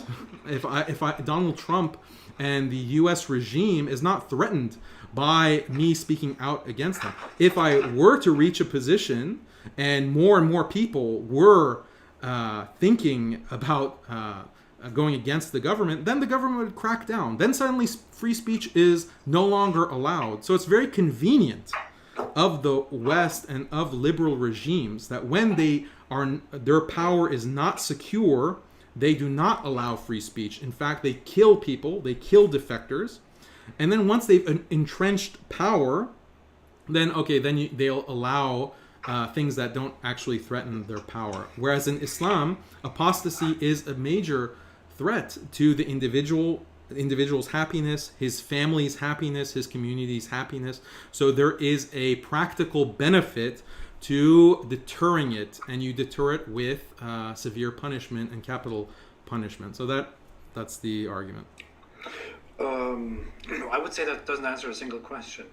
I appreciate the points you've made, but I don't think it answers a question. I think it is very similar to how many modern Muslims attempt to justify apostasy by bringing up treason in the West, for example, or treason in other cultures, for example, where you reveal the secrets of the state and then the state wants to go after you. It's a different argument. No, I understand it is different, but I think it is very similar, because I don't think any example that you have given actually justifies or is actually similar to the system of apostasy in Islam in any way. Even if you consider that these that an Islamic society and the Western society are fundamentally different. In the West, no one is being persecuted, no one is being prosecuted, because they have endangered the society and endangered the foundations of society through speech that is unacceptable. You think the civil rights leaders were not cracked down on, imprisoned and killed, assassinated? Of course they were. In a secular country? Why was Martin Luther King assassinated? Why were these figures assassinated in the West? I don't understand how that is for their beliefs, their belief in racial equality. Why were they assassinated? I don't understand how that's a good comparison, because you would argue that people like Martin Luther King argued for the foundations, argued for the progress of liberalism. So the authorities of the liberal they were defectors from the status quo, right? Of course, but that's a very different example. I mean, you are comparing people who argue for better rights, for equality, which is, by the way, a value of liberalism. Martin Luther King and people like him were part of this movement, of the civil rights movement, because of liberalism, because they argued for better liberal values. And the authorities that opposed them, and the people that opposed them, and the people that eventually conceded, were the gatekeepers of old liberalism, which eventually changed into the better version of liberalism. That's the entire point of liberalism, to gradually make social progress. If you can't compare that to leaving Islam in an Islamic society, because number one, in a liberal society, if you want to protest, and you want to make social progress. You're wanting to change society for the better. You are comparing that to Islam. In Islamic society, you cannot make society better. It's not possible. You leave Islam. You are no longer a Muslim. You're not arguing for anything or against anything. The only thing you're doing is to say, hey, I do not believe in Islam anymore, and that's your crime, and you are killed for that. Now, of course, we can go into how you are given 3 days and you are given the chance to repent, and you don't have to be public about it. You can keep it to yourself. But what is clear is clear. What happens is, I leave Islam because I just don't believe in it anymore. I'm not a hypocrite. Why would I pretend to be a Muslim when I don't believe in it anymore? This is a phenomenon that is happening all over the Muslim world. And just because I don't believe in it anymore, and I explain why I don't believe in it anymore, and I'm not convinced by the authorities that give me 3 days to repent, I'm suddenly sentenced to death. I haven't done anything. I haven't challenged anything. I haven't tried to change anything.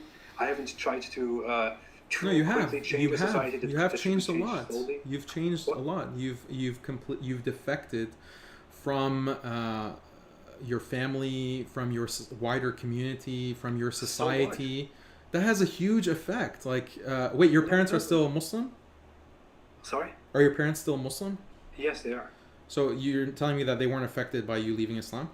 Of course they were. Okay, so your whole family is severely harmed. Yeah, so that's a big harm to them, to their quality of life. Muslims, because they are told to shun me. How is that? No, but the point is simply that there is harm caused. The harm has a ripple effect that affects all of society if people start defecting. And like I said, it's universal. All societies have punishments to deter defection, and liberal society is no different. And that's why I bring the example of the civil rights movement. When you have these muscular, defection ideologically is less of a problem when you have a muscular surveillance state, because that state is going to impose technologically, coerce, and force you into compliance. So there's a higher bar because of that state that creates all of these other problems that we already discussed. But when you have an organic social order and you don't have the nation state, then defection becomes much more serious in disrupting and causing massive amounts of harm, violence, and damage to those societies. So those societies have to have very harsh penalties for defection. And even within the muscular state, technocratic state, defection is still punished when it gets to a certain level that it does threaten the order. That's what happened with the civil rights movement. It became a movement, and you had a 1 million man march. You had people who were actually becoming a serious threat. Then the assassination started happening. The brutality started happening. That's free speech according to liberalism. You know what I think? I think we should have gone into this whole apostasy topic much earlier, maybe at the beginning of the conversation, because I think this whole topic is where you're not winning anybody over, and you're even losing people.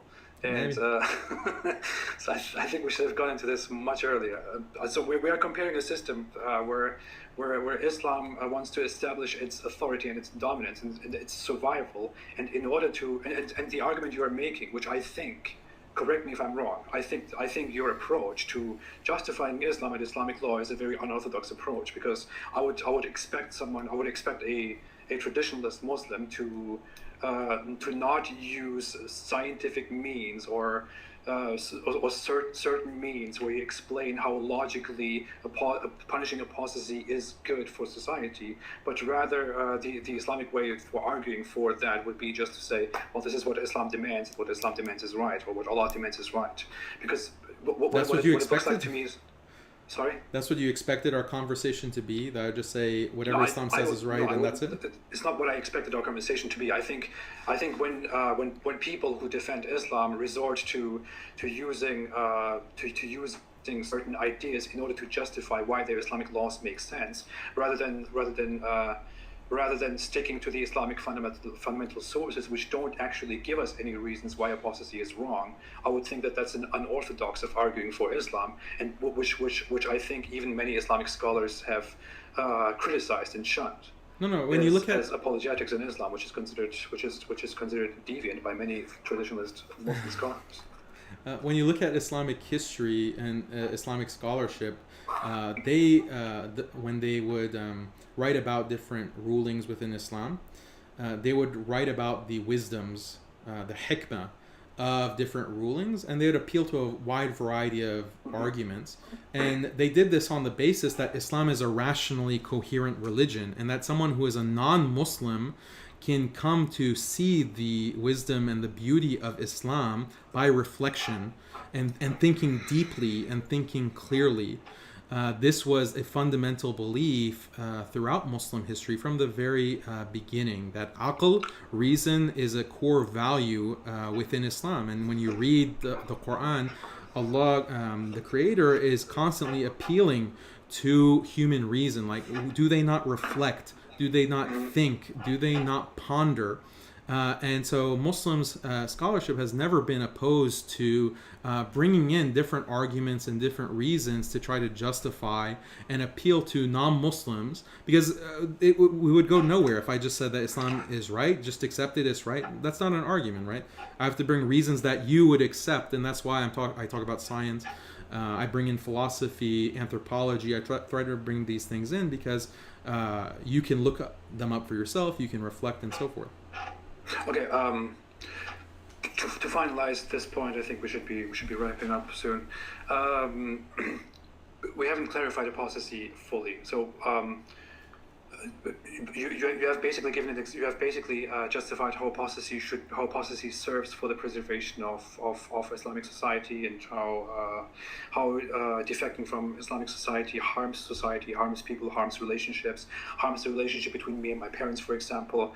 You have given examples of how in Western society thought that goes strictly against the system has been punished in history, although we don't see that opposing. I mean, for example, you argue for very strict Islamic points and an Islamic government, Islamic traditionalism, whereas you live in America. That should be by that logic, that should be the most opposing, the most problematic opinion, the most problematic political position that you can have. Yet you are not in any trouble, and you will most likely not ever be in any trouble throughout the rest of your life, although you are in America, which is a liberal society, and you argue completely against it and completely for Islamic law, which nobody wants and nobody likes, and society is ruled by the majority of what society wants.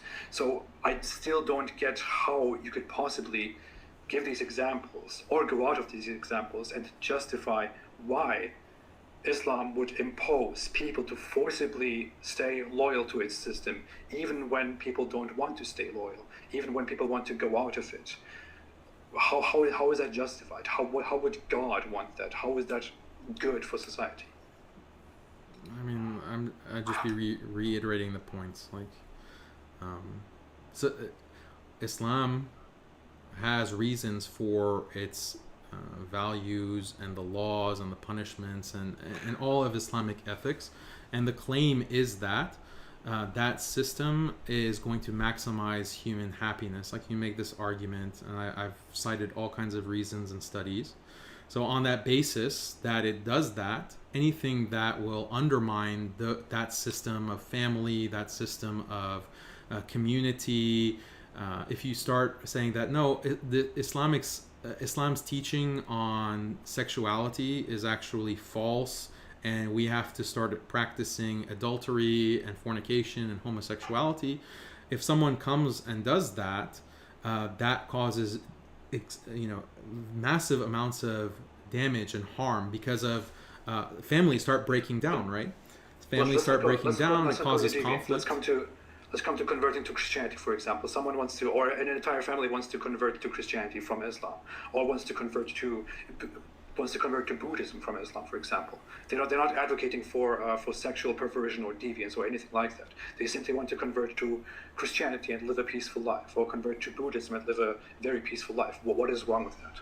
Well, there's many other aspects to social cohesion that we haven't really talked about. So one part of social cohesion is similarity in dress, similarity in practice, like coming to a central place of worship and bowing together in the same ritual actually has a great deal of effect on people's willingness to be altruistic, to help each other, to support each other, to not harm each other.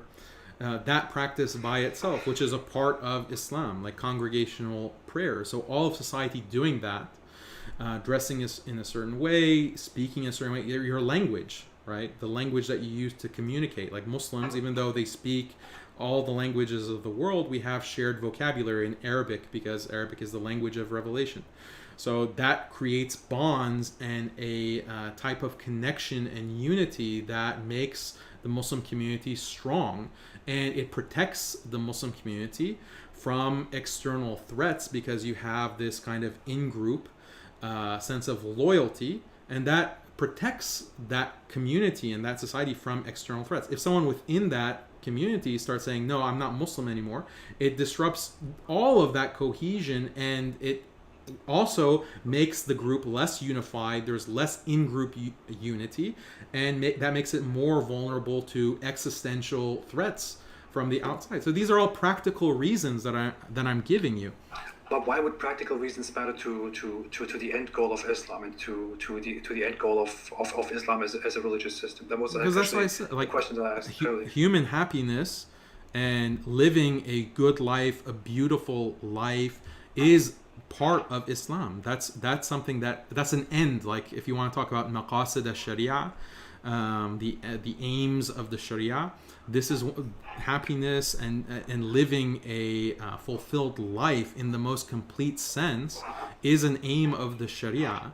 But how does that come about? It comes about through these kinds of divine guidance from the creator of human beings, who knows and has the knowledge for what kinds of practices actually are best for society, as opposed to the limited and finite human mind, which can speculate and often be very, very wrong. I'll give you another example about like gender mixing, for example. Look at the Me Too movement. The Me Too movement, where all of these women are saying that we are tired of being sexually harassed. We are tired of being having to kiss up and do these kinds of sexual flirtatious behavior so that we can move up the ladder. And this is, we have to believe all women, and we have to completely reform the corporate culture. But Jordan Peterson actually made a very good point. And I'm not a fan of Jordan Peterson. I think he has some, he's not the best representative of what I'm trying to argue. But he made an interesting point. He said that men and women working together in a corporate environment is something very new. It's something that we've only seen in human history for the past 50 or 60 years. And is it the case that this is actually something that could work? We don't really know that because it's only been 50 years of history, and that's nothing in the time span of human existence. And it might be the case, this is what Jordan Peterson said in an interview, it might be the case that women and men can't actually work together in an environment without that collapsing into a dysfunctional situation. Why? Because of human nature. And the way that human beings are with attraction and sexuality and so forth. So Jordan Peterson makes this argument. I think it's a very interesting point that human beings in the 60s, in the sexual revolution, couldn't have anticipated the kind of problems that would arise in a generation or 2 generations' time. The human mind is finite and could not conceivably calculate and determine. But that's why divine guidance is necessary. It was also argued decades or centuries ago that two people of different races cannot live together. That was actually a very dominant and very notorious thought that we have from history, where it was often argued that it is simply not healthy for black people and white people to live together in the same place, or for people of different religions to live in the same environment. All of these have been proven wrong. These are simply ideas that people are confronted with, and worries that people have, and where through I'm going to use the word again, utilitarian thinking and utilitarian means, we figure out how to live and how to deal with these problems to eventually learn to function. I mean, it would be a strange example to give the Me Too movement for how men are unable to respect women that work with them and then to harass them, considering that in an Islamic society we would just be left with a society where women have to be subjugated by men and have sex with them whenever the man wants to, even if the woman doesn't want to. So I mean, you're bringing up, we can talk about women's rights, but it's going to take too long. So these of course. These But jabs I are just really don't not understand. fair. We're giving practical reasons why Islam should be preserved and why it works. I think we will not have a proper answer to the question why Islam is concerned with forcibly and brutally preserving the means through which it claims to bring about human happiness, which I don't think is a fundamental part of Islam's teachings. But why this matters, why this is your method of justification, of justifying Islamic law, and why Allah would care so much, why it would matter for humans to make sure that people follow Islam strictly and that we enforce Islamic laws upon society strictly. And if people eventually deviate from Islam, unless we strictly force them to stay with Islam and unless we punish them with very harsh laws, this just shows to me that Islam on its own is not strong enough in its idea and its ideology, and which is why it must be imposed and enforced on people. And I think one supporting evidence of that is that people are increasingly becoming less religious and less Islamic in our time. I mean, the world that we live in today is based on complete coercion and force. There's an interesting quote from a Yale legal scholar, and he says that every law is an opportunity for violence. Every law that is legislated is an opportunity for violence. Why? Because if someone violates the law, like give the parking ticket example, if you get a parking ticket, you don't pay it, then the government can put a lien on your house, foreclose your house, and kick you out. If you refuse to leave your property, the sheriff can come and arrest you. If you refuse arrest, then he is licensed to shoot you and kill you, to use deadly force. And so every law has this threat of deadly force. And Western countries have the most laws of any civilization in history. Like, you could, even if you spent your whole life trying to study Western law, you couldn't cover every subfield of the legal system. So this is constant control and imposition and violence. And this is why you can have people who are completely different in their religion who are able to live peacefully with each other, because the state is controlling everything and making sure that violence doesn't erupt. But if you don't have that Leviathan state, that kind of imposition dictating every moment of your life, surveilling every moment of your life as currently exists in the West and in the world as a whole, then what other kinds of ways can you maintain social order? And in those circumstances, having similarity in religious belief is very important for maintaining that. Well, I would argue that comparing the Western system, for example, to the Islamic system in this regard wouldn't be useful enough, because the question is why Islam needs to enforce its laws through humans upon society in order to preserve Islam, when Islam is supposed to be such a perfect system, which humans seemingly don't really want to Sadly, follow. People are irrational, my friend. People are irrational. Are you denying that? People can be irrational, right? So then if in the West, okay, laws are imposed, for example, lockdown was imposed for COVID. It doesn't matter if you believe that COVID is deadly. It doesn't matter if you believe that this is a highly infectious, deadly disease or not. You have to lock down. And you can't leave your house. You can't step foot in your house. You can't take your kids to the playground. Otherwise, an armed police officer is going to come and threaten you to get back in your house. Okay, regardless of whether you believe it or not. So why is that the case? Why is a police officer necessary? Why do we have some cities where there are military tanks going down the street to keep people locked down? Why? Aren't people rational? Science is so clear and obvious. right? Isn't your entire point, I mean, your entire defense of Islam as a just system would be that it comes down from a divine perspective, and it tells us the truth. It tells us how to perfectly live a life. If we are left without Islam, we are left to systems where humans drive their own laws and make their own laws, drive their own systems. If we are left to liberalism, where the entire idea consists of maximizing human happiness through equality and freedom, we are left to humans making their own laws. Yes, when we look at history, we see that every law outside of Islam, every law together, every culture, every legal system together with Islam has always worked toward more progress. People have been left to their own discretion. People have been left with their own laws, and what we have today is we have the means to get from this place to that place within 2 hours, whereas that was like 15 hours in the past. We have computers, we have phones, we have science, we are healing each other, we are helping each other, people are donating, people are doing great things. So some people may be irrational, we may be doing irrational things for our own ego, but if you look at humanity as a whole, you see that people are essentially always after their own good, and the clear evidence for that is simply undeniable. If you look at how much progress people have made, and how much people value virtue, how much they want to appear virtuous, how much they want to be virtuous, how much they value help and donating and all that. Even if they're not always loyal to that, that's what they aspire to.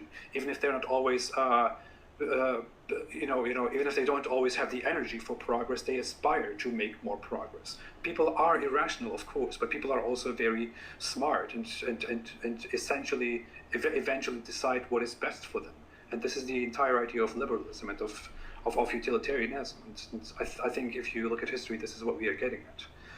Yeah, so progressivism is something that we should very critically examine, and there are many philosophers who have critically examined progressivism, and they will question the idea that technological advancement and creating this consumerist, capitalist, technocratic society is actually leading to human happiness, and many of them will disagree. They think that, and they argue that technology it creates enslavement.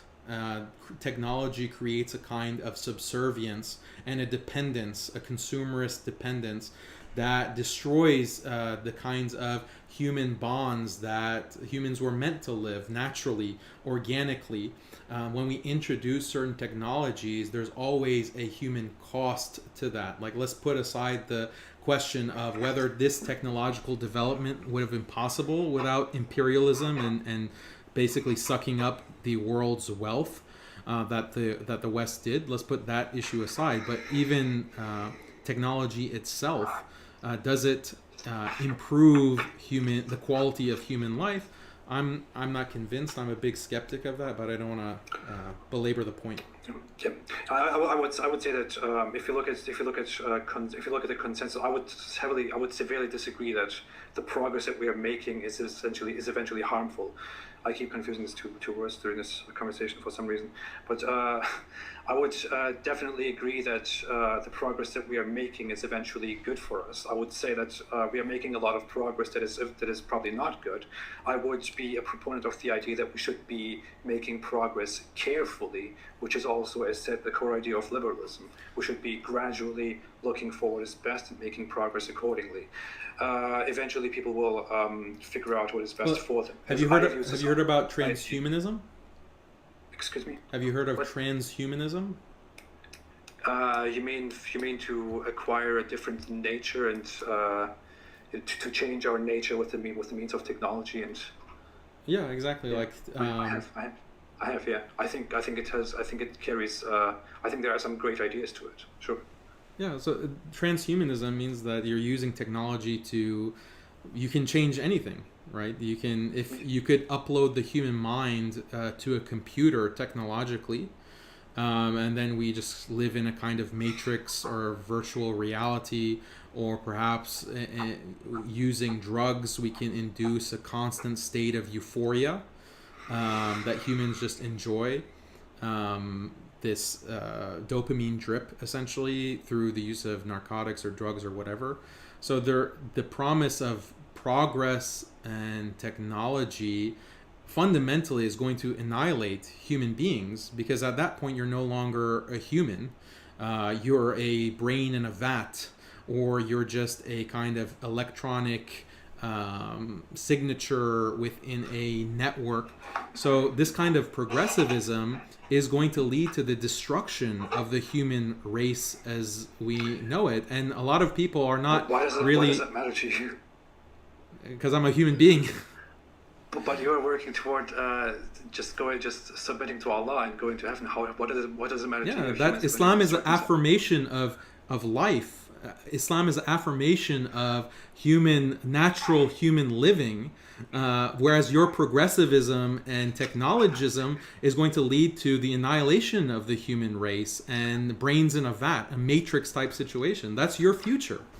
But the thing is, you're presenting this fatalistic perspective of what humans eventually will become. It's not me. Many philosophers. Transhumanism. It's an entire field.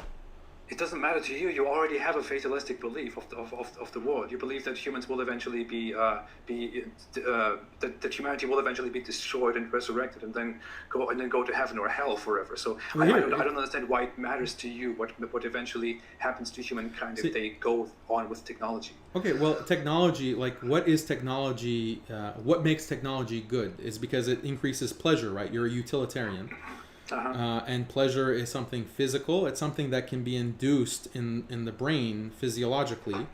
So what if we create this perfect utilitarian utopia where we plug everyone's brain into this kind of dopamine drip, just like a matrix type situation, and you're living there's no more pain, there's no more sadness, there's no more harm, because you're just in a vat and you're living this virtual reality. Isn't this a utilitarian utopia? Because you've maximized pleasure.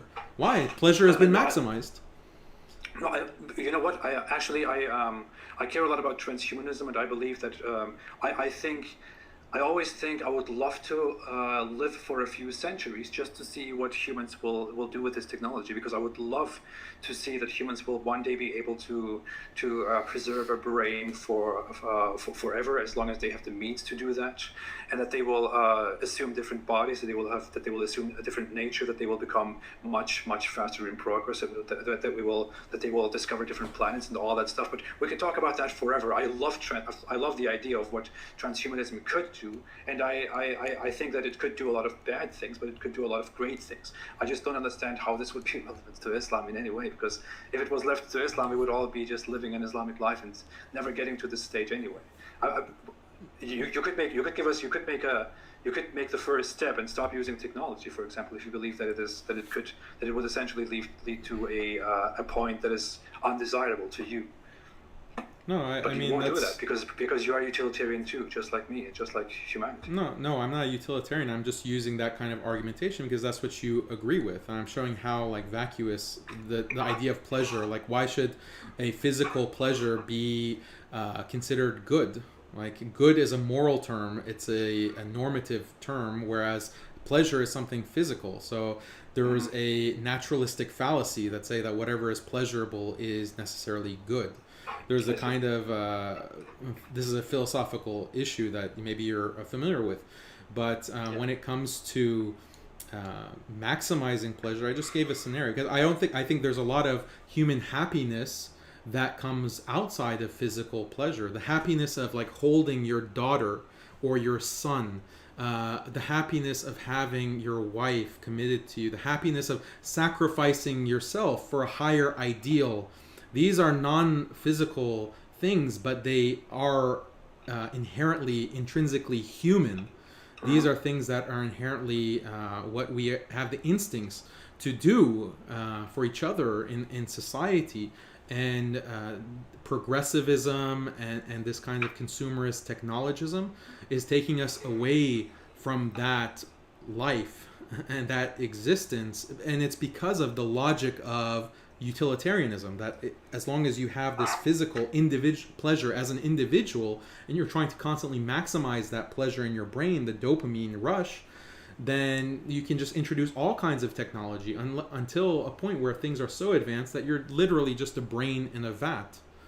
Of course, but as said, I am always for progress and always for careful progress and progress made in a reasonable way. I would definitely not describe myself as a progressive, for example, which progressive today carries connotations that that basically go toward making the kind of progress that a far left in America represents, which I'm totally against. But we are very far off topic. We could talk about philosophy, about the future of humankind forever. I still don't understand how it matters to you, to Islam, to Allah, and all that. But I guess we would have to go into a whole debate, whole discussion on whether the Islamic belief makes sense or not, whether it is philosophically logical, if it is conclusive or not. I would love to have such a debate, but I believe that today is proof that we would have to. That we would have to have a moderated debate with time limits. But yeah, I wanted to go. I mean, I gave you like a fundamental structure for the argument that I would make. Like, why is Islam true? Like, just these wisdoms. For a non-Muslim, like reflecting on these wisdoms, looking at which I don't think we have gone into the logical aspect of. I mean, you can go into why the legal system of Islam makes sense, but it's significant because let me explain like my phenomenology or what I experienced, because I came from a liberal background. I came from a liberal secular background, and maybe we can end with this. But these ideas were foreign to me because I hadn't studied it. My parents hadn't introduced these aspects of Islamic law to me, and it was only through learning about them first and foremost, and then reflecting on them, diving deeper into the philosophy of liberalism, diving deeper into the wisdom of Islamic law in all of its detail, without sugarcoating, without apology. And then I was surprised. I was very surprised by the deep wisdom that is found within Islamic law that I was completely ignorant of. And so this gave more credence to the claim that this is from a divine source.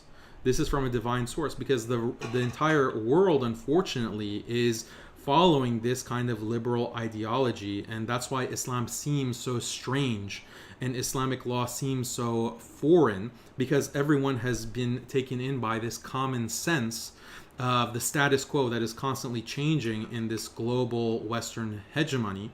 But Islam stands out and is distinct from that, and that in itself, the surprising difference between Islam and this hegemony is itself evidence and proof for a divine source, that this is from revelation. It's something that is beyond a human being to rationalize and construct as a system. So this is like one of the evidences, I think one of the strongest evidence for the truth of Islam, and it's what gives me faith. And I invite all of the viewers, if you're Muslim, strengthen your faith, be confident about Islam, do not apologize, do not sugarcoat. Islam is the truth. For non-Muslims, look into Islam. I invite you to become Muslim. I invite you to accept Islam. Do not stay away from Islam. Come to Islam, and it leads to a beautiful life. It might not make sense at first, but look more closely, think more deeply, and inshallah, Allah will guide you, and the truth will become manifest to you. Thank you. I would say I would like to quickly summarize what I think about that, what my conclusion is, just because it is so much fun, and because I think it would be, I think your friends would benefit from it very much too.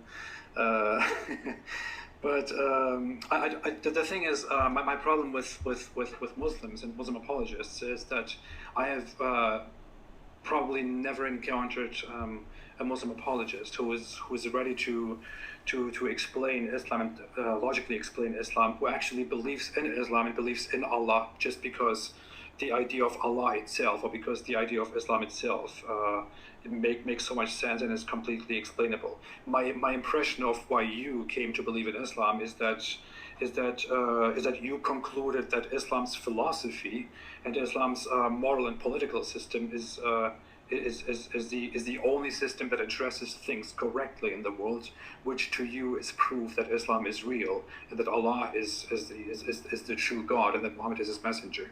So your conclusion is actually that the philosophy and the politics and the morals make sense, which is why it's real. I mean, that's one reason. There's others as well. Okay, sure.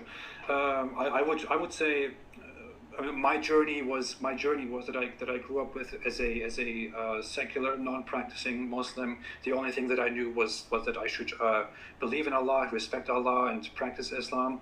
I was quite respectful. I wasn't as disrespectful as non-practicing Muslims usually are. At some point, I ended up strongly believing in Islam and strictly following Islam and preaching Islam to others, praying day and night, studying and enhancing my knowledge on it day and night. But I have simply come to certain conclusions, and one of them is definitely, I think, a very strong conclusion, which also would conclude, I apologize to my dear Christian friends and viewers here, which would also conclude why I don't think God exists at all, and that is the idea that if God exists, and if Allah asks me in the Quran itself to think and to use my mind and to use reason, then it would be inconsistent and incoherent with that thought that Allah would eventually send me to a place for eternity where I would burn and torture and be tortured forever, simply because I am an ignorant human. Because the thought is, of course, Allah is supposed to have given me free will after He created me, so that I can find the truth, so that I can choose right and wrong. And if I choose the truth, then I go to heaven. And if I choose the wrong thing, then I will go to hell forever. But the issue with all that is that it was Allah Himself who created me in the very beginning, who made my mind, who built my mind, and who is essentially responsible for how my mind works. If I am ignorant in life, and if I therefore conclude that I cannot believe in Islam, and if nothing convinces me that Islam is true, and I die in that state and go to hell, then that is not entirely my fault. It is the fault of my nature. If I build something in a way that it doesn't work the way I intended to work, then I take responsibility for that, not the tool itself which I created. Moreover, Allah knew long before He created me where I would eventually go. If He did go ahead and create me, knowing that I would use my free will and go to hell, then that means Allah did create me with the foreknowledge that I would simply serve as a suffering and sensible human to be tortured and suffer forever. If that is the definition of a true God, and if that is the definition of the true Allah, then I don't think that really that is good. I don't think that's good from a human moral point of view, and I don't think that's good from the point of view of the Quran itself. And that was one of the main crucial conclusions I came to, which made me decide that I can simply not believe in Islam. I would love to give this to Muslim viewers. You can say, oh, that makes no sense and all that stuff, but I would just like you to look into it, to think through a little bit, and just to this is the problem. Take it apart. This is the problem of theodicy, philosophical problem. It's a lot of writing on it and philosophical in the Western tradition and in the Islamic tradition. So we can't really get into it and address it. But just like all of these other issues, if you've listened on slavery, on hudud, on apostasy, like all of them have clear answers and logic, and theodicy is also an issue that we can deconstruct and analyze that you described. And I hope that you are a inquisitive person, Ridvan, and the fact that something doesn't make sense to you at a certain point of time, like you've went through this kind of transition. You were a practicing devout Muslim, and then now you're not.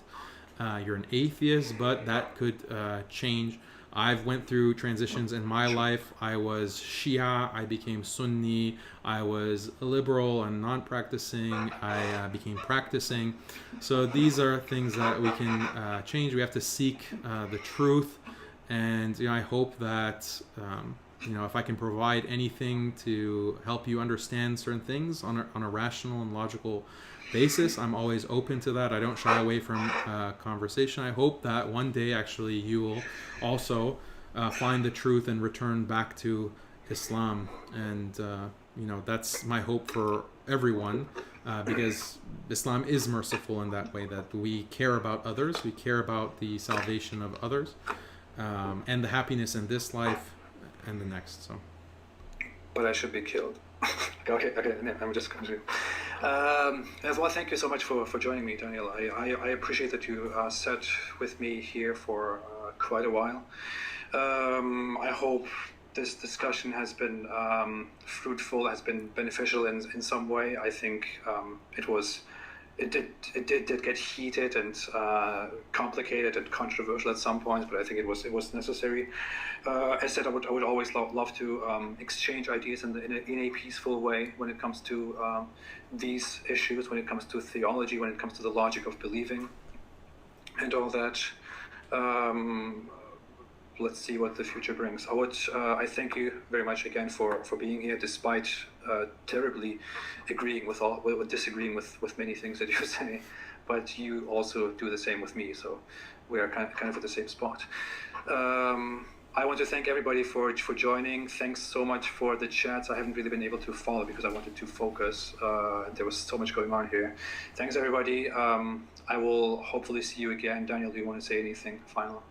No, you can follow me at muslimskeptic.com. That's my website. I have an institute, Alasna Institute. It's at alasna.org, alasna.org, where I teach how to address these issues and how to argue. We go much more in depth in my actual courses on these topics. So if you're a Muslim or non-Muslim interested in these issues and studying at an academic in-depth level, you can take my courses, join the institute at alasna.org, or if you just want free content, I have my Facebook page, my YouTube channel, Twitter, and you can also go to muslimskeptic.com. Thank you. I appreciate that. Thank you again, everybody. Have a fantastic day, evening, wherever you are. And as always, in the name of both of us, just kidding. No. Just kidding. I know I'm not allowed to do that. Have a great day and stay away from Islam. Join Islam. Embrace Islam. Stay away from Islam. I have the La last ilaha one. illallah Muhammadan Rasulullah. I dumped that. Okay, so bye-bye.